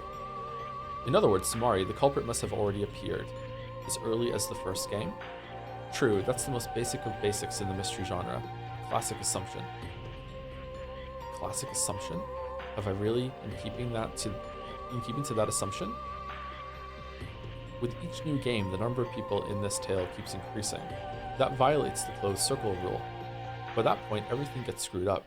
Did I give up on the inside, thinking that the true culprit or mastermind must not have shown up yet, and that reasoning was therefore useless? If I read this tale as a fantasy, new characters keep showing up, to the point where even having demon kings or gods or creators appear wouldn't be strange at all. Even if the true mastermind first appears in one of the last episodes, I'd have to accept it. However, if I read it as a mystery and stick with that conviction, there's no need to worry at all about anyone who shows up later, because Noxus first clearly states that it's impossible for the culprit to be anyone who appears later on in the story. Okay, so what about within episodes? This is the overarching culprit, maybe, of the whole story. But if someone appeared early on in, like, if a new character appeared in early on episode 6 that wasn't a detective like Erica, could they be the culprit in that one? Maybe? Not sure. Of course, there's also what both Delanor and Virgilia said. There's no guarantee that this tale follows the rules of the Decalogue. So of course, I can't deny the possibility that the culprit first appeared in the second game or later. However, this is one way of thinking. This time, I'll forget about the Devil's Proof completely and try to borrow the power of the Decalogue in my thinking. After all, I've already said myself that I won't be able to reach the truth without a multi-angled outlook. In that case, that means the culprit in all of these repeating games is one of the 18. In the very beginning, there was no need for an illusion of a 19th person. Even the first of Nox's commandments denies the existence of an unknown person known as the Witch from the very start. If I had followed that in the truest sense, I might not have suffered so miserably in the second game. And Nox's second?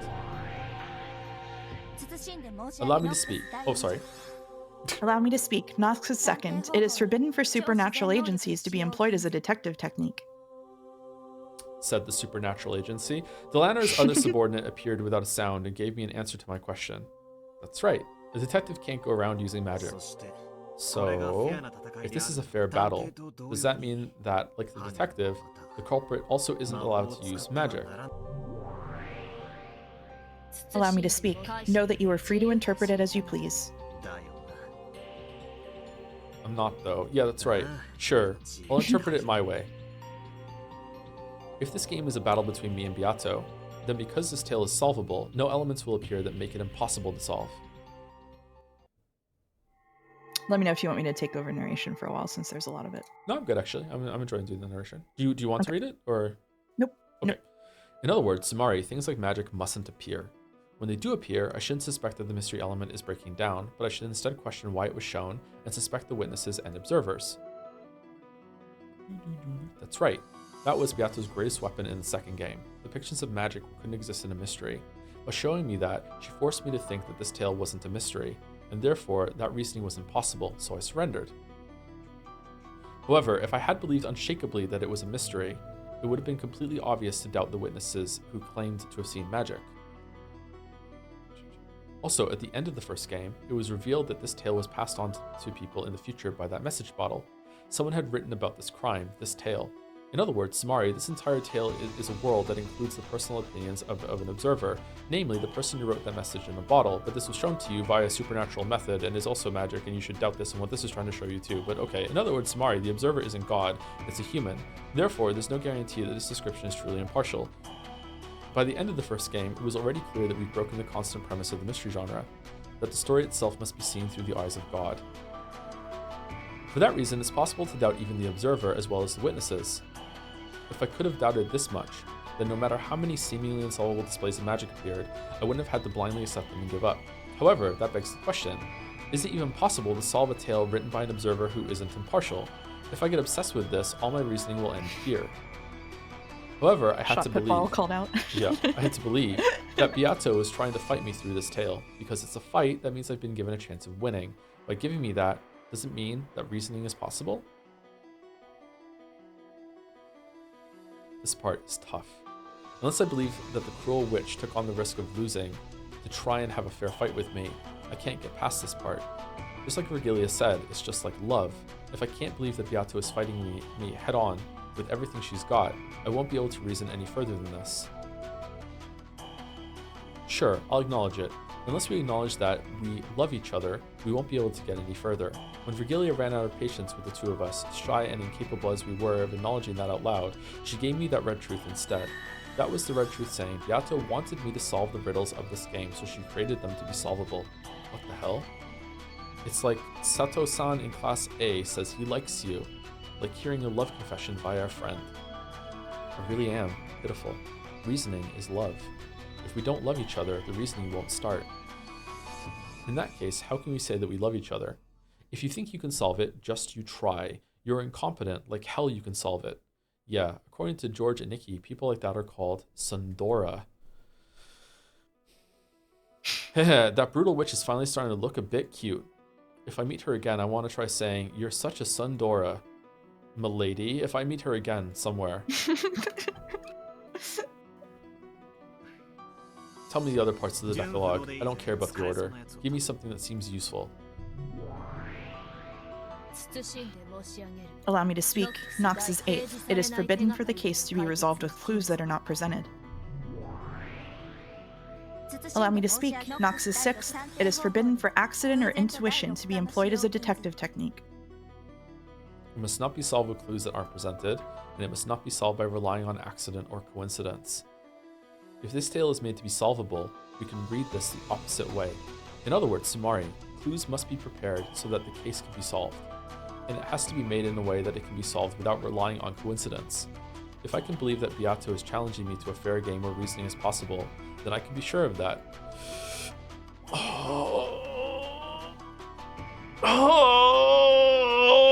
Okay, alright.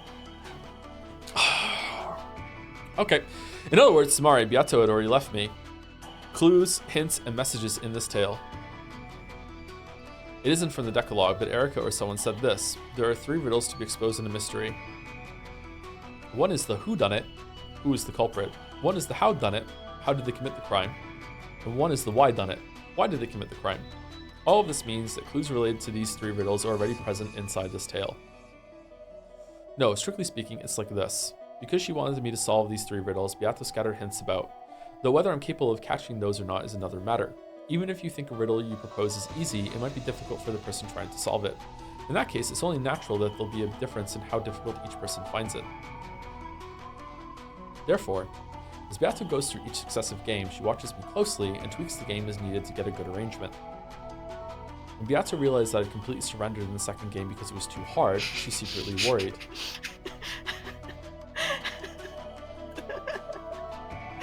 I'm laughing because it's just literally Ryukishi rewriting episode 3 when people didn't understand episode 2. Sorry, I missed this the first time. That's okay. If I surrendered and lost the will to fight, the game would no longer remain on an even footing. Therefore, in order to make me regain my will to fight, from the 3rd game onward, she set things up in a way that made it easier for me, giving me tips on how to fight and a few hints. Virgilia and Renove obviously appeared so they could help me. And the 2 towers scene was just there as entertainment, just in case I was getting bored. Also, though we still had the usual crazy magic show, she gave me the metaphor of the Braun tube trial as well as tips on how to fight back. I finally understood how to fight, and most likely at the end of the 4th game, Beato managed to have the all-out showdown with me that she had probably wanted. Then, Beato acknowledged that my abilities had become full-fledged, and entrusted me with her heart. Entrusted me with explaining this tale, didn't she? In that case, it was really dumb of me to boycott most of the 5th game. Just because I was so disgusted with those 2 witches. It doesn't matter who the game master is. All I need is to search for the truth in Beato's game. On the contrary, I should probably thank those 2 witches just a little for continuing the game in Beato's place now that she's gone and left everything to me. Of course, I doubt those evil witches were trying to do anything of the sort. I am hating this more and more as it goes on. Culprit, crime, motive. The answers to those 3 ultimate riddles, the hints, must be scattered throughout the previously shown tales. It's probably a very faint light, like trying to find beads that have fallen onto a sandy beach. They're definitely there. However, they're so faint that unless I believe strongly, there's no way I'll be able to find them. Please, allow me to speak. What is it? Go back through the tale. Know that you will be given them as long as you don't lose sight of the truth's faint light. Right now? Through this tale. Know that for reasoning to be possible, a trusting relationship is required. Yeah, I know. In fact, maybe I finally noticed just now. It's something that's been repeated over and over again throughout the tale. Persistently so. Without love, the truth cannot be seen.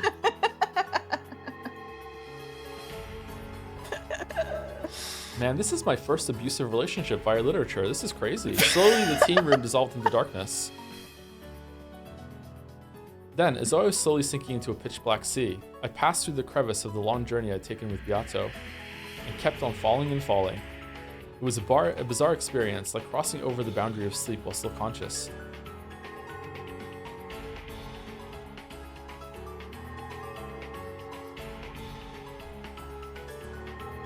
The several tales before became faint bubbles. No, were they small shining fragments, and were scattered like stars amidst a pitch-black sky. I kept sinking on and into that sea.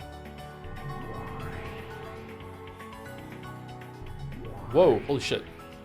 Thank you for understanding, hey, woo! This is around, this is murder really happened. Equals not locked room. This montage implies you saving and rereading all of the 4 episodes. Oh, I'm not doing that. Alright, this is the one and on. Okay, I can't even fucking read it. Sorry.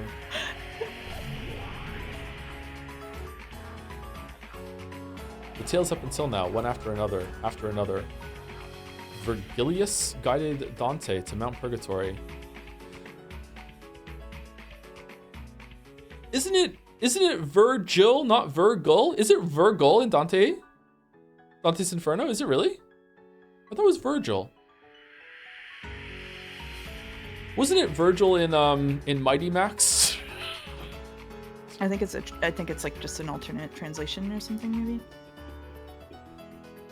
And brought him to the feet of the eternal lady who waited at the top, Beatrice.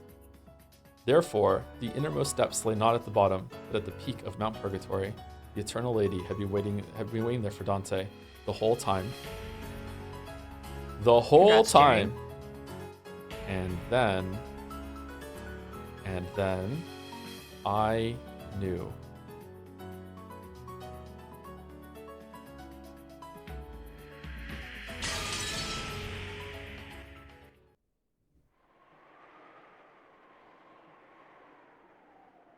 I finally reached the truth. To the depths, no, to the peak of Mount Purgatory. Idiot. You really are an idiot. Wow, that hurts. He woke up from the sleep of death, and bit by bit his sense of pain came back to him. On Battler's face, which still looked up at the heavens as he hung there pierced by the longsword, a suffering and alive expression gradually returned.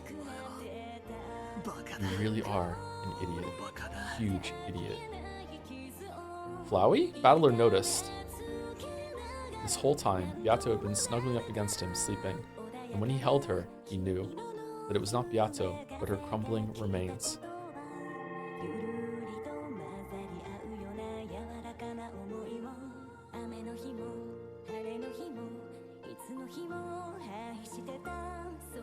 So when Battler just tried to hold that form as fragile as ash, then, just like a sandcastle made on a beach, washed away by a small wave, it fell apart and lost its form.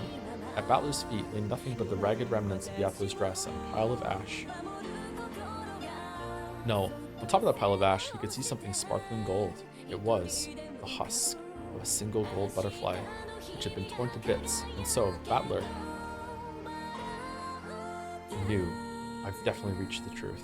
However, I wasn't able to do it, while Beato still remained in this world. Beato, you really are an idiot. I finally reached the truth of this crazy riddle you've created, just like you wanted. It's like getting like fucking like fragmented in the grammar and shit. I didn't lose heart, and I finally made it there in the end. So why did you lose heart without waiting for me? You believed so strongly, didn't you? That I definitely reached the truth. So why didn't you believe with me and wait? You aren't the one who's been forcing endless torture on someone else. It's me. I've been the one putting you through such cruel torture. You resisted until the very end and kept on protesting to me. And even though I've now finally reached that truth, I think that you couldn't wait any longer, and that it's all too late. You idiot. Why did you lose heart before me? Damn it! It's my fault. I forced her to endure this torture. In fact, she's been doing a wonderful job sticking through it for so long. Over and over and over again, you kept on protesting to me, and because I was so incompetent, it was as though I couldn't understand the truth. Idiot. Idiot. Your riddles are too twisted. Why couldn't you say it more simply? Idiot.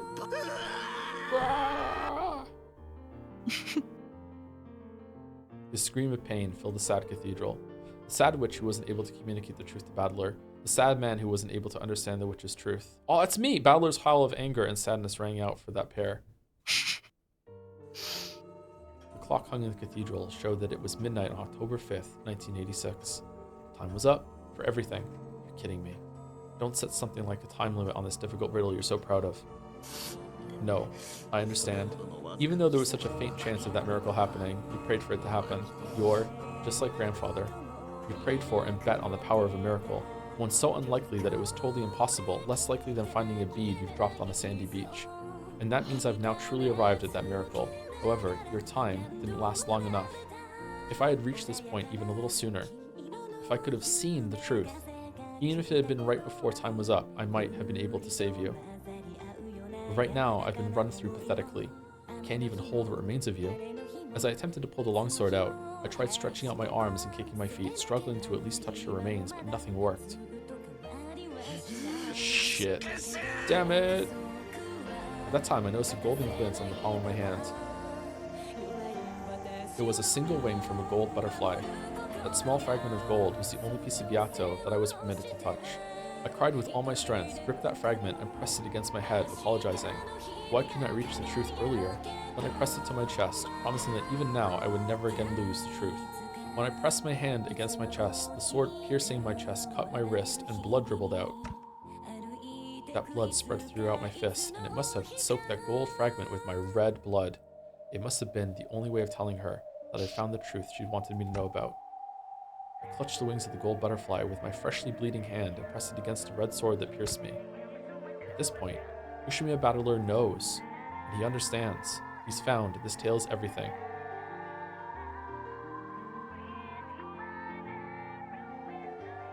At that time, it seemed as though a faint golden light leaked out of the gaps in his clenched fist.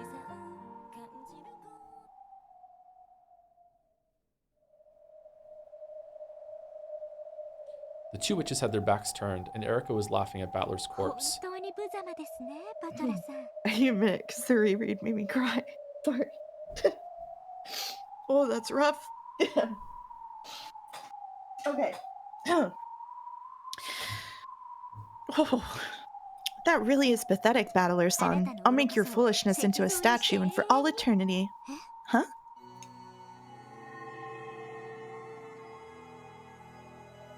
At that time, Battler's chest, no, the red longsword that pierced Battler began to sparkle gold from deep within his chest.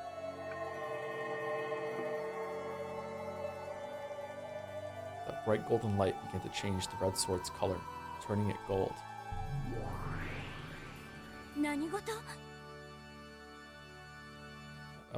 Sorry, am I Brunnkessel?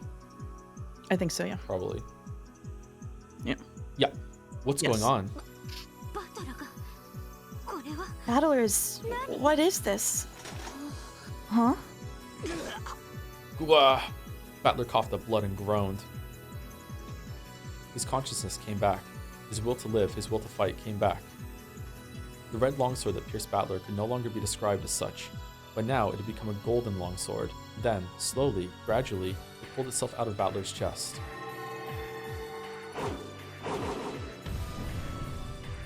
It finally pulled itself free and started dancing through the air, then stood up in front of Battler's eyes as though it knew who its master was. Battler, crawling on the floor and moaning, grabbed the golden longsword, and though it looked painful, he slowly rose to his— oh shit. Sorry, not intentional. rose to his feet once again. This sure is an elaborate act. Is this one of your tricks, Lambda? その輝きって That glow?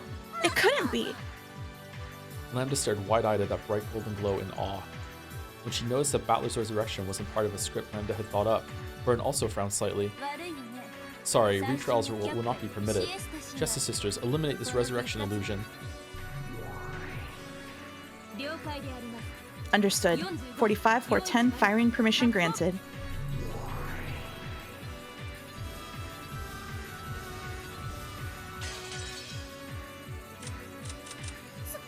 It's unable to target. IFF error, code Ushikoshi. Eek! 999, you say. Impossible. The Justice Sisters hesitated, unable to carry out Burncastle's orders. ラムダこれはどういう Lambda, what kind of farce is this? The illusion of the witch has been completely destroyed, and the trial ended with our victory. 悪いわねベル Sorry, Burn. You'll have to stick around a bit longer. Isn't that right, Ushiromiya Battler? Yeah. Sorry to keep you waiting, Erica. Burncastle. Now it's time for my truth. 再審請求を受理するわ Request for a retrial accepted. 魔女 The Assembly of Witches retracts the adjournment of the Court of Illusions. Objection. The trial has already been concluded, and the results have even been announced. 異議却下 Objection overruled. All verdicts are overshadowed by new truths. 異議提出 Objection! Not only has Battler been banished as a player, he also doesn't hold the rank of a witch, and the vibes are all off. He isn't qualified to call for an appeal. 異議却下 Objection overruled. He already does have that. By the name of Lambda Delta, which is certainty, I acknowledge it. 白宮 Ushiromiya バ Battler, I acknowledge you as the new Golden Witch. No, as the new Endless Sorcerer, Ushiromiya Battler. What did you say? Battler got the rank of a witch? The rank of a witch, which she had desired for so long, had been granted to Battler so quickly. And on top of that, this wasn't anything temporary. Quickly! Yeah, that's a weird way of describing that. This was an official proper authorization by Lambda Delta. Erica couldn't accept it, and her face turned bright red. Yeah, looks like the kid's game really will keep us entertained until the very end. Sure, I'll play along. エリカ受けて立ちなさ Erica, い you handle this. The red truth you've created with me is perfect. The construction of truth that makes Natsui the culprit is perfect. Battler certainly won't be able to break it. 無論です若主 Of course, my master. There's no need to worry at all. それより Anyway, Chester sisters, my master ordered you to fire, right? How long is it going to take you to carry that order out? Error code 999. An access code is required to target the territory lord. Yeah, I told you he'd do it. Yeah. 領主 Territory lord? Who is? Who controls this fragment? I do. 領主 Territory Lord? You don't mean Battler is... はい Yes, 後ろ宮バ Ushiromiya Battler has been authorized as the official territory lord of this fragment. ええそれ Yep, that's right. So you still don't understand? You don't know what that gold sparkle signifies? He's reached it, Battler has. 全て He's made his way to the innermost depths of all truths. Hmm. だからバトラは That means Battler's understood everything about this world, this tale, this game. In other words, Sumari, he's reached the position of the game's master. I bet you don't want to believe it, right, Burn?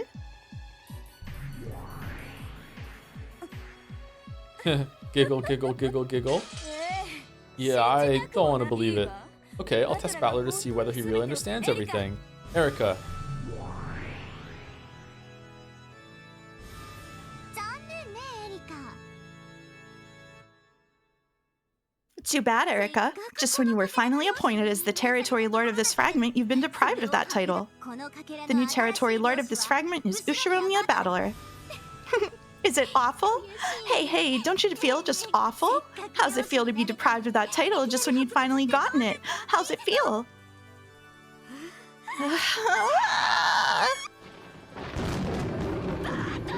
Battler! If you think you can disprove my theory, just try it! It's impossible. Impossible! Impossible! Impossible! Impossible! Impossible! Impossible! Impossible! Impossible! Impossible! Impossible! Impossible! The theory I've created has no holes. It's impossible to deny that Natsuhi is the culprit. Nice job. Thanks. I can construct a theory with someone other than Natsui as the culprit. Oh, it went through. That means I can. Well, it may be that your truth is impossible to disprove. If so, that means your truth won't be able to deny my new truth either. Rattler spoke with the red truth allowed him by his status as a sorcerer. A culprit other than Natsuhi? Ha! How's that? Delanor, let's see where this delusion of Battler Sans takes us.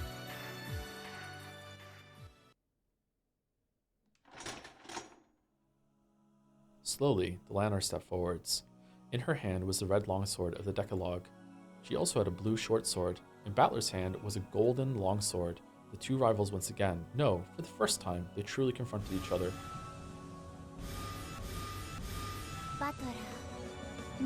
Battler, I've been waiting. Sorry to keep you. You did not. Your return was sooner than I anticipated. Kill him! Delanor Nox!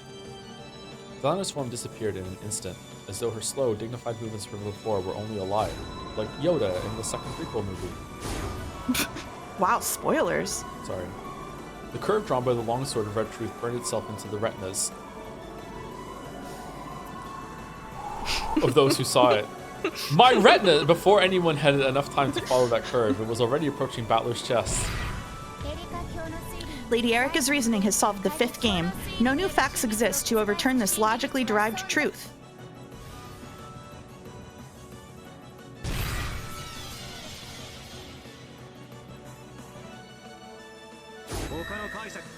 It's possible to present a different truth using a different interpretation. When multiple truths exist in parallel, the authenticity of both is questioned. In this closed-off world, it's possible for differing truths to exist at the same time. Furthermore, as long as multiple truth exists, it's impossible to claim that any of the truths are the single truth. In other words, Sumari, even if I can't overturn Erica's reasoning by questioning its credibility and conquering it, I can defeat it. So, same shit, different day. Okay. Burns' reasoning is perfect. You won't be able to overturn it easily, but still, you can present a theory on par with Burns. The fight will come down to a verdict. That means either one of the truths might be defeated and denied. What a laughable script. I'd expect nothing less from a demon's script. Then let me ask, what is this theory with someone other than Natsuhi as the culprit? Battler's golden longsword with both red and blue curves at will. It's possible to construct a theory in which this was the revenge of the baby from 19 years ago mentioned by Natsui in her confession. Nux is first. It is forbidden for the culprit to be anyone not mentioned in the early part of the story. A person first introduced in the fifth game cannot be named as the culprit.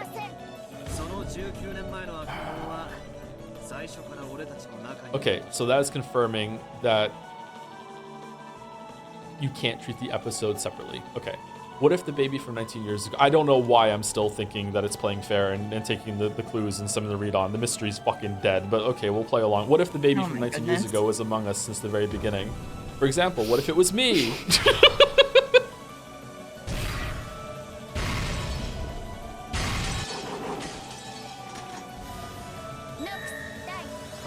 Nux is eighth. It is forbidden for the case to be resolved with clues that are not presented. Was there ever any foreshadowing showing you might be the baby from 19 years ago? Yes, when I vanished the first time. The red truth in the fourth game that I'm not the son of my mother Azumu. The feeling that Dad was hiding something in both the first game and this game. In particular, in this game, it was made clear that there were some special circumstances having to do with my birth. Battler proposed that he might be the baby from 19 years ago, and announced that he'd reconstruct the crime with himself as the culprit. As Delanor cautiously held her sword at the ready, she gauged the distance between them.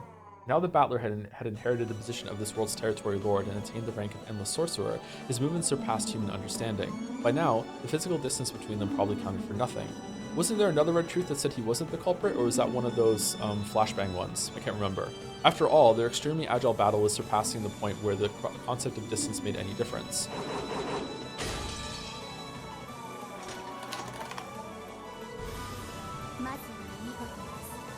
A good start.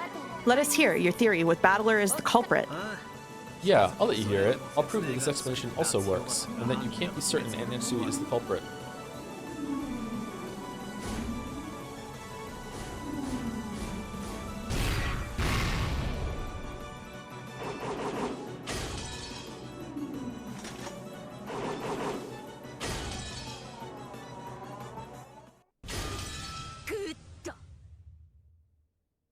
Good. If you're supposed to be the culprit, that creates several contradictions. I'll use those contradictions to reap your feeble truth. I, Fruto Erica, the detective and the Witch of Truth, will... This time, Erica stepped forward. And Battler just fucking killed her. Oh. In her hand, there appeared a scythe like one a Grim Reaper might hold. Is this because she's graduated to a witch? A ruthless scythe for reaping everything that threatened her theory.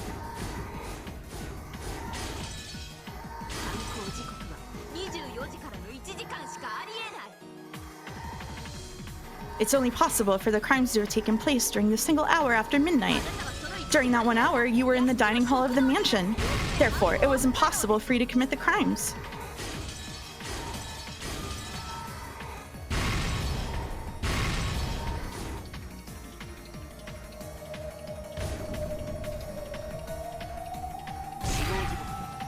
It has not been specified that the time of death was during the single hour after midnight.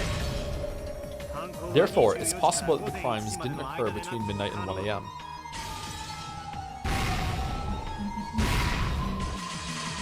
Is this the first time this music is played, or was it in an earlier scene? Oh, I don't know, actually. I bet chat knows.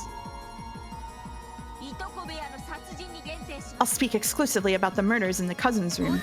It is impossible for the crime to have been committed in the cousin's room between 1 a.m. and the time of the crime's discovery. Delanor, now!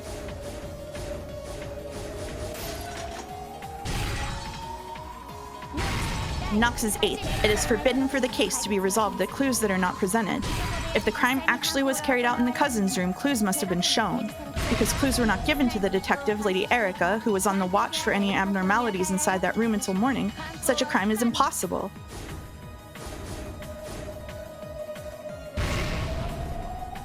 The time of the crime's discovery refers to a point at which I let out a scream and everyone gathered there. Even if it was impossible to kill them before that point, it was possible to kill them afterwards. Okay, why can you call it a crime then if no crime occurred? Battler used a blue flash to deflect both of the red truths that Erica and Delanor had flung at him.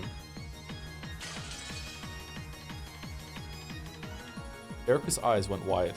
After all, what he had said was completely absurd. At that time, they still hadn't been killed, even though corpses with their necks sliced open were laying right there. The deaths of the 4 in the cousin's room have been declared with the red truth. Are you trying to use the illusion of the witch? Are you trying to resurrect George and the others using the concept of magic, even though they were dead at the time? I see. Since you believe they were dead by that point, it probably looks as though the dead have been brought back to life to you. So this might look like magic in your eyes. In that case, I won't be the one to take the next shot at you. Fool! How often do I have to say it? The deaths of the 4 in the cousin's room have been declared with the red truth, and their dead bodies were witnessed by a large number of people. And it's already been declared with the red truth that no examination of any corpse is ever mistaken. Take that, dead people!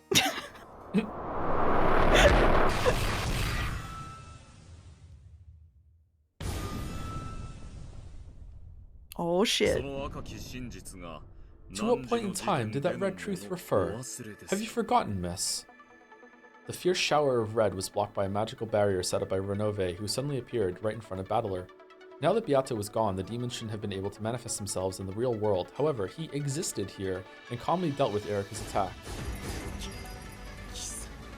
You, Renove, how did you get here? Well, who cares? This all works out nicely. Now there's no need to go looking for you. I'll capture you here and deny your existence too. I'll leave it to you.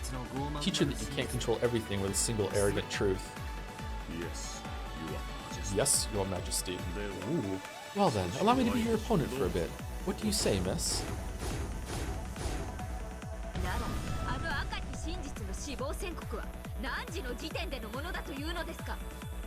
The red truth pronouncing them dead referred to what point in time then, according to you? Are you saying you can pinpoint that? You can't pinpoint it, so you can't disprove that it declared them dead at the time of the crime's discovery.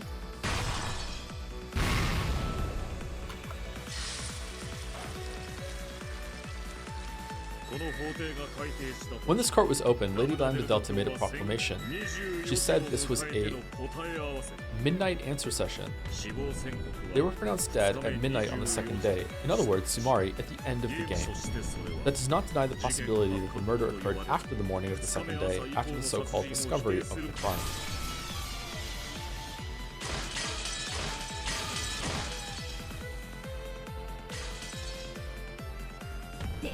Then you're saying that the victims were alive at that time, even though their necks were sliced open?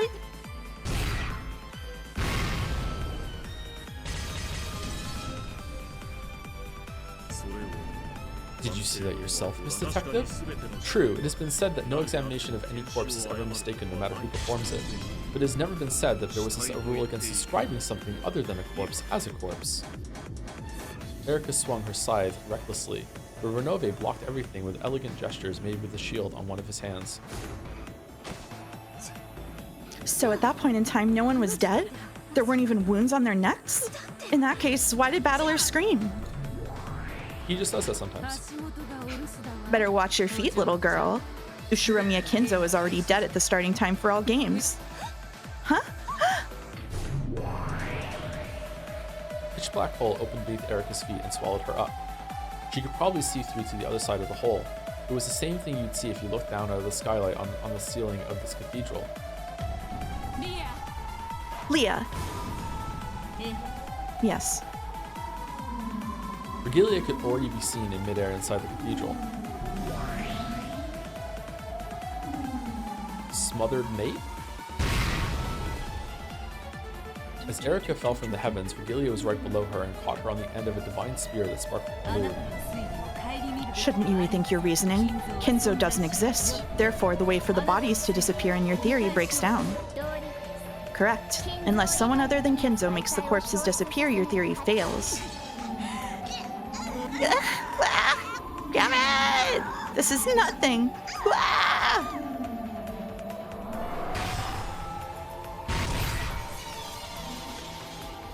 Regalia's blue divine spear skewered and pinned Erica in midair. Erica struggled, filled with hatred, but she couldn't get it out easily. Then, all around her, several small fastenings climbed off the walls and enveloped her.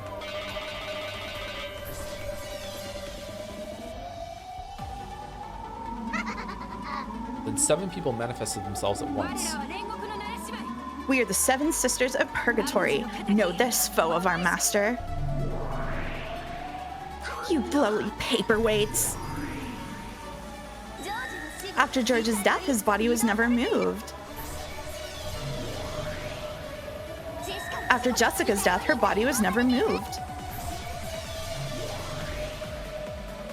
After Maria's death, her body was never moved. And after Rosa's death, her body was never moved. After Genji's death, his body was never moved. After Cross's death, his body was never moved. Therefore, the bodies couldn't have vanished after being discovered. Your theory about Kinzo carrying the bodies away breaks down.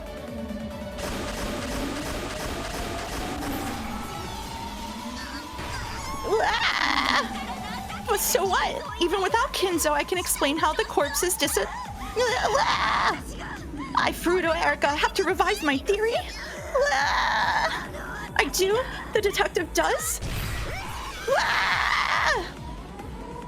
Even with Kinzo's existence denied, Erica is probably capable of escaping this by making only a small revision to her theory. However, to her, having to revise a theory she had already created was extremely humiliating. Looks like you toyed around with your plan too much in order to corner Natsuhi like that. You played around too much with your reasoning. At this point, your master isn't the only one who can speak of Kinzo's death with the red truth. This is what you get for playing around in the witch's darkness. Know that, Fruto Erica.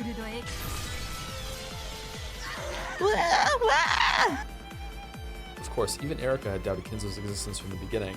However, it had previously been impossible for anyone to deny his existence in that trial, except for Bern Castell and Lambda Delta, who had sided with each other. Why is she so upset? She knew it was bullshit. She was just trying to corner Natsui. It's kind of dumb.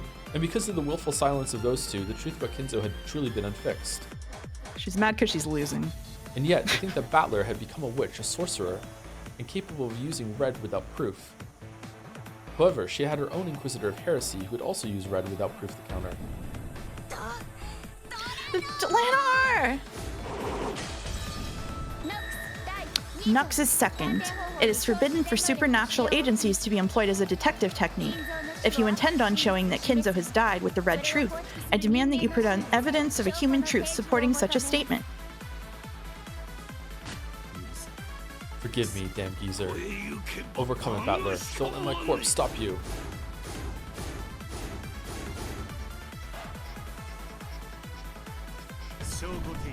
Presentation of evidence. I present a body which can be identified as Ushiromiya Kinzo. Can you prove that this is Ushiromiya Kinzo's body? No matter how much it resembles him, unless you can prove that it's him, it is possible to claim that it's a substitute corpse from someone else. Can you show that it is Kinzo's body with human truth alone? In this one case, I will treat any rebuttal that uses only the red truth as invalid.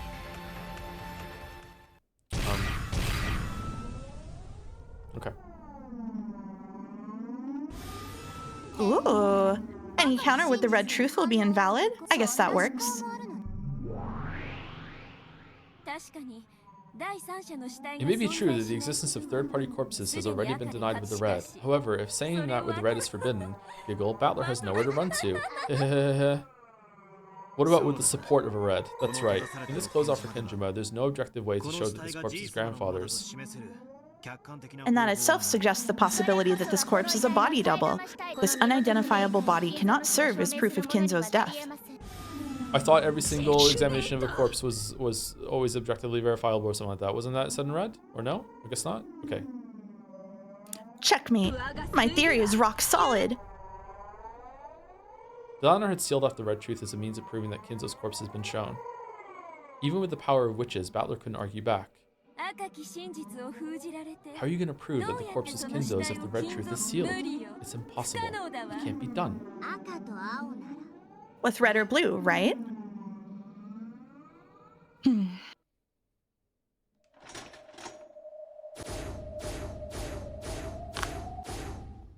Behold, a new color. I guarantee that this is the corpse of Ushiromiya Kinzo.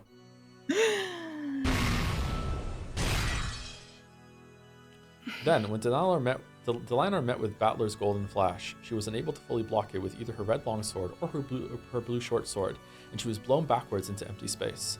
It was a direct hit without any miscalculation. Though she had always seemed as firm as a small giant before now, she was finally blasted away and slammed against the wall as though she was the slender girl she appeared to be. Delanar, what are you? A splendid gold truth. It is valid. Gold truth? The golden longsword, which had been drawing red and blue trails before now, finally drew a curve that retained its divine golden color. The truth it showed was neither red nor blue. It was a gold truth. What is that? Lambda, does this follow the rules? Yeah. Gold truth valid. The gold truth can only be used by the territory lord of this world. No, only by the game master himself. What did you say? Gold truth. A divine truth woven in a different fashion than the red truth. Its strength is on par with the red truth. It may sometimes be inferior, but it is sometimes superior. That glitter is proof that Battler-kun truly understands Beato. I've shown it. Shown it. The corpse is grandfather's. Yes, gold truth accepted. Unless Lady Erica's theory undergoes some revision, it will be destroyed. What the? Ah! Erica cried out in pain. It wasn't the pain of her body being pierced. It was the pain of her own theory being defiled. Like a downvote. See, it's like, and then there were no acroids.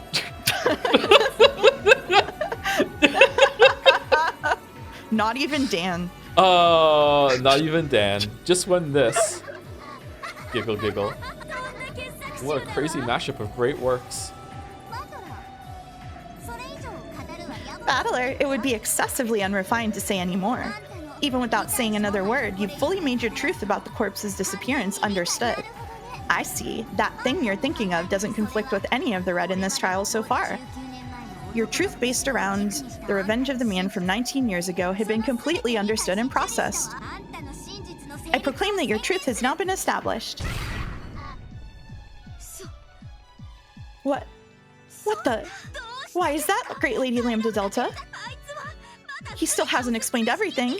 I still have many ways to argue back, like Hideyoshi's closed room, the seal on Natsuhi's personal room, and the button in the closet.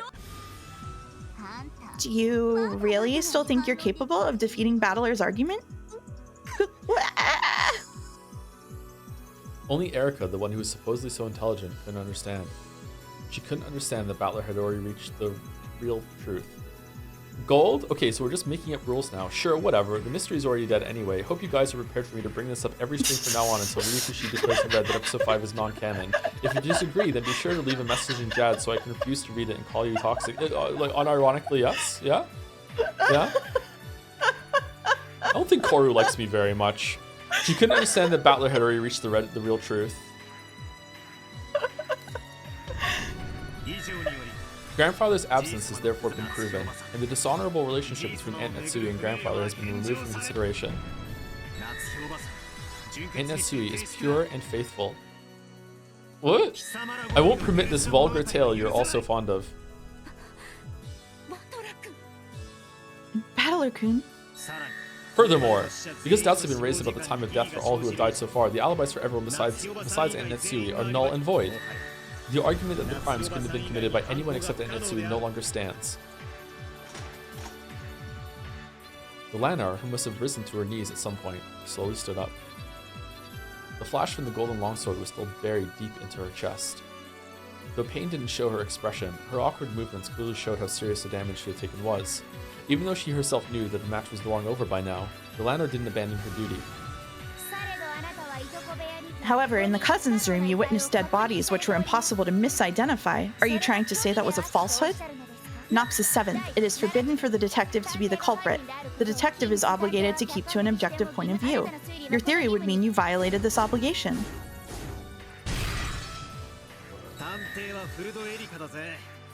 Sorry, 1 second. Hmm?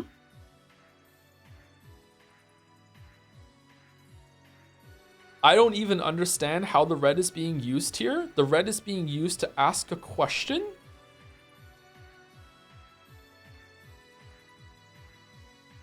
I guess you have to take it as a whole thing, right? Yeah, I think you have to take it as a whole thing. That is a weird ass red, isn't it?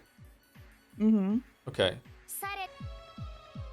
Froda Erika is the detective in this game, not me. And by Nox's 9th, observers are permitted to put forward their own conclusions and interpretations.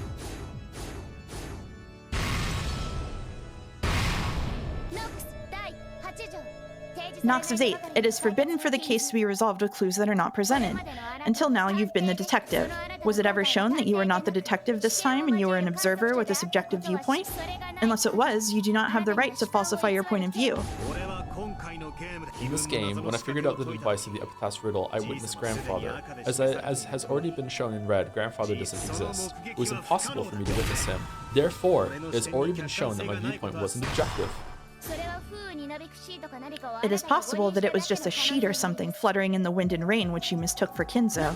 It cannot be used as foreshadowing to form a basis for Nox's 9th. Mistaking things for something else is a right permitted to all observers.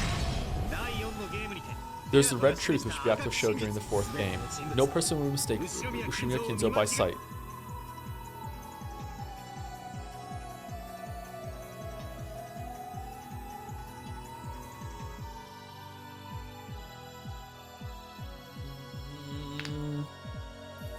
Wasn't there also a red truth that said Battler is never the culprit? Oh man. It's the red truth Beato used to counter my blue truth claim that someone disguising themselves as Kinzo to make it seem as though grandfather had appeared.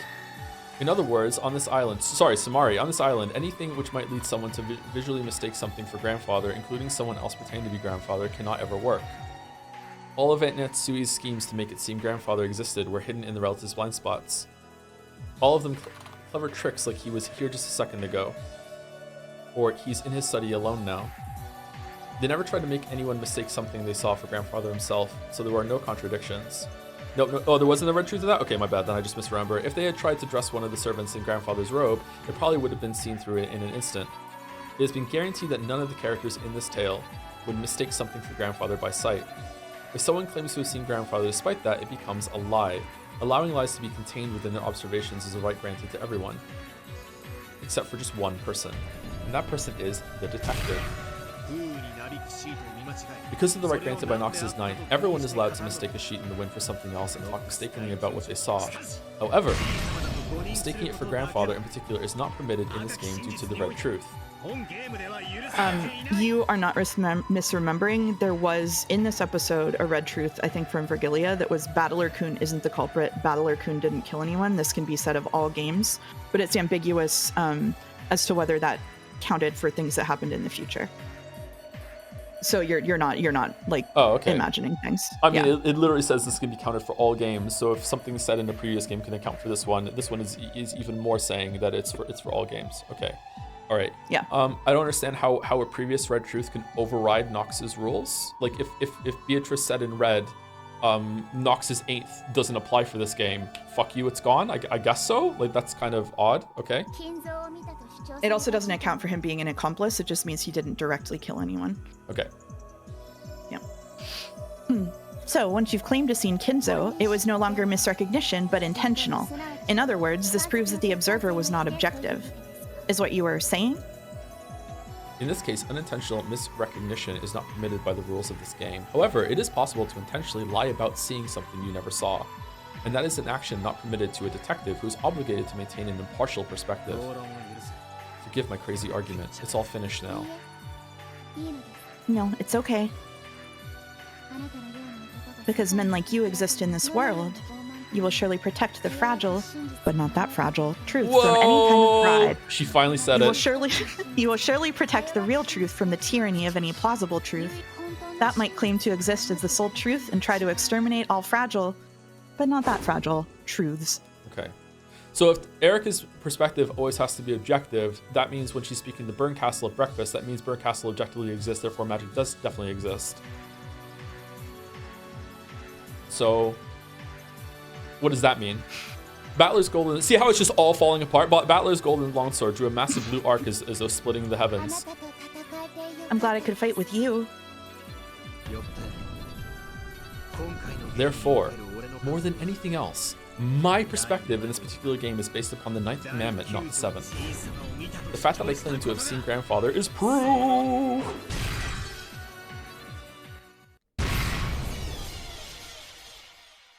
What if you're just lying to yourself? The noise that rang out across the cathedral was the sound of Delanor's longsword clattering to the floor. Simply letting go of simply letting go of that was the same as resigning to the proud Delanor. Why can't I say her name right? I'm sorry. Though the blue trail Battler had drawn was aiming right for the top of Delanor's head, it stopped a hair's breadth away. If it hadn't, Delanor would probably have been annihilated without leaving a single scrap of flesh behind. I resign. I give up on denying your truth. I've paid my debt. Let honor be your father. The Decalogue was neither arrogant nor judgmental. Honor to my father. Delanor sat down on the floor and completely abandoned her will to fight. What are you doing, Delanor? Lame, pathetic. You stupid half-wit murder doll. You've tainted the honor of your own father. Shame on you. You still call yourself Mysteries Wedges? Will you surrender to magic? The history of the mystery genre won't allow that. You're the one that doesn't understand what mystery is all about. If you see mystery as nothing more than a weapon with which to sneer at your opponent intellectually, I won't let you ever say so again. Battler? I present a truth that conflicts with yours. Aunt Natsui was threatened by a phone call over the internal line made by the man from 19 years ago. Me! His goal was to make Aunt Natsui look like a murderer. From the beginning, this has all been a drama of revenge intent on framing Aunt Natsui. That's wrong. It's a drama of revenge against the Ushiromiya family planned by Natsui. Your theory outright opposes mine. You still can't pull out the blue spear that's sticking through you, right? Yeah, that's right. From Erica, I haven't heard of a single way for the corpses to disappear that doesn't involve Kinzo. Looks like your theory is about to be denied, doesn't it? The spear is just... Ugh. Ah! You paperweights, get out of my way! The deeply piercing blue spear and the 7 red stakes tormented her theory. They won't come out. They won't come out. I acknowledge the mistake in Erica's reasoning and the need for revision. What the? My master? Watching Erica's face contort with pain as she struggled to escape from the spear, Berncastle spoke this with a disgusted expression. Stand on one leg. Faced with the facts, Berncastle had acknowledged Erica's lost herself. Erica gazed at her master, who was no longer confident in Erica's own victory, with a mixture of shock and despair. I don't give a damn about your pride. How long do you intend to shame yourself like that? You, my double, who's been granted the same blue hair as me. How do you intend to hang there pierced through like that? I guess I'll just have to descend myself. Are these actually the exact same color, but her colors? These are not the same shade. Oh, okay, all right. They are. Don't. I'm not. They're blue. It's fine. But like, I thought maybe it was a trick of like the contrast of her clothes or something, make it look appear different. Looks like it didn't need a piece after all. What a pain. What a pain. What a total pain. I don't need a piece. I'll just throw it away. Yeah, that disappointing, regretful, discouraging, hopeless letdown of a misfire. Do it quickly, filth. Didn't I tell you to revise that pathetic theory of yours? What? Yes, my master. I'll revise it. I'll revise my theory. As Erica's face twisted in humiliation and tears streamed from her eyes, she withdrew and revised her own theory in accordance with her master's order. Mumbling quietly, she made various revisions with blue truth, had them acknowledged by Lambda Delta, and finally had the blue spear smashed and was freed. Though that blue truth did indeed explain how the corpses had disappeared, it couldn't conceal its desperation, and was a bit of truly shabby reasoning. My master, I've taken it out. My theory is perfect. Are you kidding me? It's horribly pathetic, but I'll forgive you. Because your face and your theory are so lame, it's funny. Giggle, giggle, giggle, giggle, giggle. Erica was taunted by her master, who wore an ugly expression. She thrashed about on the floor, crying bitter tears. The wounded Delanor stepped out before her, as though shielding her, and she spoke to Berncastle as well as Battler. Regardless of how pathetic it might be, Lady Erica's revised truth is valid. Yeah, that's right. Regardless of my truth, yours can exist at the same time. That's what this world is like. No one can disprove them, so even if there are various truths, and even if they contradict each other wildly, they can exist at the same time. Here, as many truths exist as you can imagine.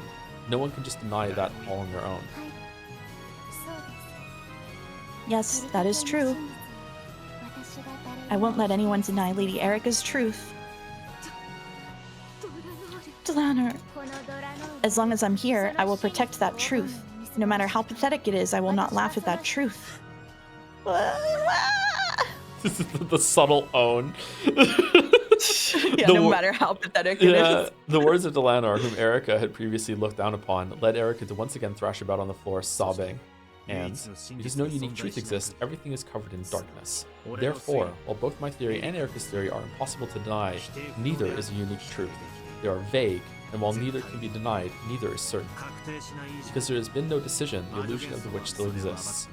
The only one who will be permitted to expose it is neither Erica nor the rest of you. It's me alone. I won't let anyone expose Beatrice's illusion except me. The verdict is revised. Because of the truth presented by Ushiromiya Battler, Erica's truth is no longer unique. However, Erica's truth is impossible to disprove. Therefore, both of their truths exist together. The conclusion of the 5th game is rescinded. The game goes back to being even, and I transfer the position of Game Master from myself to the Golden Sorcerer, Ushiromiya Battler. Ushiromiya Battler, step forward. I appoint you as the new Game Master. Will you accept? You will, right? Do it, you new endless witch! Yeah, I'm the new Game Master. I'll weave the 6th game. Erica, let's settle things for good this time. Stand up. There's 2 more episodes after this, bud. Yes, I will stand. I'll make you regret giving me a chance to clear away the shame. My master, please give me an opportunity to fight with Battler again in the 6th game.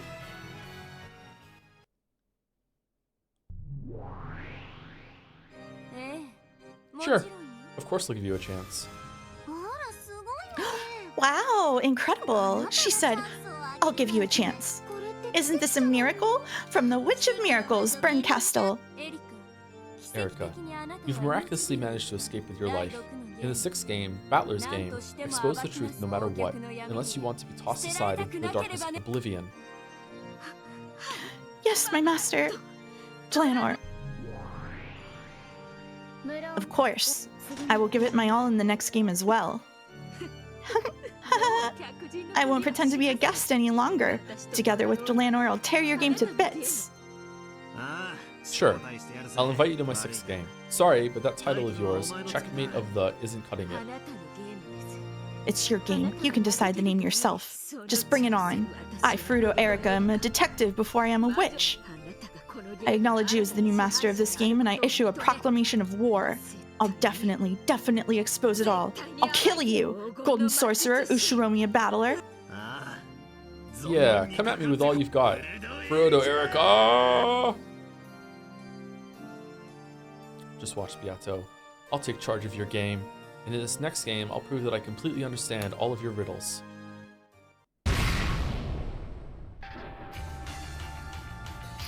Supervision, Ryukishi 07, 07th expansion, original picture GFX. I can't read all this. I don't think you need to read the credits. Oh man, that one was long. I wasn't expecting that to be so long. It was very long.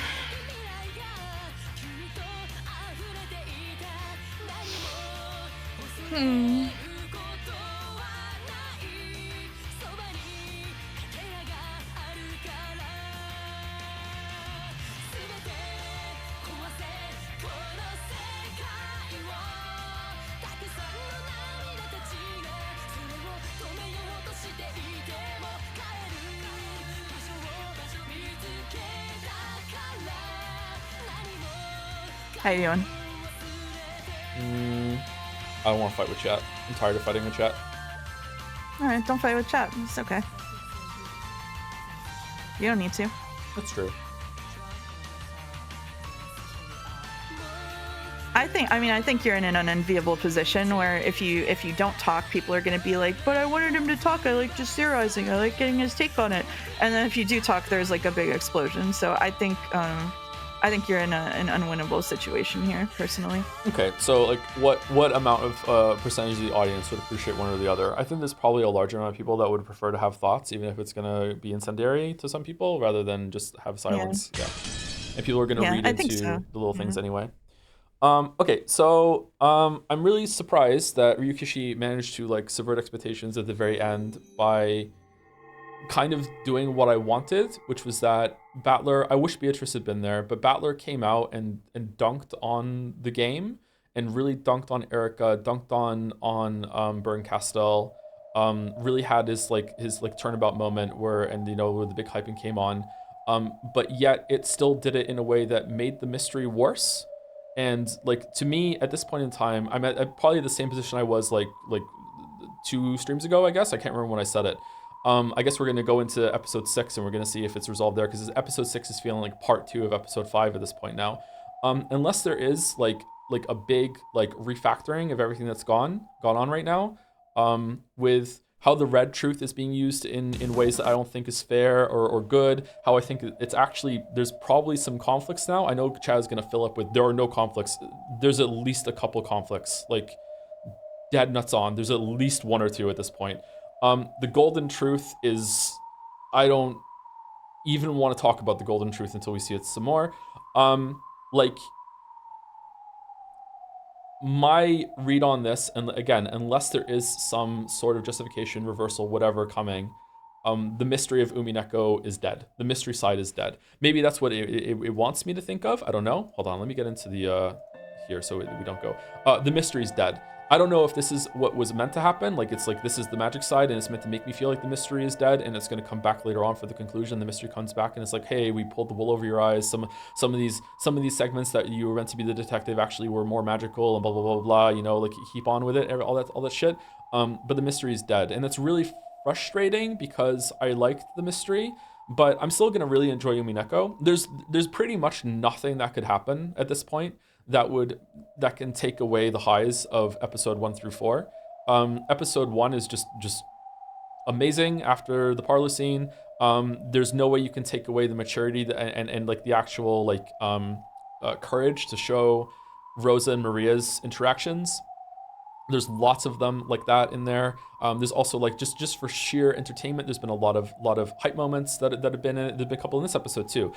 There's no way that I'm not going to come away from Umineko at the end of episode 8 not being on the positive end of like 5 out of 10 to put a numeric on it. Like, it's definitely going to be like a positive, like good to great experience. But having spent so much time developing the mystery, showing you riddles and all this other shit, to then just take what I view as a just gigantic golden dump on it in this episode, leaves me a little bitter and like I wasted my time a little bit. Especially to end the episode speaking about trust and all this other shit is like, really feels like someone like just slapped me across the face and is then laughing at me for like being like, what the fuck did you do that for? It really did feel very abusive to me, like in terms of like, that's not fair.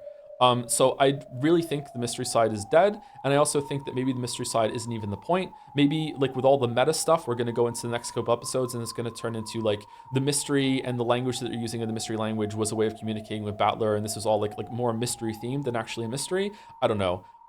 Like even at the end of this episode, like she revises her plan and we don't even get to see it. Like, I don't know, like maybe that's not fair to criticize that right now. Maybe that's for a point, maybe that's come back later. I don't know. I'm like really disappointed in how they're treating the mystery side.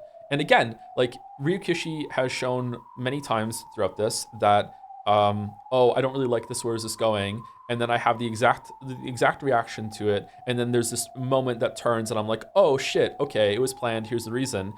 So it makes sense to me actually from that perspective that we're in the answers arc. We're definitely leaning more into like, hey, you know what, for the first 4 episodes it's all been about magic is like kind of evil, kind of fucked up, has some redeeming qualities and some redeeming uses, as we saw, quite a few actually, but mostly on the bad side, air quotes bad side, and being like objective, seeking out the truth, like denying the murderers, the murders going on, everything like that is you know, great and just. And then that's what we were living with. And then we go into episode 5, Answers Arc, and it's just a complete reversal on the other side. Erica, the champion of the truth and logic and let's figure out the mystery, is so despicably, ridiculously evil. Like, shows all the bad traits that someone trying to solve a mystery can have.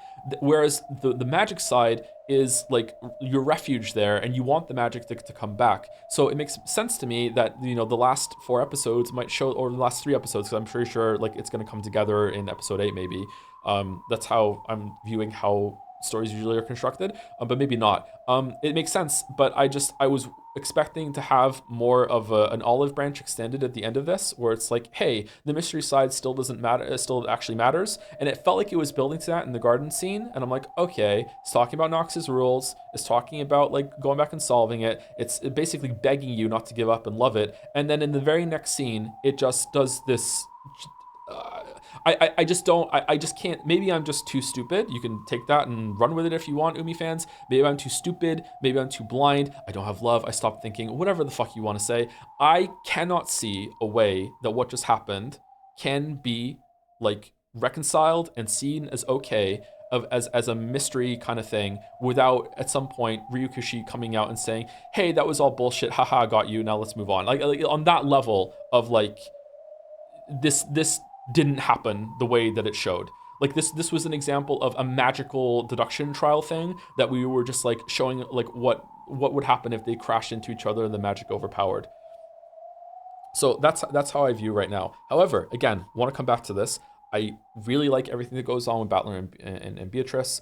I've like so many interactions with the characters. I care way more about that now than I do the mystery. The mystery was the hook, and I feel like maybe we're getting to the point now where like the story like maybe matured past the hook and is like, who gives a shit about the mysteries anymore? Okay, fair enough.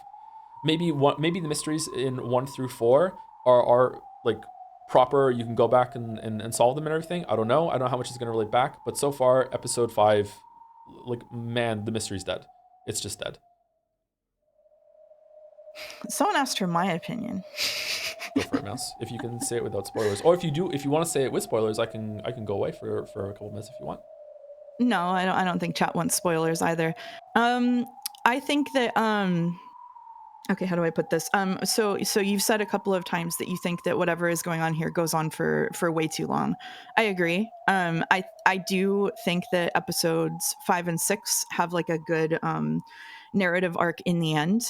That's kind of a spoiler. It's just a spoiler from my opinion, though. But I do think that it goes on for a really long time, and that it beats you over the head with things.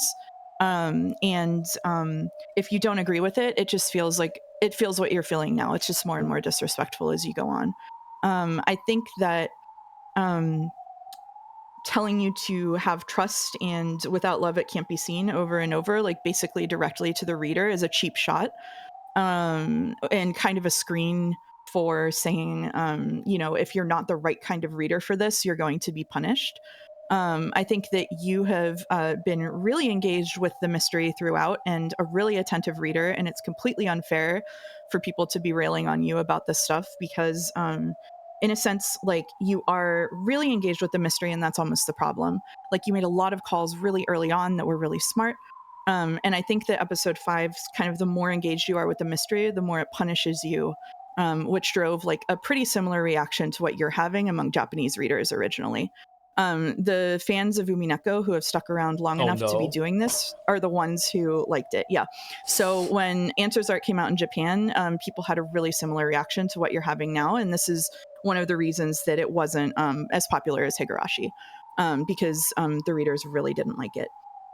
And what you have left right now is a self-selected audience of the people who think that it's good. So basically, there are a lot of people who agree with you, but they aren't in chat right now because they're over it. So that's something that you should know.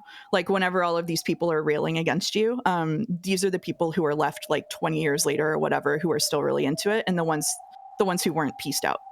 I think that you have like a lot of completely fair takes, and this sort of like without love it can't be seen mantra, to me, the love part basically lets you kind of almost like squint your eyes, and even when the rules don't 100% make sense, or the red truths are unfair, or golden truth gets introduced and is a little bit silly, people just kind of glaze over that because they're like, it's not the point. But the fact is that for some readers it is the point. And it's weird to me that this episode basically serves to punish the people who were most highly engaged in the mystery, and felt like really enthusiastic about Ryukishi's own work. I understand that he thinks that there is a wrong kind of reader, and that people like Erica are not optimal readers for this kind of work. But you aren't that kind of reader. Here's the thing. You aren't only that kind of reader. Like, no matter how many fucking posts get made right now or on Reddit or whatever about how like no love you have and like this and that, like, you are engaged with the core of the story. Like, there are 2 layers of mystery here, and one is the overarching story about what's going on with Battler and Beato, and you are engaged with that. You aren't Erica just ripping out the core of the story and mistreating it. Like, you're doing both. And so I think that you're taking like friendly fire, collateral damage, both from Ryukishi and from chat right now, because you do care about the right things. It's just that you also care about the things that people think don't matter that much, right? Like, they think that you're focusing on the wrong things, but you're also focusing on the right things at the same time. So I think people are being like really unfair. And I think that includes Ryukishi. So he's here? I don't know. That's my piece. Yeah. I mean, he's always here. He's omnipresent. You know what I mean? Like, I don't know. I don't understand why people can't just respect the fact that you, sorry to defense force for you, because I don't like to do that, and I don't always agree with you, and I do think that some of the things you've said are wrong, but I think that people are being dicks. I'm super. I also didn't like episode 5. I'm super. Yeah. Sorry. Yeah. That's what I think. Give him a marble.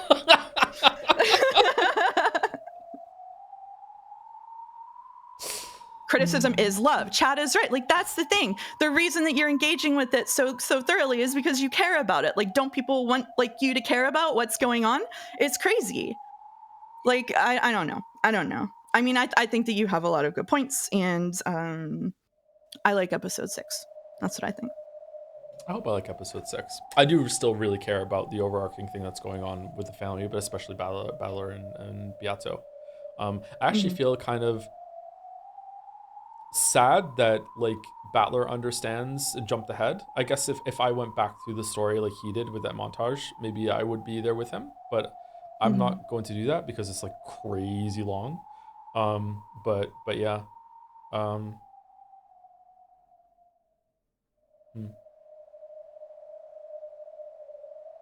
At least Lambda Delta doesn't have the game board anymore.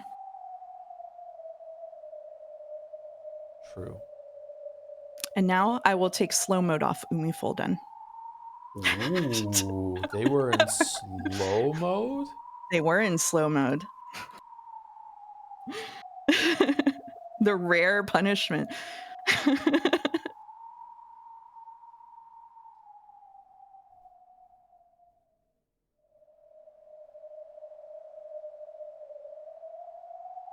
Would you like to take a break before doing some episode 6? Sure, we can take a short break. How long are we reading for episode 6? Like an hour or so? It's about 40 minutes, yeah. Okay, that's pretty good. Yeah. Mayo in chat says, honestly, as an Umi fan who started reading when episode 3 had just come out. You've said this before, haven't you, Mayo? I mean, I'm always surprised how many people are in chat that actually read these as they came out. I really didn't like episode 5 and even episode 6 when it first came out. It took me a long time to warm up to them because a lot of what Mouse is saying is it is okay to not like them even now or later.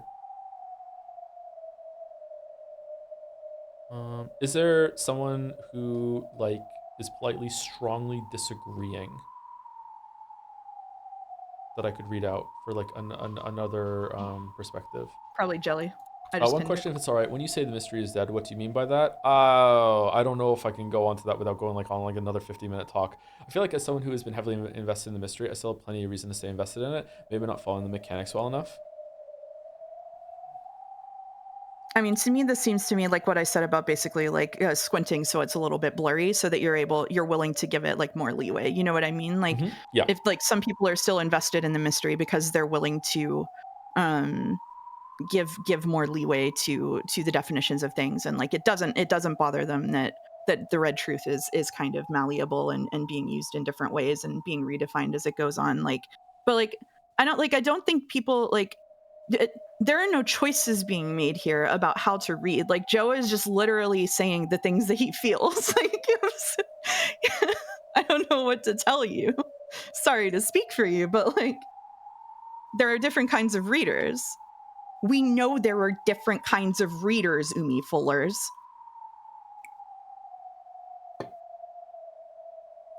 To say it as succinctly as possible, the mystery is dead to me for probably 2 reasons. There's probably more, and I could go into more detail on them. Mystery is dead because I feel like the truth is being contradictory. And now with linked with that to the powers that Battler has, and also how the red truth can be used by the investigating team, a lot of the characters have to essentially hamstring themselves in order for there to even be a discussion now. It's not like one side is trying their absolute damnedest to figure it out while the other side is providing information and clues and hints and like stoking the fire of the mystery.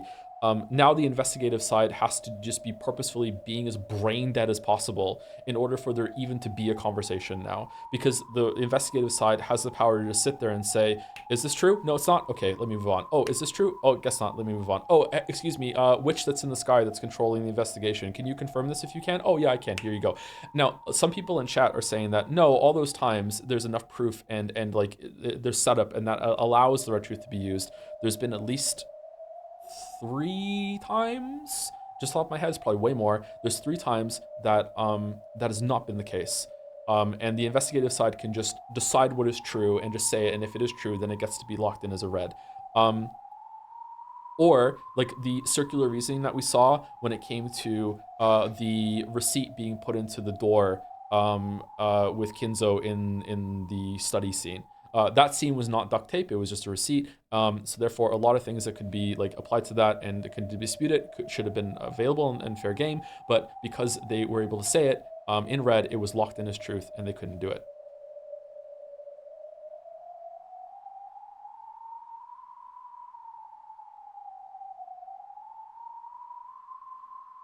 Okay, when you say the mystery is dead, do you mean for episode 5? I don't want to do this. Okay, I'll answer episode 5 going forward or retroactively episode 1 through 4. I am willing, I wouldn't be willing to do this if the story hadn't been written so well so far. I am willing to not retroactively apply this to episode 1 through 4. Most of the time I would be, because once a mystery is very delicate, which is what the garden scene was about. A mystery is very delicate. Once you have demonstrated to the reader that you are not playing fair, it's very hard to win that back, which is what happened with Danganronpa V3. Once you have like lost my trust or the reader's trust, like if you've used bullshit before, maybe you've used it prior to this. Maybe it's more likely you're going to use it after, but maybe you or used it before. I'm not going to retroactively apply it. I'm going to do my absolute utmost and best not to do that. But yeah, going forward, I really am not prepared to have like the evidence and backing, like to have this put on trial. Chat, sorry, I'm just trying to be like forthcoming with limitations conversation right now. Like it's really easy for me to say something and the chat just says no, it all makes sense. I know for an absolute fact, I think there's probably maybe even as high as 10 or more problems with some of the logic and deductions in the red things and contradictions there and characters holding themselves back, but I'm not going to say more than 10 definitively. I know there's 3 for sure. So like 3 is a lot. That's a lot, especially in a story that has been so like meticulous and methodical in the past. And something I really liked about it through episode 1 and 4, that there've been times where I'm like, hold on, what about this exception? Hold on, what about this little thing? Maybe you're doing some wordplay, and then Beatrice just launches into like this like multiple long paragraphs and be like, yeah, let me. It's like oh my god, Ryukishi, like I'm like so happy to have this kind of like attention to detail, and like look, he's delivering it, he's going through it. Yeah, at this point, this stipulation, here we go, and it's like okay, so this has proven time and time again that they do care about the minutia when it comes to exceptions, wordplay, while still leaving room for there still to be a mystery. And like here, it's like, oh man, it's just terrible. I'm sorry, and that's not even getting into the like the real stake through the fucking heart is that the characters on both sides have the power to just shotgun truth out. And not only are they not doing that as much as they want, but they do it sometimes. As much as they could, but they do it sometimes. There's also these weird callbacks that are sometimes callbacks that they can use, but also they're not using them all the time. I don't know. And also episode 5, this is probably the weakest criticism I have, because it's like linked to the setup that was that Burn Castle and Lambda's Delta's game is not going to be fair.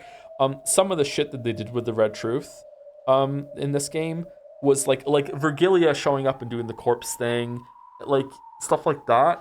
Like, I'm sorry to be immature, but like I can only read. I even like kind of solved some of it, and even it's coming from someone who kind of solved some of it. Like, and I have to really pull on my Danganronpa bullshit experience field to get there. Sorry, like even that, my visceral like raw emotional reaction to that is just fuck off.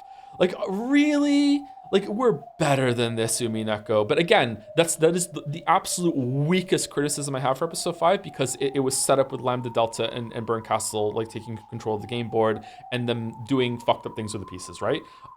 Like so that is definitely like let's see where it goes. That could probably be forgiven. Yeah. Anyway, I'm sorry. I'm talking too much. It's literally your stream. What do you mean you're talking too much? What the fuck are you saying? I know. You get to talk as much as you want. I do think people have a good point that you shouldn't bother engaging with the vocal minority of people who are getting mad, though. I think that you should just say whatever you want, and then if people disagree, you just turn it around and tell them they're watching your streams without love. How about that? Ooh. They didn't think about hard enough about the red truths. They should have kept thinking about how they didn't actually make sense. They all stopped thinking because they were too enamored with Ryukishi. It's sad.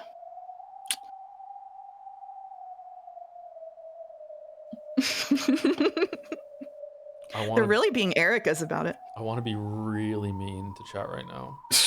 No, you don't need to be mean. I just did it for you.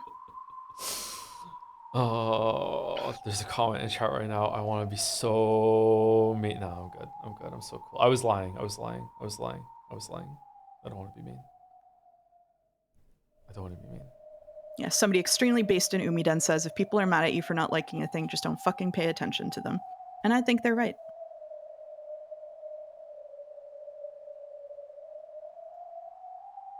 Anyway, let's let me say thank you to some people, and then we'll take a break, and then we'll come back, and we'll do we want the first 40 minutes of episode 6, or do you want to have a different stream? We've already streamed for like 5 hours. We could just start next time, but I think it would be a nice place to stop if we do two chapters. It's less than an hour. I'm fine with doing it, okay, but it's up to you. That's good. Who's the last person to thank you to?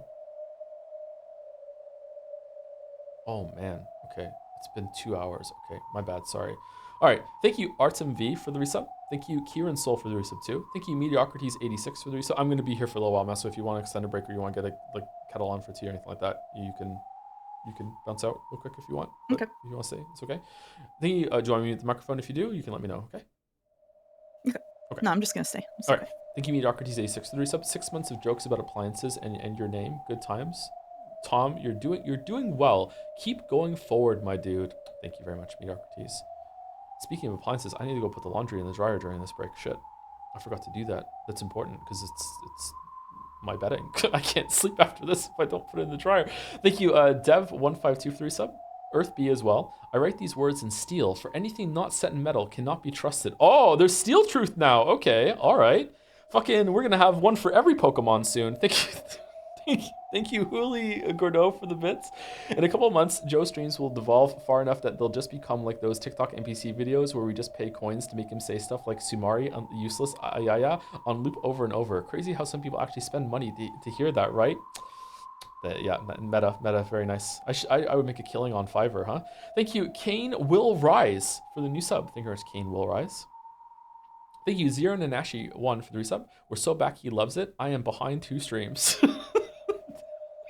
Thank you, oh, no. Mugs3 for the resub. Man, 5 months really flies by fast, especially when your favorite streamer is reading one of your favorite VNs. Heart. P.S. As a massive Fate fan, please do not read Fate. It takes about 20 hours for it to get good, and you will hate it.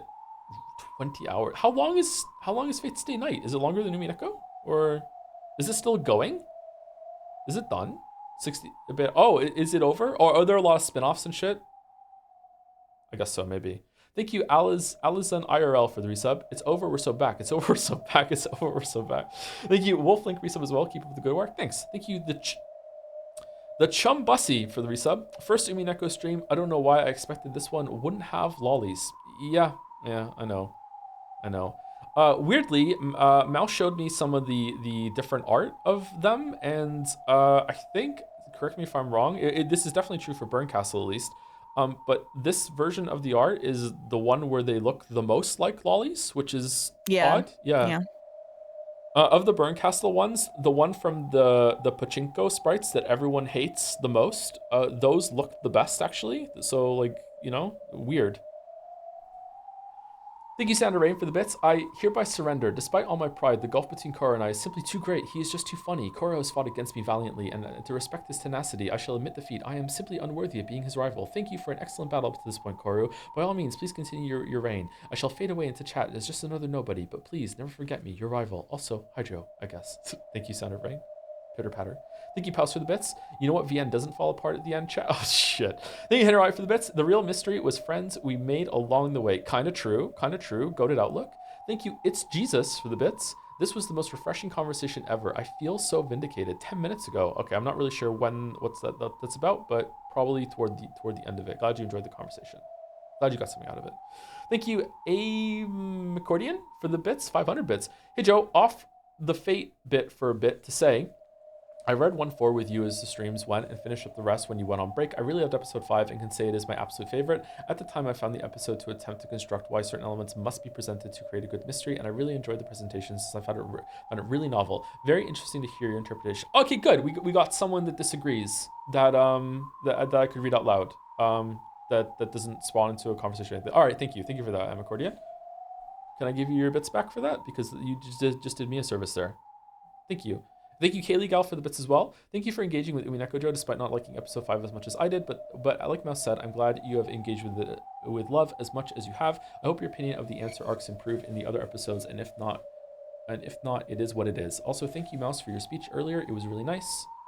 Anyway, hope you enjoyed the start of episode 6, which is also my favorite episode. Lots of people's favorite episodes, it seems. Oh, and thank you, Pinstar, for some bits that came in right now. Like someone in chat said, criticism is love, and I really enjoy hearing it. Seriously, don't hold back on saying your thoughts. I think chat needs to understand that you're very obviously reading this with love, coming from an episode 5 enjoyer. I think good/good faith criticism is love. I speak about that in Shout of the Erd Tree video, right? Like good criticism is a gift, but that doesn't mean that all criticism is going to be good criticism, and that also doesn't mean that all my criticism has ever been good criticism, so yeah.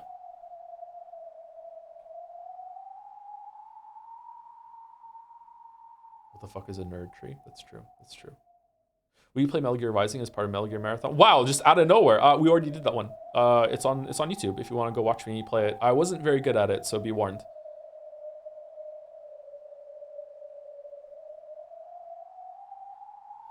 Okay, let me read this out. And yeah, there we go. Red truths are impassable. You cannot walk on them. Yellow truths are electric. They will electrocute you. Green truths are alarm truths. If you step on them, you will have to fight a monster. Orange truths are orange scented. They will make you smell delicious. Blue truths are water truths. Swim through them if you like, but if you smell like oranges, the piranhas will bite you. Also, if a blue truth is next to a yellow truth, the water will also zap you. So true. Oh, thank you, Annie, for press for the bits. Too much positivity here, Joe. You are wrong. I used my paper truth to strike, and your rock truth. Take that. All right. Thank you for press. All right, let's take a short break and wait before the break. We have to talk about the bet that we discussed before stream. The episode 5 bet. Your initial impressions of Erica Ferruto at the end of episode 5. 4 people bet hates her. 28 people bet hates her but believes she's serving an important narrative function, and 44 people said that you would become Erica's #1 fan. All right, well, sorry for the 44 people.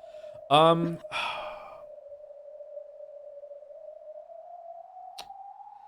right.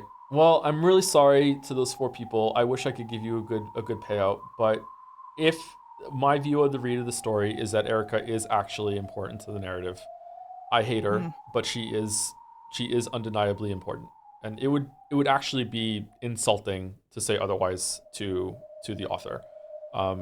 She is undeniably important to the narrative. Yes. All right, we've closed the bet. That's it.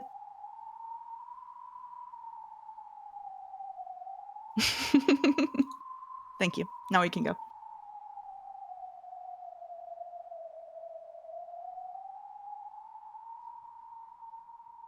All right, let me mute 1 second.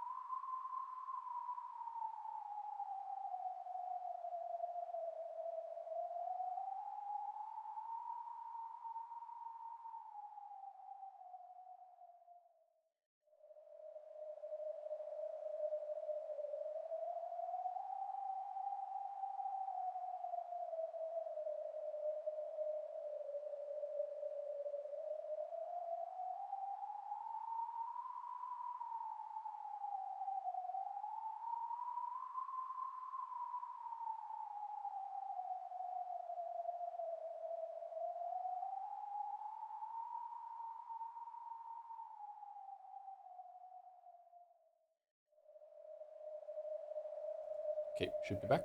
Sorry if you can hear the dog. He's breathing right next to the microphone. Yeah, I can hear him. You can hear him? I did put reading assignments for the first 2 episodes, by the way. Or the first 2 chapters. Gatsby, you need to go, buddy. See you later. See you later. See you later. See you later. See you later. Okay, episode 6. Also, sorry, thank you, Captain Minette, for the resub. I thought some of the obfuscation of the Battler Beatrices and controlling of the pieces in episode 5 were a bit frustrating and how it affected the solvability, and thought that while Erica was funny, she was a bit too on the nose. Keep up the good streams. Like hearing your thoughts even when I disagree. Oh, thank you, Captain Minette. Thank you, Razzle Basil, or some say Razzle Basil, for the bits. Fate Stink Night. Thank you, Dominic, for the bits. All I'll say is, even if I disagree with the things you say, this is general, not Umi specific. I enjoy hearing your thoughts because it's a very interesting perspective. When I read, I'm a gormless fuckwit, and if something is funny, I'll clap like a seal being fed slop in a zoo. So it's a good change of pace, you know? Take it easy, boss man. Thank you, Dominic. Thank you, Dominic. When Domic's making unironic bit messages, you know things are heated. Coming from you, the person who has made me clap like a seal being fed slop in a zoo, that means a lot. Many times. I will say that Dalmek is blogging his read of Umineko, which is like slightly ahead of yours, and he has one of the most thoughtful blogs I've ever seen. Like he's doing a great job. That's good. Shout out to Dalmek. Yeah, shout out to Dalmek. No link. You can't see it. If someone can allow the link, you can link it. Anyway, all right. Episode 6, Dawn of the Golden Witch. It's in a private server. Good morning. It is at last time for the curtain to rise on Battler Sama's game. Let's observe the light from the opposite side of the chessboard. Can Battler Sama succeed in playing the demanding role of the game master? There is no longer any difficulty level. At this point, these are not hints, but a confession. Interesting. Interesting. Okay. All right. See, that also just reads that, it's less about the mystery and more about the story, the characters. But who knows? Let's go. Okay. There we go. Let's go. And again, I don't think that after episode 5, it can get any worse, at least. Because Battler's in charge.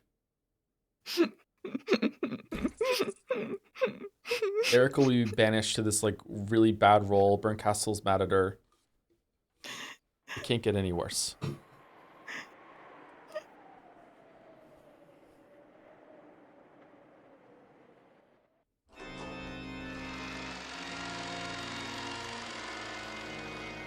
Oh, beautiful glow. I didn't read the assignments. Sorry. You better go read the assignments. Okay. Ready? Yep. My favorite episode. A beautiful glow shone in from the skylight over the grand cathedral. The place was somehow different from the way it had been during the witch's trial. The decorations had changed.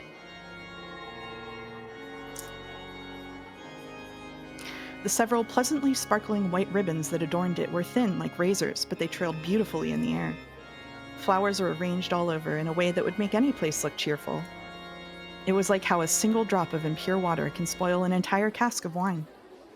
Just the presence of those flowers, those ribbons, and the red carpet that ran down the center of the room made it hard to believe that this was the same place Ushiromi and Natsuhi had been falsely accused of a crime.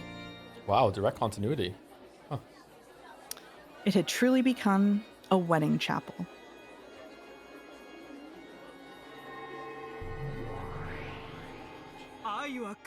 Love is generous. Love is merciful. Love does not envy. It does not boast. These words, spoken by 2 demons who seemed to be in charge of this gathering and were Mouse's absolute favorite characters in the whole visual novel, were part of a ceremony for making an oath of love before the eyes of God. Of course, in this wedding celebrated by demons, there was no priest in sight.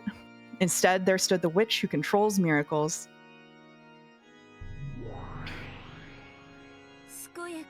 In sickness and in health. Yeah, a wife's true job is to be supportive in times of sickness. Isn't that right, Erica? Yes, my master. That looks good on you. What a fitting outfit for one who has conquered the bridegroom. giggle, giggle, giggle. I'm honored, my master. Are you getting married to standing on one leg? The bride standing on the carpeted path was Furuto Erika. The groom's face couldn't be seen. The bride's outfit certainly was a pure white wedding dress. Her veil represented both the white of God's blessings and the white of a demon's cruelty. A great many goats, nobles, witches, and demons were gathered for this wedding.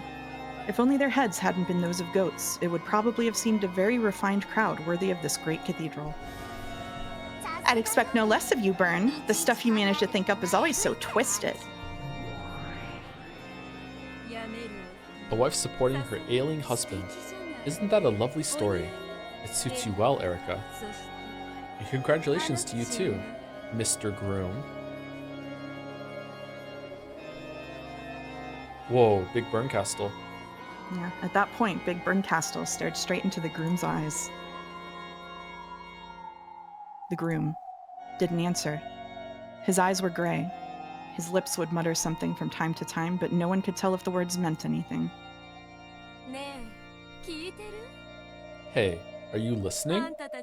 You people? She spoke to the groom in the plural. Of course, there was only one groom. And of course, the gray-eyed groom didn't answer. So even though you can hear her, you can't answer?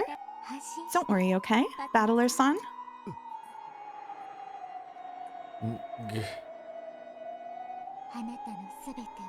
It's okay. I'll just take everything you are and trample it into the ground.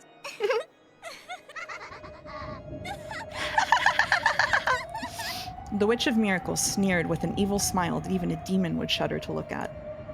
Even that sneer provoked no response from Battler's dim eyes.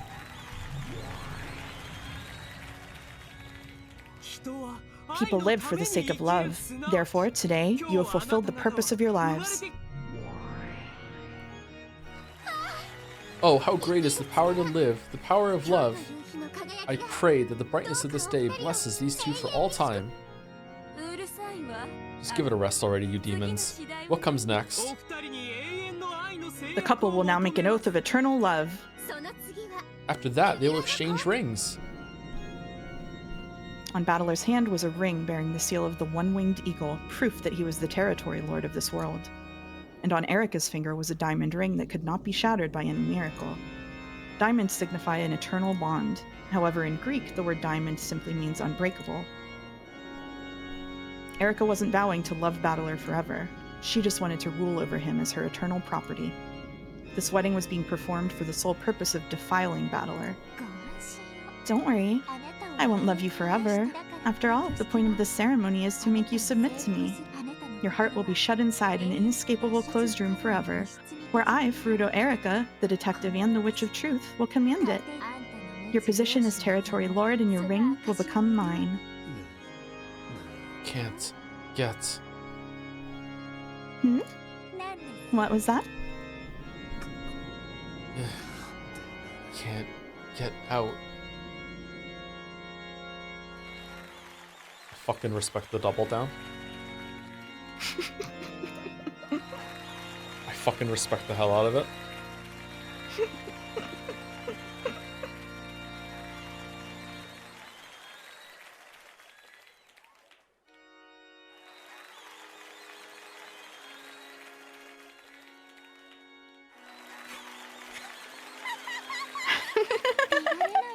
Yeah, I'll bet you can't get out of that closed room. After all, you made it yourself. You'll suffer in that room for all eternity, and I'll remain by your side as your wife forever, getting to enjoy that look of anguish on your face all by myself. I'll defile you forever, Ushiromiya Battler.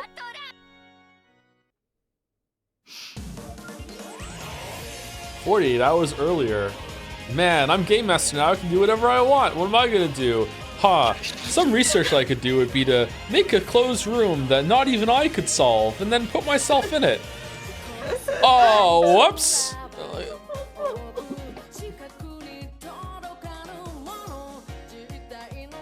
Let me talk to Beato. Hey, Beato, ring, ring. Yeah, what's going on? Still the same then. How are you, love? All right. So remember when you said in red that I'm incompetent? We're gonna have to upgrade that one to a golden one. Is that all right?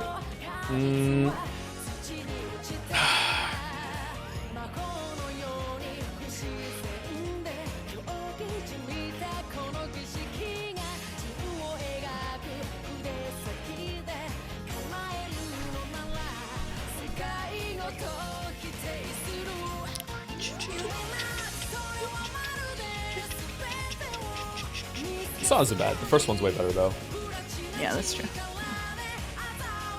I think the one with spoilers has this has the original song.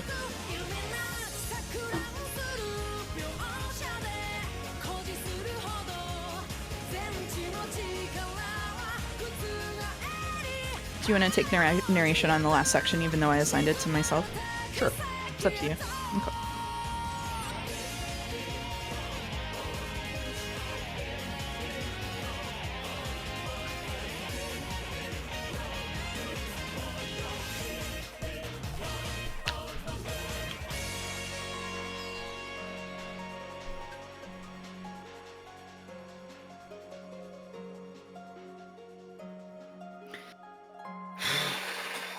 All right.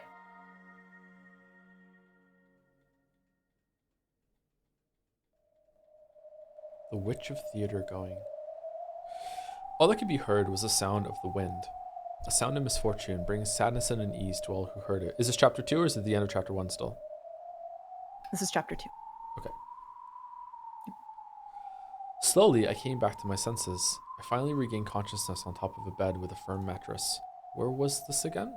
I can't remember where this is. I remember where this is. This is where, Oh, I don't remember where it is. What Lambda Delta or Castle spoke to someone in here. Have you ever been here before? I can't remember where this is, but I can vaguely recall that I must not remain here. Never mind. Okay, I'm wrong. The room was dimly lit. There was a light on, but that just made the darkness and eeriness of the room more apparent. There were no curtains over the window, but it was too dark outside to see anything beyond it. If I squinted into the pitch blackness, I felt as though I could see the witch of the forest peeking back at me from the darkness. Said that wrong. And I averted my gaze from the window in fear. I can't see or hear it. I get the feeling that if I were to leave this room, it'll be bright and warm and someone else will be there for me. I want to get to where everyone else is as soon as I can. Bad memories from when I was very young began to well up. Horrible, harsh memories of when I started dozing off during a family gathering and was put to sleep in some room I didn't know. I remember waking up there, incredibly lonely and sobbing.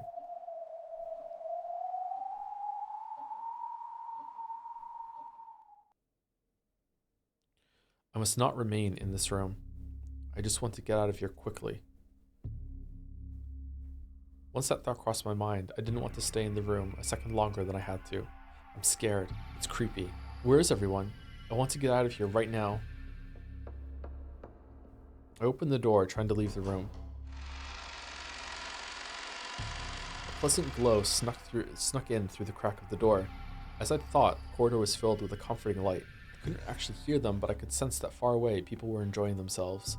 I'm sure everyone's gathered in the room across from this one. I've been shut up in this lonely, creepy room all alone. I should go, quickly. Whoa. As soon as I thought this, a merciless metallic sound rang out, and the door refused to open any further. The chain had been set. I always hated chain locks. You could open a normal lock just by twisting it, but chain locks are built in an annoying way, and I couldn't work them easily. So I've hated them ever since I was very young. See? Even this chain is causing me trouble, and I just can't get it undone. Why is this happening? I just want to leave this creepy room right away. Just on the other side of this thin door, everything is bathed in a warm light. I can't undo it. I just can't undo this chain. The more desperate I grew, the more that unsettling darkness seemed to be closing in on my back, and the more frightened I became. Then I finally noticed there's something wrong with this chain. Yes, there is a chain, but this isn't a chain lock. This is just a chain staked into the door, preventing it from opening any further. In other words, Sumari. It isn't made to be opened. What the hell's going on? Who'd do something like this, damn it? No matter what I did, no matter how much I struggled, I couldn't pull out the stake or undo the chain or break the mechanism. This door was just a demon's mouth made to trick me into thinking it would open before crushing my hopes. Even so, if only I could just open this door somehow, I could get out into that pleasant corridor. This desire forced me to keep my hand glued to the doorknob.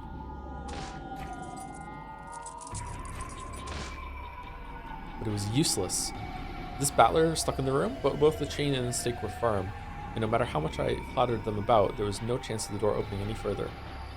Even though I could see the pleasant hallway through the crack, I had no chance of opening the door any further. Maybe someone will come if I yell. Maybe the door could be opened easily from the outside. When I thought this, I tried to call out to someone, but I couldn't make the words come out. I could mouth, "Someone, come here," and no voice left my lips. What's going on? Someone, come. Why can't I cry out? Help me, help me, help me. The mere fact that I can't say help me out loud is even scarier. I turn around, the witch gazing into the room from the darkness outside. Might be inside the room this time, standing right behind me. I'm frightened, I'm scared, I'm scared, I'm scared. Someone help me, someone help me. Can't get out, can't get out. Let me out of this room. Help me, I'm scared, I'm scared, I'm scared. Let me out, let me out, let me out, let me out. Help me, help me, help me. I'll take narration from here. Okay.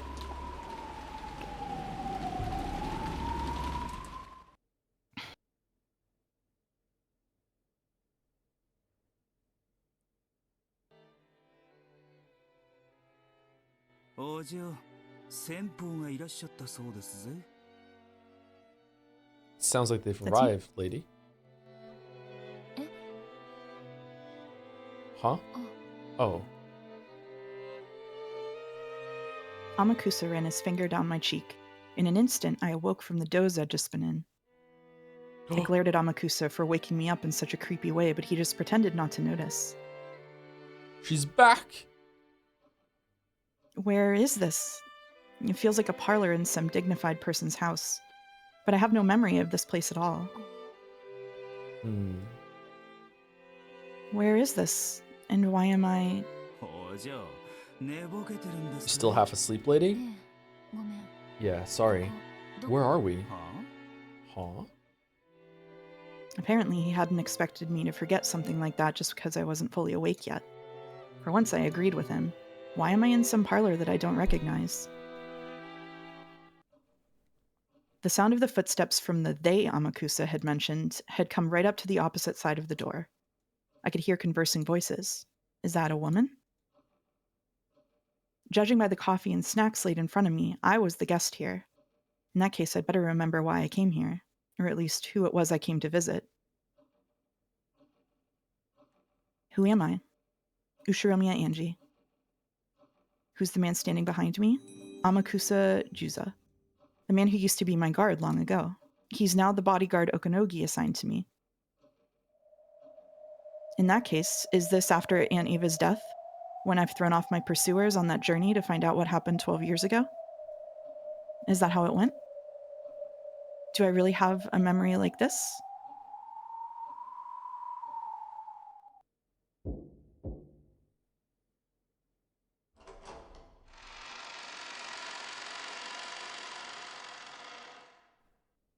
After a knock, the door opened, and the person I must have come here to meet entered along with an assistant. Oh, wonderful. Even after seeing her face, I can't remember who she is. お待たせいたしました Our sincere apologies for keeping you waiting. 八条 Hachijo 先生 Toya で is ございま here. す That's a relief. The assistant introduced her to me first. And I finally remembered who she was. She? I thought it was a he. Excuse me, but are you...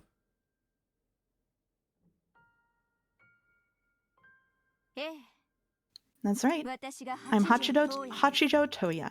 The magazines were all talking about your book signing event. Supposedly, a mysterious male author showed up wearing sunglasses and a mask. Never thought you'd be a woman. What's the deal? あれは編集部の方に手 That 配 was し just て a いただ double いた arranged for by the editing 似顔絵です department. あのサイン I was the 本 helper standing behind him at the 後 book ろに signing. 待機 Huh, now there's a shock. I haven't read your works, but I'll bet you're even more mysterious in your books. 読者など Readers only pretend to read books. They read them based merely on the name of the author and the brand and think that they've actually read them. No matter what I write in my books, they don't truly read anything. They just pretend to read so they can look smart and knowledgeable and keep up with the current fad. Why on earth should I expose myself to these people? Why indulge such trash? I see. Looks like you're Madame Hachijo, all right? This person really is eccentric. There's no doubt about it. This is Hachijo Toya herself. Hachijo Toya is a mystery novelist who's become the center of discussion lately. It seems her books themselves have been highly praised, but it's her mysterious debut that's attracted so much attention toward her lately. Last year, she managed to win several different awards for exceptional mystery novels offered by multiple large publishing companies, submitting each of her works under a different pen name. And after that, several highly regarded anonymous works were discovered, one after another, to have been stories she had written in the past under false names. And her popularity soared as she herself became more mysterious than her books. Despite all of this, the author herself never appeared in public, and everything about her was wrapped in a veil of secrecy. However, just a few days ago, this author finally made a public appearance for a book signing, showing up with a mask that covered his face and drawing even more public attention. And yet, apparently, even that had been a fake. Given this person's radically unconventional track record, it was hardly a surprise to hear her casually insult her fans like this. I know quite a lot about you too, Ushiromiya Angie-san. The talk shows have been saying all sorts of things. I'm sure you've heard nothing good. Yeah, nothing good at all. Apparently you employ and fire people on a whim, try to resolve everything with money, and care nothing for the law as long as you get your way. Yep, sounds about right. However, I happen to like intelligent people like you. Is that why you agreed to meet with me? Exactly. You're the only person who's managed to spot that Itoi Kukuro Regonamu is another pen name used by me, Hachijo Toya. That's actually quite impressive. Oh no, now I get to do it. Itoi Kukuro Rejo... fucking hell, I'm gonna die. IR. It was a pretty strange pen name. However, if you match the Japanese syllables to numbers, you can read it as 110199605576. 110199605576. This massive number is equal to 18 to the 8th power. 18 to the 8th in Japanese, Toya no Hachijo. Or in other words, Tsumari, Hachijo Toya. Very well done. I was quite impressed. In fact, I was so impressed I decided to let you meet me in person. Welcome to my mansion, child of man. Her manner of speaking was extremely condescending, but perhaps because of her elegant manner, it didn't feel particularly irritating. This person has sort of a majestic grandeur about her, which made that style of speech seem almost natural. At least that's how it felt to me. In fact, it felt almost as though this was the manifestation of some noble being, who would have no need to show herself before mere humans under normal circumstances. Since I'm not particularly a fan of hers, I guess this is proof that her mysterious charisma really is nothing to be laughed at.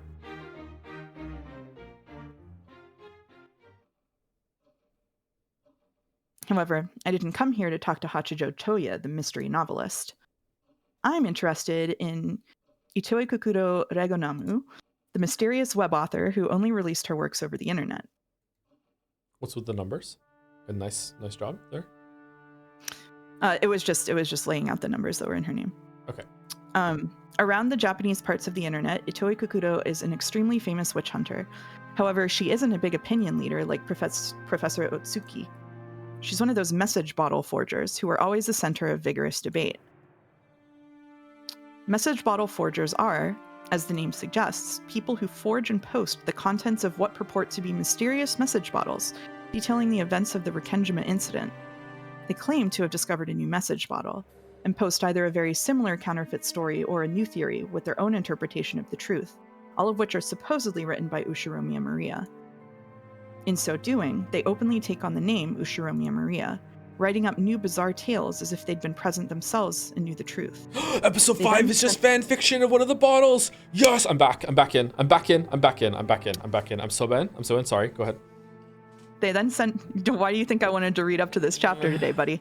They then send these stories out into the newest sea discovered by humankind, the internet, claiming that it's a third or fourth message bottle. All of the first forgers were either simple pranksters or crooks trying to swindle collectors.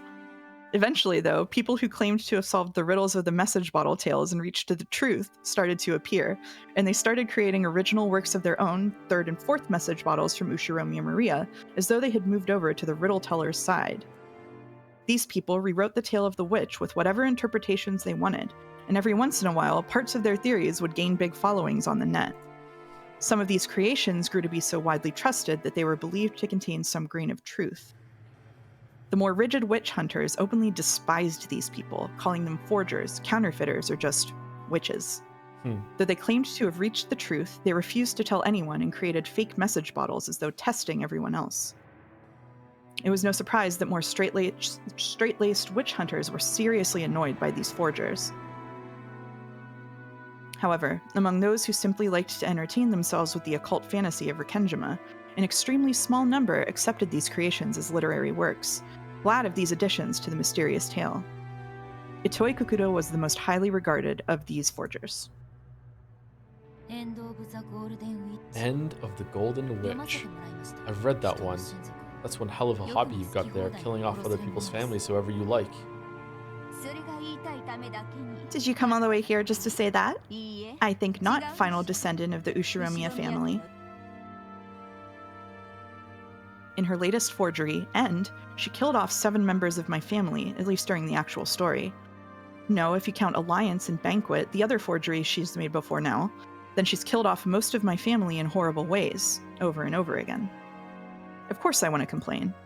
However, all of her works are known for being, in both form and level of perfection, the closest tales to those written by Ushiromiya Maria herself. That's Okay, so- episodes 3 and 4, by the way. Sorry, yeah, I was about to ask. Sorry to interrupt. So, like, these are... I don't remember the names of the episodes. This is 3 and 4? Yep, that was 3 and 4, yeah. Alliance is 3 and Banquet is 4. Oh, okay, I hate it again. All right. Yeah, okay. In particular, Itoi Kukudo's first forgery, Banquet of the Golden Witch, oh, I'm sorry, I reversed it, managed to fit everything, including Ushiromiya Ava's escape to Kuwadorian. People wondered whether this might be the true story of Rikkenjima, and it even made it onto the talk shows. Okay, Umiden, 3 people, 4 people, 5 people already said it was the wrong way, and I got it the wrong way around. We get it, get over it. So far, all of these tales have been nothing more than electronic text on the web. However, people will eventually realize that Itoi Kukudo is actually Hachijo Toya. When that happens, they'll become the works of that bizarre Hachijo, and no one will think of them as mere fan creations. People will probably start wondering if this might actually be a third message bottle she found and released under the guise of a story she herself wrote.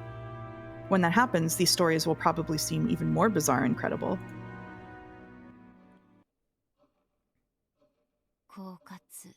You're pretty cunning, aren't you?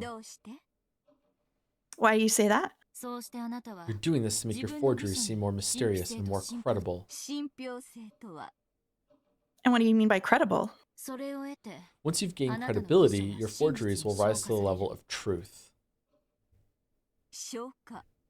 Rise to the level of truth? How foolish. Such a thing is unnecessary for my works. Are you saying that because your works are truth and not mere forgeries? Correct. They are truth, so there's no need for them to rise into anything. You aren't Maria One-chan, and you definitely weren't on Rikkenjima on that day. So how can you be so absurd as to call this the truth? Hey, don't lose your cool, lady. Shut up. What makes you think I'm losing my cool? She said cool. losing her cool. Angie half realized that she'd let her emotions get the better of her. She let out a sigh and shrugged. Your reason for coming here, it wasn't to yell at me for killing your family several times within my forgeries, correct? Hachijo had been smiling at Angie kindly, but in a condescending manner, or else like a mother might watch over a very small child. Angie realized this and was unable to suppress her irritation. Apparently, Amakusa could tell that Angie was getting worked up. He joked around with her for a bit so that they could start the conversation over again from the beginning.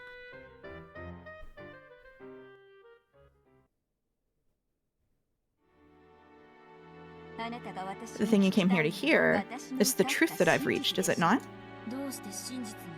Why are you so sure that you've reached the truth? Because I've understood all the tales.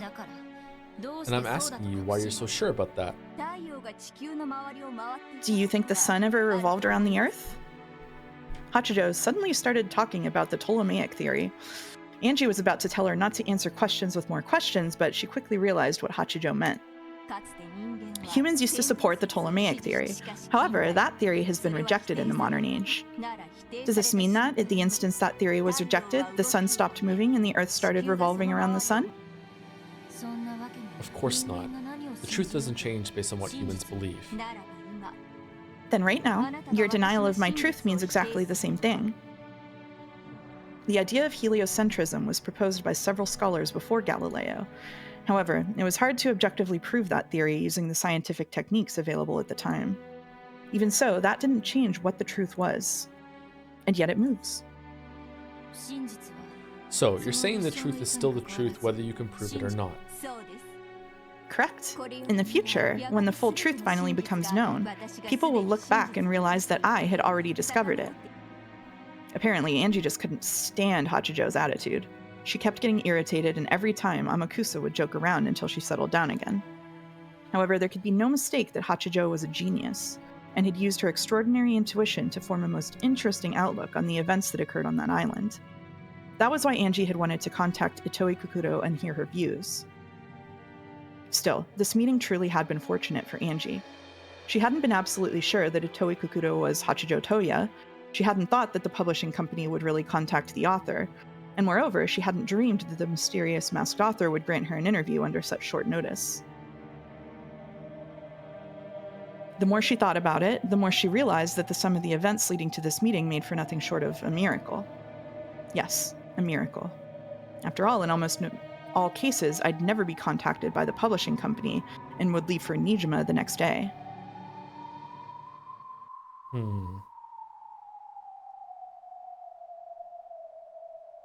You want to take over? Sure. I'd leave for Nijima, then go on to Rokinjima. And then give Oni-chan a Sakataro stuffed animal. Huh? Why a Sakataro stuffed animal? My memory of the future is all muddled. My head hurts. Hachijo said something about showing Angie something good, rose from the sofa, and headed for the study desk. When she turned her back, Amakusa asked Angie, who seemed to be troubled by something, if she was okay. Hey, Amakusa, how long have I been here? What? You've been looking weird for a while now. What's going on? I can't remember how long I've been sitting here. Are you still half asleep? That's not it. I mean, I was able to get an appointment with Professor Utsuki, but the publishing company never got back to me about... I took Kukuro. Fucking hell. So in the end, I was stuck, unable to do anything that entire day, right? Huh? Amakusa, you went to go get that large black bag, didn't you? That's right. Just before we left for Nijima, Amakusa and I parted ways just one time. He said something about getting a weapon from an acquaintance of his, and he went to go get that large black bag. Wasn't that today? What am I talking about? I mean, didn't I go to Nijima, meet Captain Kawabata, and inside the bed shop? Huh? What? Something wrong? Did my confusion and uncertainty make me sigh out loud? Even though Hachijo's back was to me, she slowly turned around and smiled as though she had peered into my heart. No, it's nothing. Strange memories, ones that even I can't understand. I tried to hide my confusion, but for some reason, Hachijo had a strange glint in her eyes, as though she could read my mind. I have revived and killed your family several times within various forgeries, almost like a witch might. Reviving and killing them whenever you like, endlessly. Sounds almost like Beatrice, doesn't it? Yes, it does. So please follow the lead of all those people on the web and consider the possibility that I might be a witch. She took a thickly packed brown envelope out of a locked drawer. It appeared to be filled to the brim with printer paper. Perhaps this was a manuscript for one of her works. The neat letters written with a fountain pen on the envelope spelled out the word Dawn. There was no forgery by the name of Dawn, which must mean, Angie could tell, this was a new one, Hachijo's newest unreleased forgery. Dawn of the Golden Witch. For one such as I, who knows everything, everything is boring. However, I don't dislike letting the ignorant read my works to see what kind of reactions they have, and so I want you to read it. You want me to read your newest work, which you've created as the new Endless Witch? Correct, child of man. Whether you resent it or admire it, you can help me forget my illness for a time. Let's put an end to this farce, shall we? Who are you? I don't remember ever meeting you like this. Yes, I did try to contact Hachijo Toya, but in the end, I never got a chance to meet her. In other words, Sumari, all of this is a falsehood. Whose piece am I this time? Sorry, but if you think you can tame Ushimi and Angie so easily, you're making a big mistake.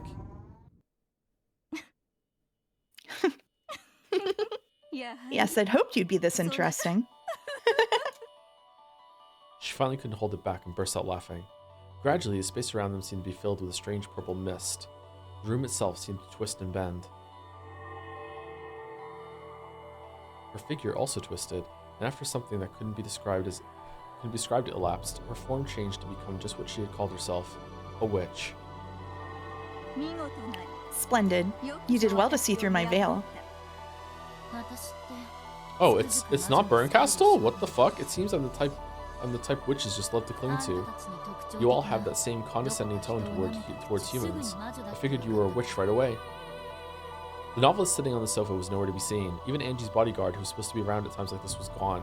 There was only a non-human figure relaxing in a large, ornate rocking chair. I find you truly intriguing, child of man. Your charming nature is the perfect medicine for my boredom. Yeah, well, I don't see anything charming about this. Why am I alive? Wasn't I killed in a pretty nasty way for breaking the rule about revealing my name? To be honest, I did doubt that those people would just let me go so easily. What kind of farce will I be forced to go along with this time? I really don't care. I'll just do whatever I can within the bounds of the role they give me. Whatever I can to help Oni-chan. Of course, I understand. Even if he wins, he'll never come back to me. Even so, I'll struggle on. I'll make sure Oni-chan comes back to me of that day. No need to lose your temper. I'm not asking you to be a piece. Witch of Laundry. I didn't put the dryer on! Oh, for fuck's sake. Okay, it's fine. Then why did you summon me here? Don't tell me you want to read this new story or whatever it is you've written. That's it exactly. I do not want you to be my piece. I've always been a mere observer, and I have no intention of sticking my neck into their game. I don't get it. What does he want from me? Be an observer for me. An observer of the fragments Beatrice has woven. An observer? I don't really get it, but no deal. In the past, I observed the fragments through Battler's eyes. However, now that he has succeeded the position of Game Master, he's not a suitable observer. I'm following this tale with true and earnest intentions. It would be such a waste to observe it through the eyes of Battler as he is now, like reading a detective novel backwards. Oh, so we've been her? Oni-chan is the Game Master? What on earth are you talking about? You must have no clue what it's all about. You want to know, don't you? I want to know too. What kind of tale will Battler weave now that he's taken the position of Game Master? Furthermore, I wish to search for the truth Battler reached as part of my own mental journey. My illness affects me gravely. If I don't think, I cannot even keep my heart beating. So, Sumari, you want me to read your new picture book aloud to you? You might as well interpret it that way. In exchange, you will also be able to take part in your own journey of the mind. Did you think I made up that wording? I do believe that even you have yet to reach the truth. I think you want to continue on the journey to find that truth. Oh, sorry. I don't owe you anything. Do not push your luck. I can be lenient at times, but such cases are rare. Angie hadn't yet reached the truth either. Though she knew that the game was little more than a toy for the amusement of those witches, she wanted it to resume, so that she could follow the tale and close in on the king called Truth. I might explore the tale to find the truth for myself, but I have no obligation to read it aloud until the end for your sake. Understand? Angie was willing to read the story aloud, but she could quit at any time if this witch made her mad. She was, in effect, warning the witch not to annoy her, based. Of course. You call it a picture book, but to me, it's the only medicine for a fatal illness. I cannot take that medicine without you to assist me. In other words, it's a mutually beneficial arrangement. I call it We PowerPoint. So you're telling me to read you a book until you fall asleep, and in exchange, you'll let me read it too. Is that right? Precisely. If you're willing to accept, I shall ask that you become my reader for a time. Well, it's nice to get my own title, but all you really want me to do is read books, right? Yeah, to 2,000 people. Mm-hmm. Becoming my reader means the same as becoming my familiar. In other words, what is done against you will be done against me. I will not permit anyone to disrupt my only interest, that being to read the rest of Beatrice's tale. I will not let Burncastle, Lambda Delta, or even Beatrice force anything upon you. This witch, who seemed to have an almost divine quality to her, spoke both quietly and forcefully. There was no threat in her words. However, even so, it was clear that she was on a different level than Burncastle and the other witches, and not at all to be taken lightly. Finally, another witch that doesn't drive me fucking crazy right away. So you'll offer me protection if I agree to read your book? Of course. What I want is for you to read aloud to me. I will not spare any who attempt to stand in the way of that. If my attitude seems arrogant to you, allow me to apologize, child of man. It may not seem so, but I am speaking to you with the utmost respect. Yeah, probably. Even that witch-like style of speech feels like it's got to be the most respectful thing you've said in the last few hundred years. When you're reading a book, do you tell it thank you very much before flipping through the pages? Yes. I guess it is like that. I understand. Just by agreeing to have a conversation with Angie, she was showing an incredible amount of respect and willingness to compromise.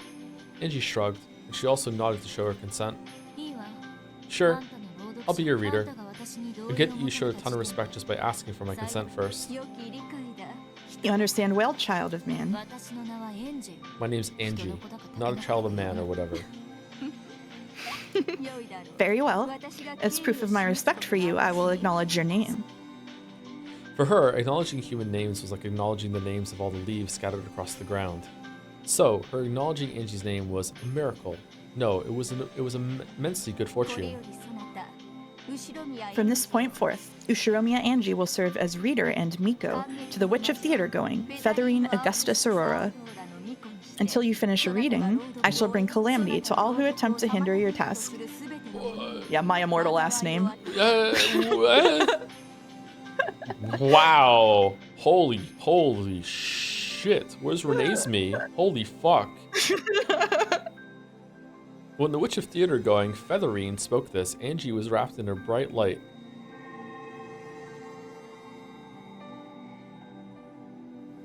Angie didn't feel any particular change herself. Is she on the list now? Ah, shit.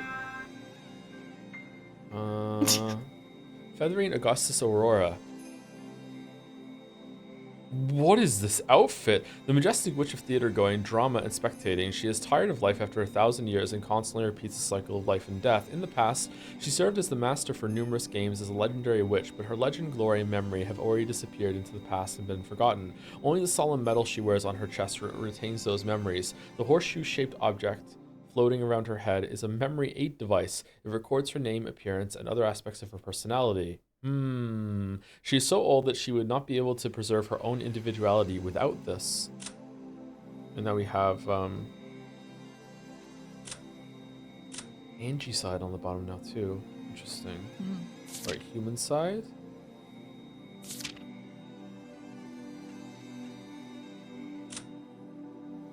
Yo, the Endless Sorcerer and Final Game Master, he is the ruler of the game board and the Territory Lord. To prove that he has won Beato's game, he must take on the position of Game Master. By succeeding in this, his victory will be acknowledged and Beato's game will reach its end. But unfortunately, he, trapped himself in his game. Because he knows the whole truth, he exists on a higher plane than all others. And now, finally, people can stop arguing about whether the fucking cape is a spoiler because it's been on stream. Thank fuck. Oh my god. Oh my god. Holy shit. Why is people calling me? What the hell? Okay. Angie didn't feel any particular change herself, but she definitely had been given something that only non-humans could sense. It signified that from this point forward, Angie would be the witch of theater-going subject. That didn't mean that Angie would gain some sort of special power. At least not right now. But at the very least, it probably meant that anyone wanting to cause her harm would have to first take on Featherine herself. Your name is pretty long. It sounds like some Roman person from the history books. What should I call you? That's not familiar with me. Call me Augustus Aurora. Well, I am literally your familiar, so I'm not calling you that. But after all the respect you show me, it's only fitting that I respond in kind. I'll call you Featherine. Featherine? Any problems? None at all. For an ailing witch such as myself, even being called by my first name will be an experience to be treasured and pondered over, a child of man. I have a name. It's Angie. Even conversations like this are pleasant every once in a while. Angie, my Miko. Oh man, she's wearing really gross gloves that go up almost to her shoulders. Oh, that's so gross. Oh no. I hope that she's not on the screen a lot. Angie accepted her role. She would observe this story with the Witch of Theater going. The curtain was rising on the sixth tale. Okay, now we're done. Yay! Okay. Now we're done. All right. Well, that was a slow but intriguing start to episode 6. Okay. So, you and Jelly morbed the existence of that character in like episode 2. I don't know if you remember. Yeah, we totally did, right, Jelly? Yeah, right.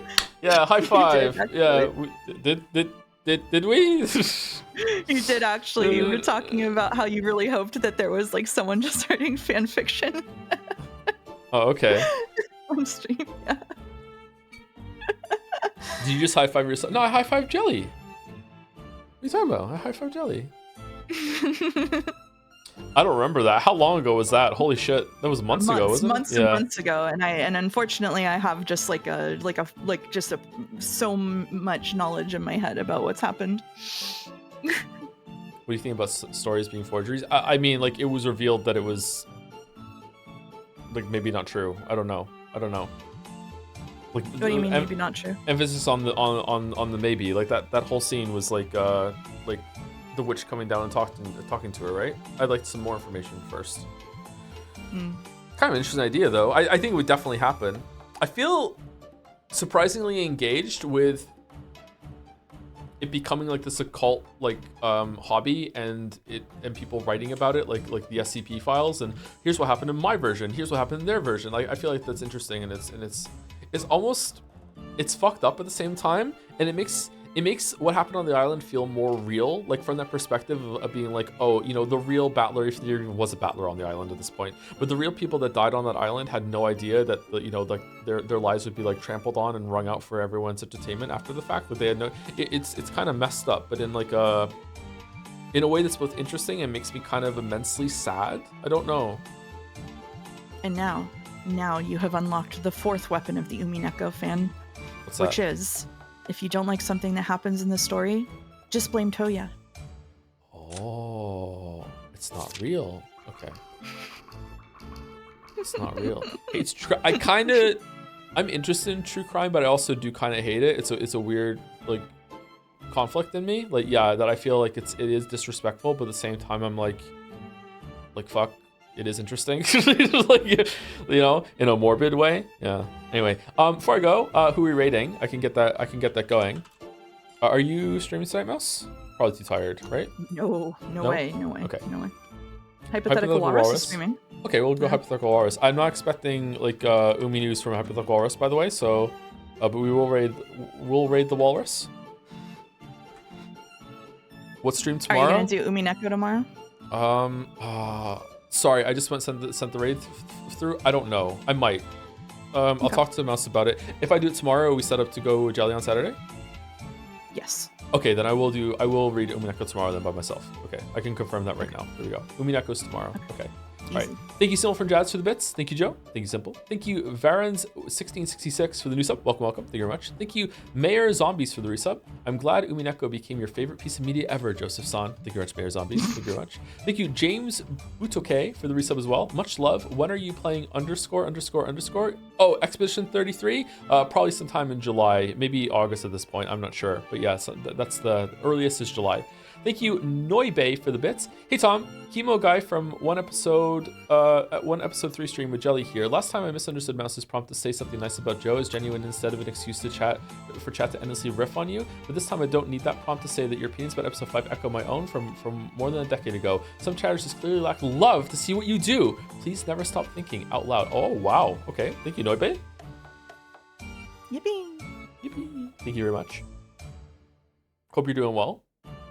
And thank you to Melon Gibson 1 before the raid goes out. Really, really quick. Oh no, Rap God. Thank you very much. Welcome, welcome. Clawfist. See you later. See you tomorrow, everyone. Hope you had a good weekend. Bye, everyone.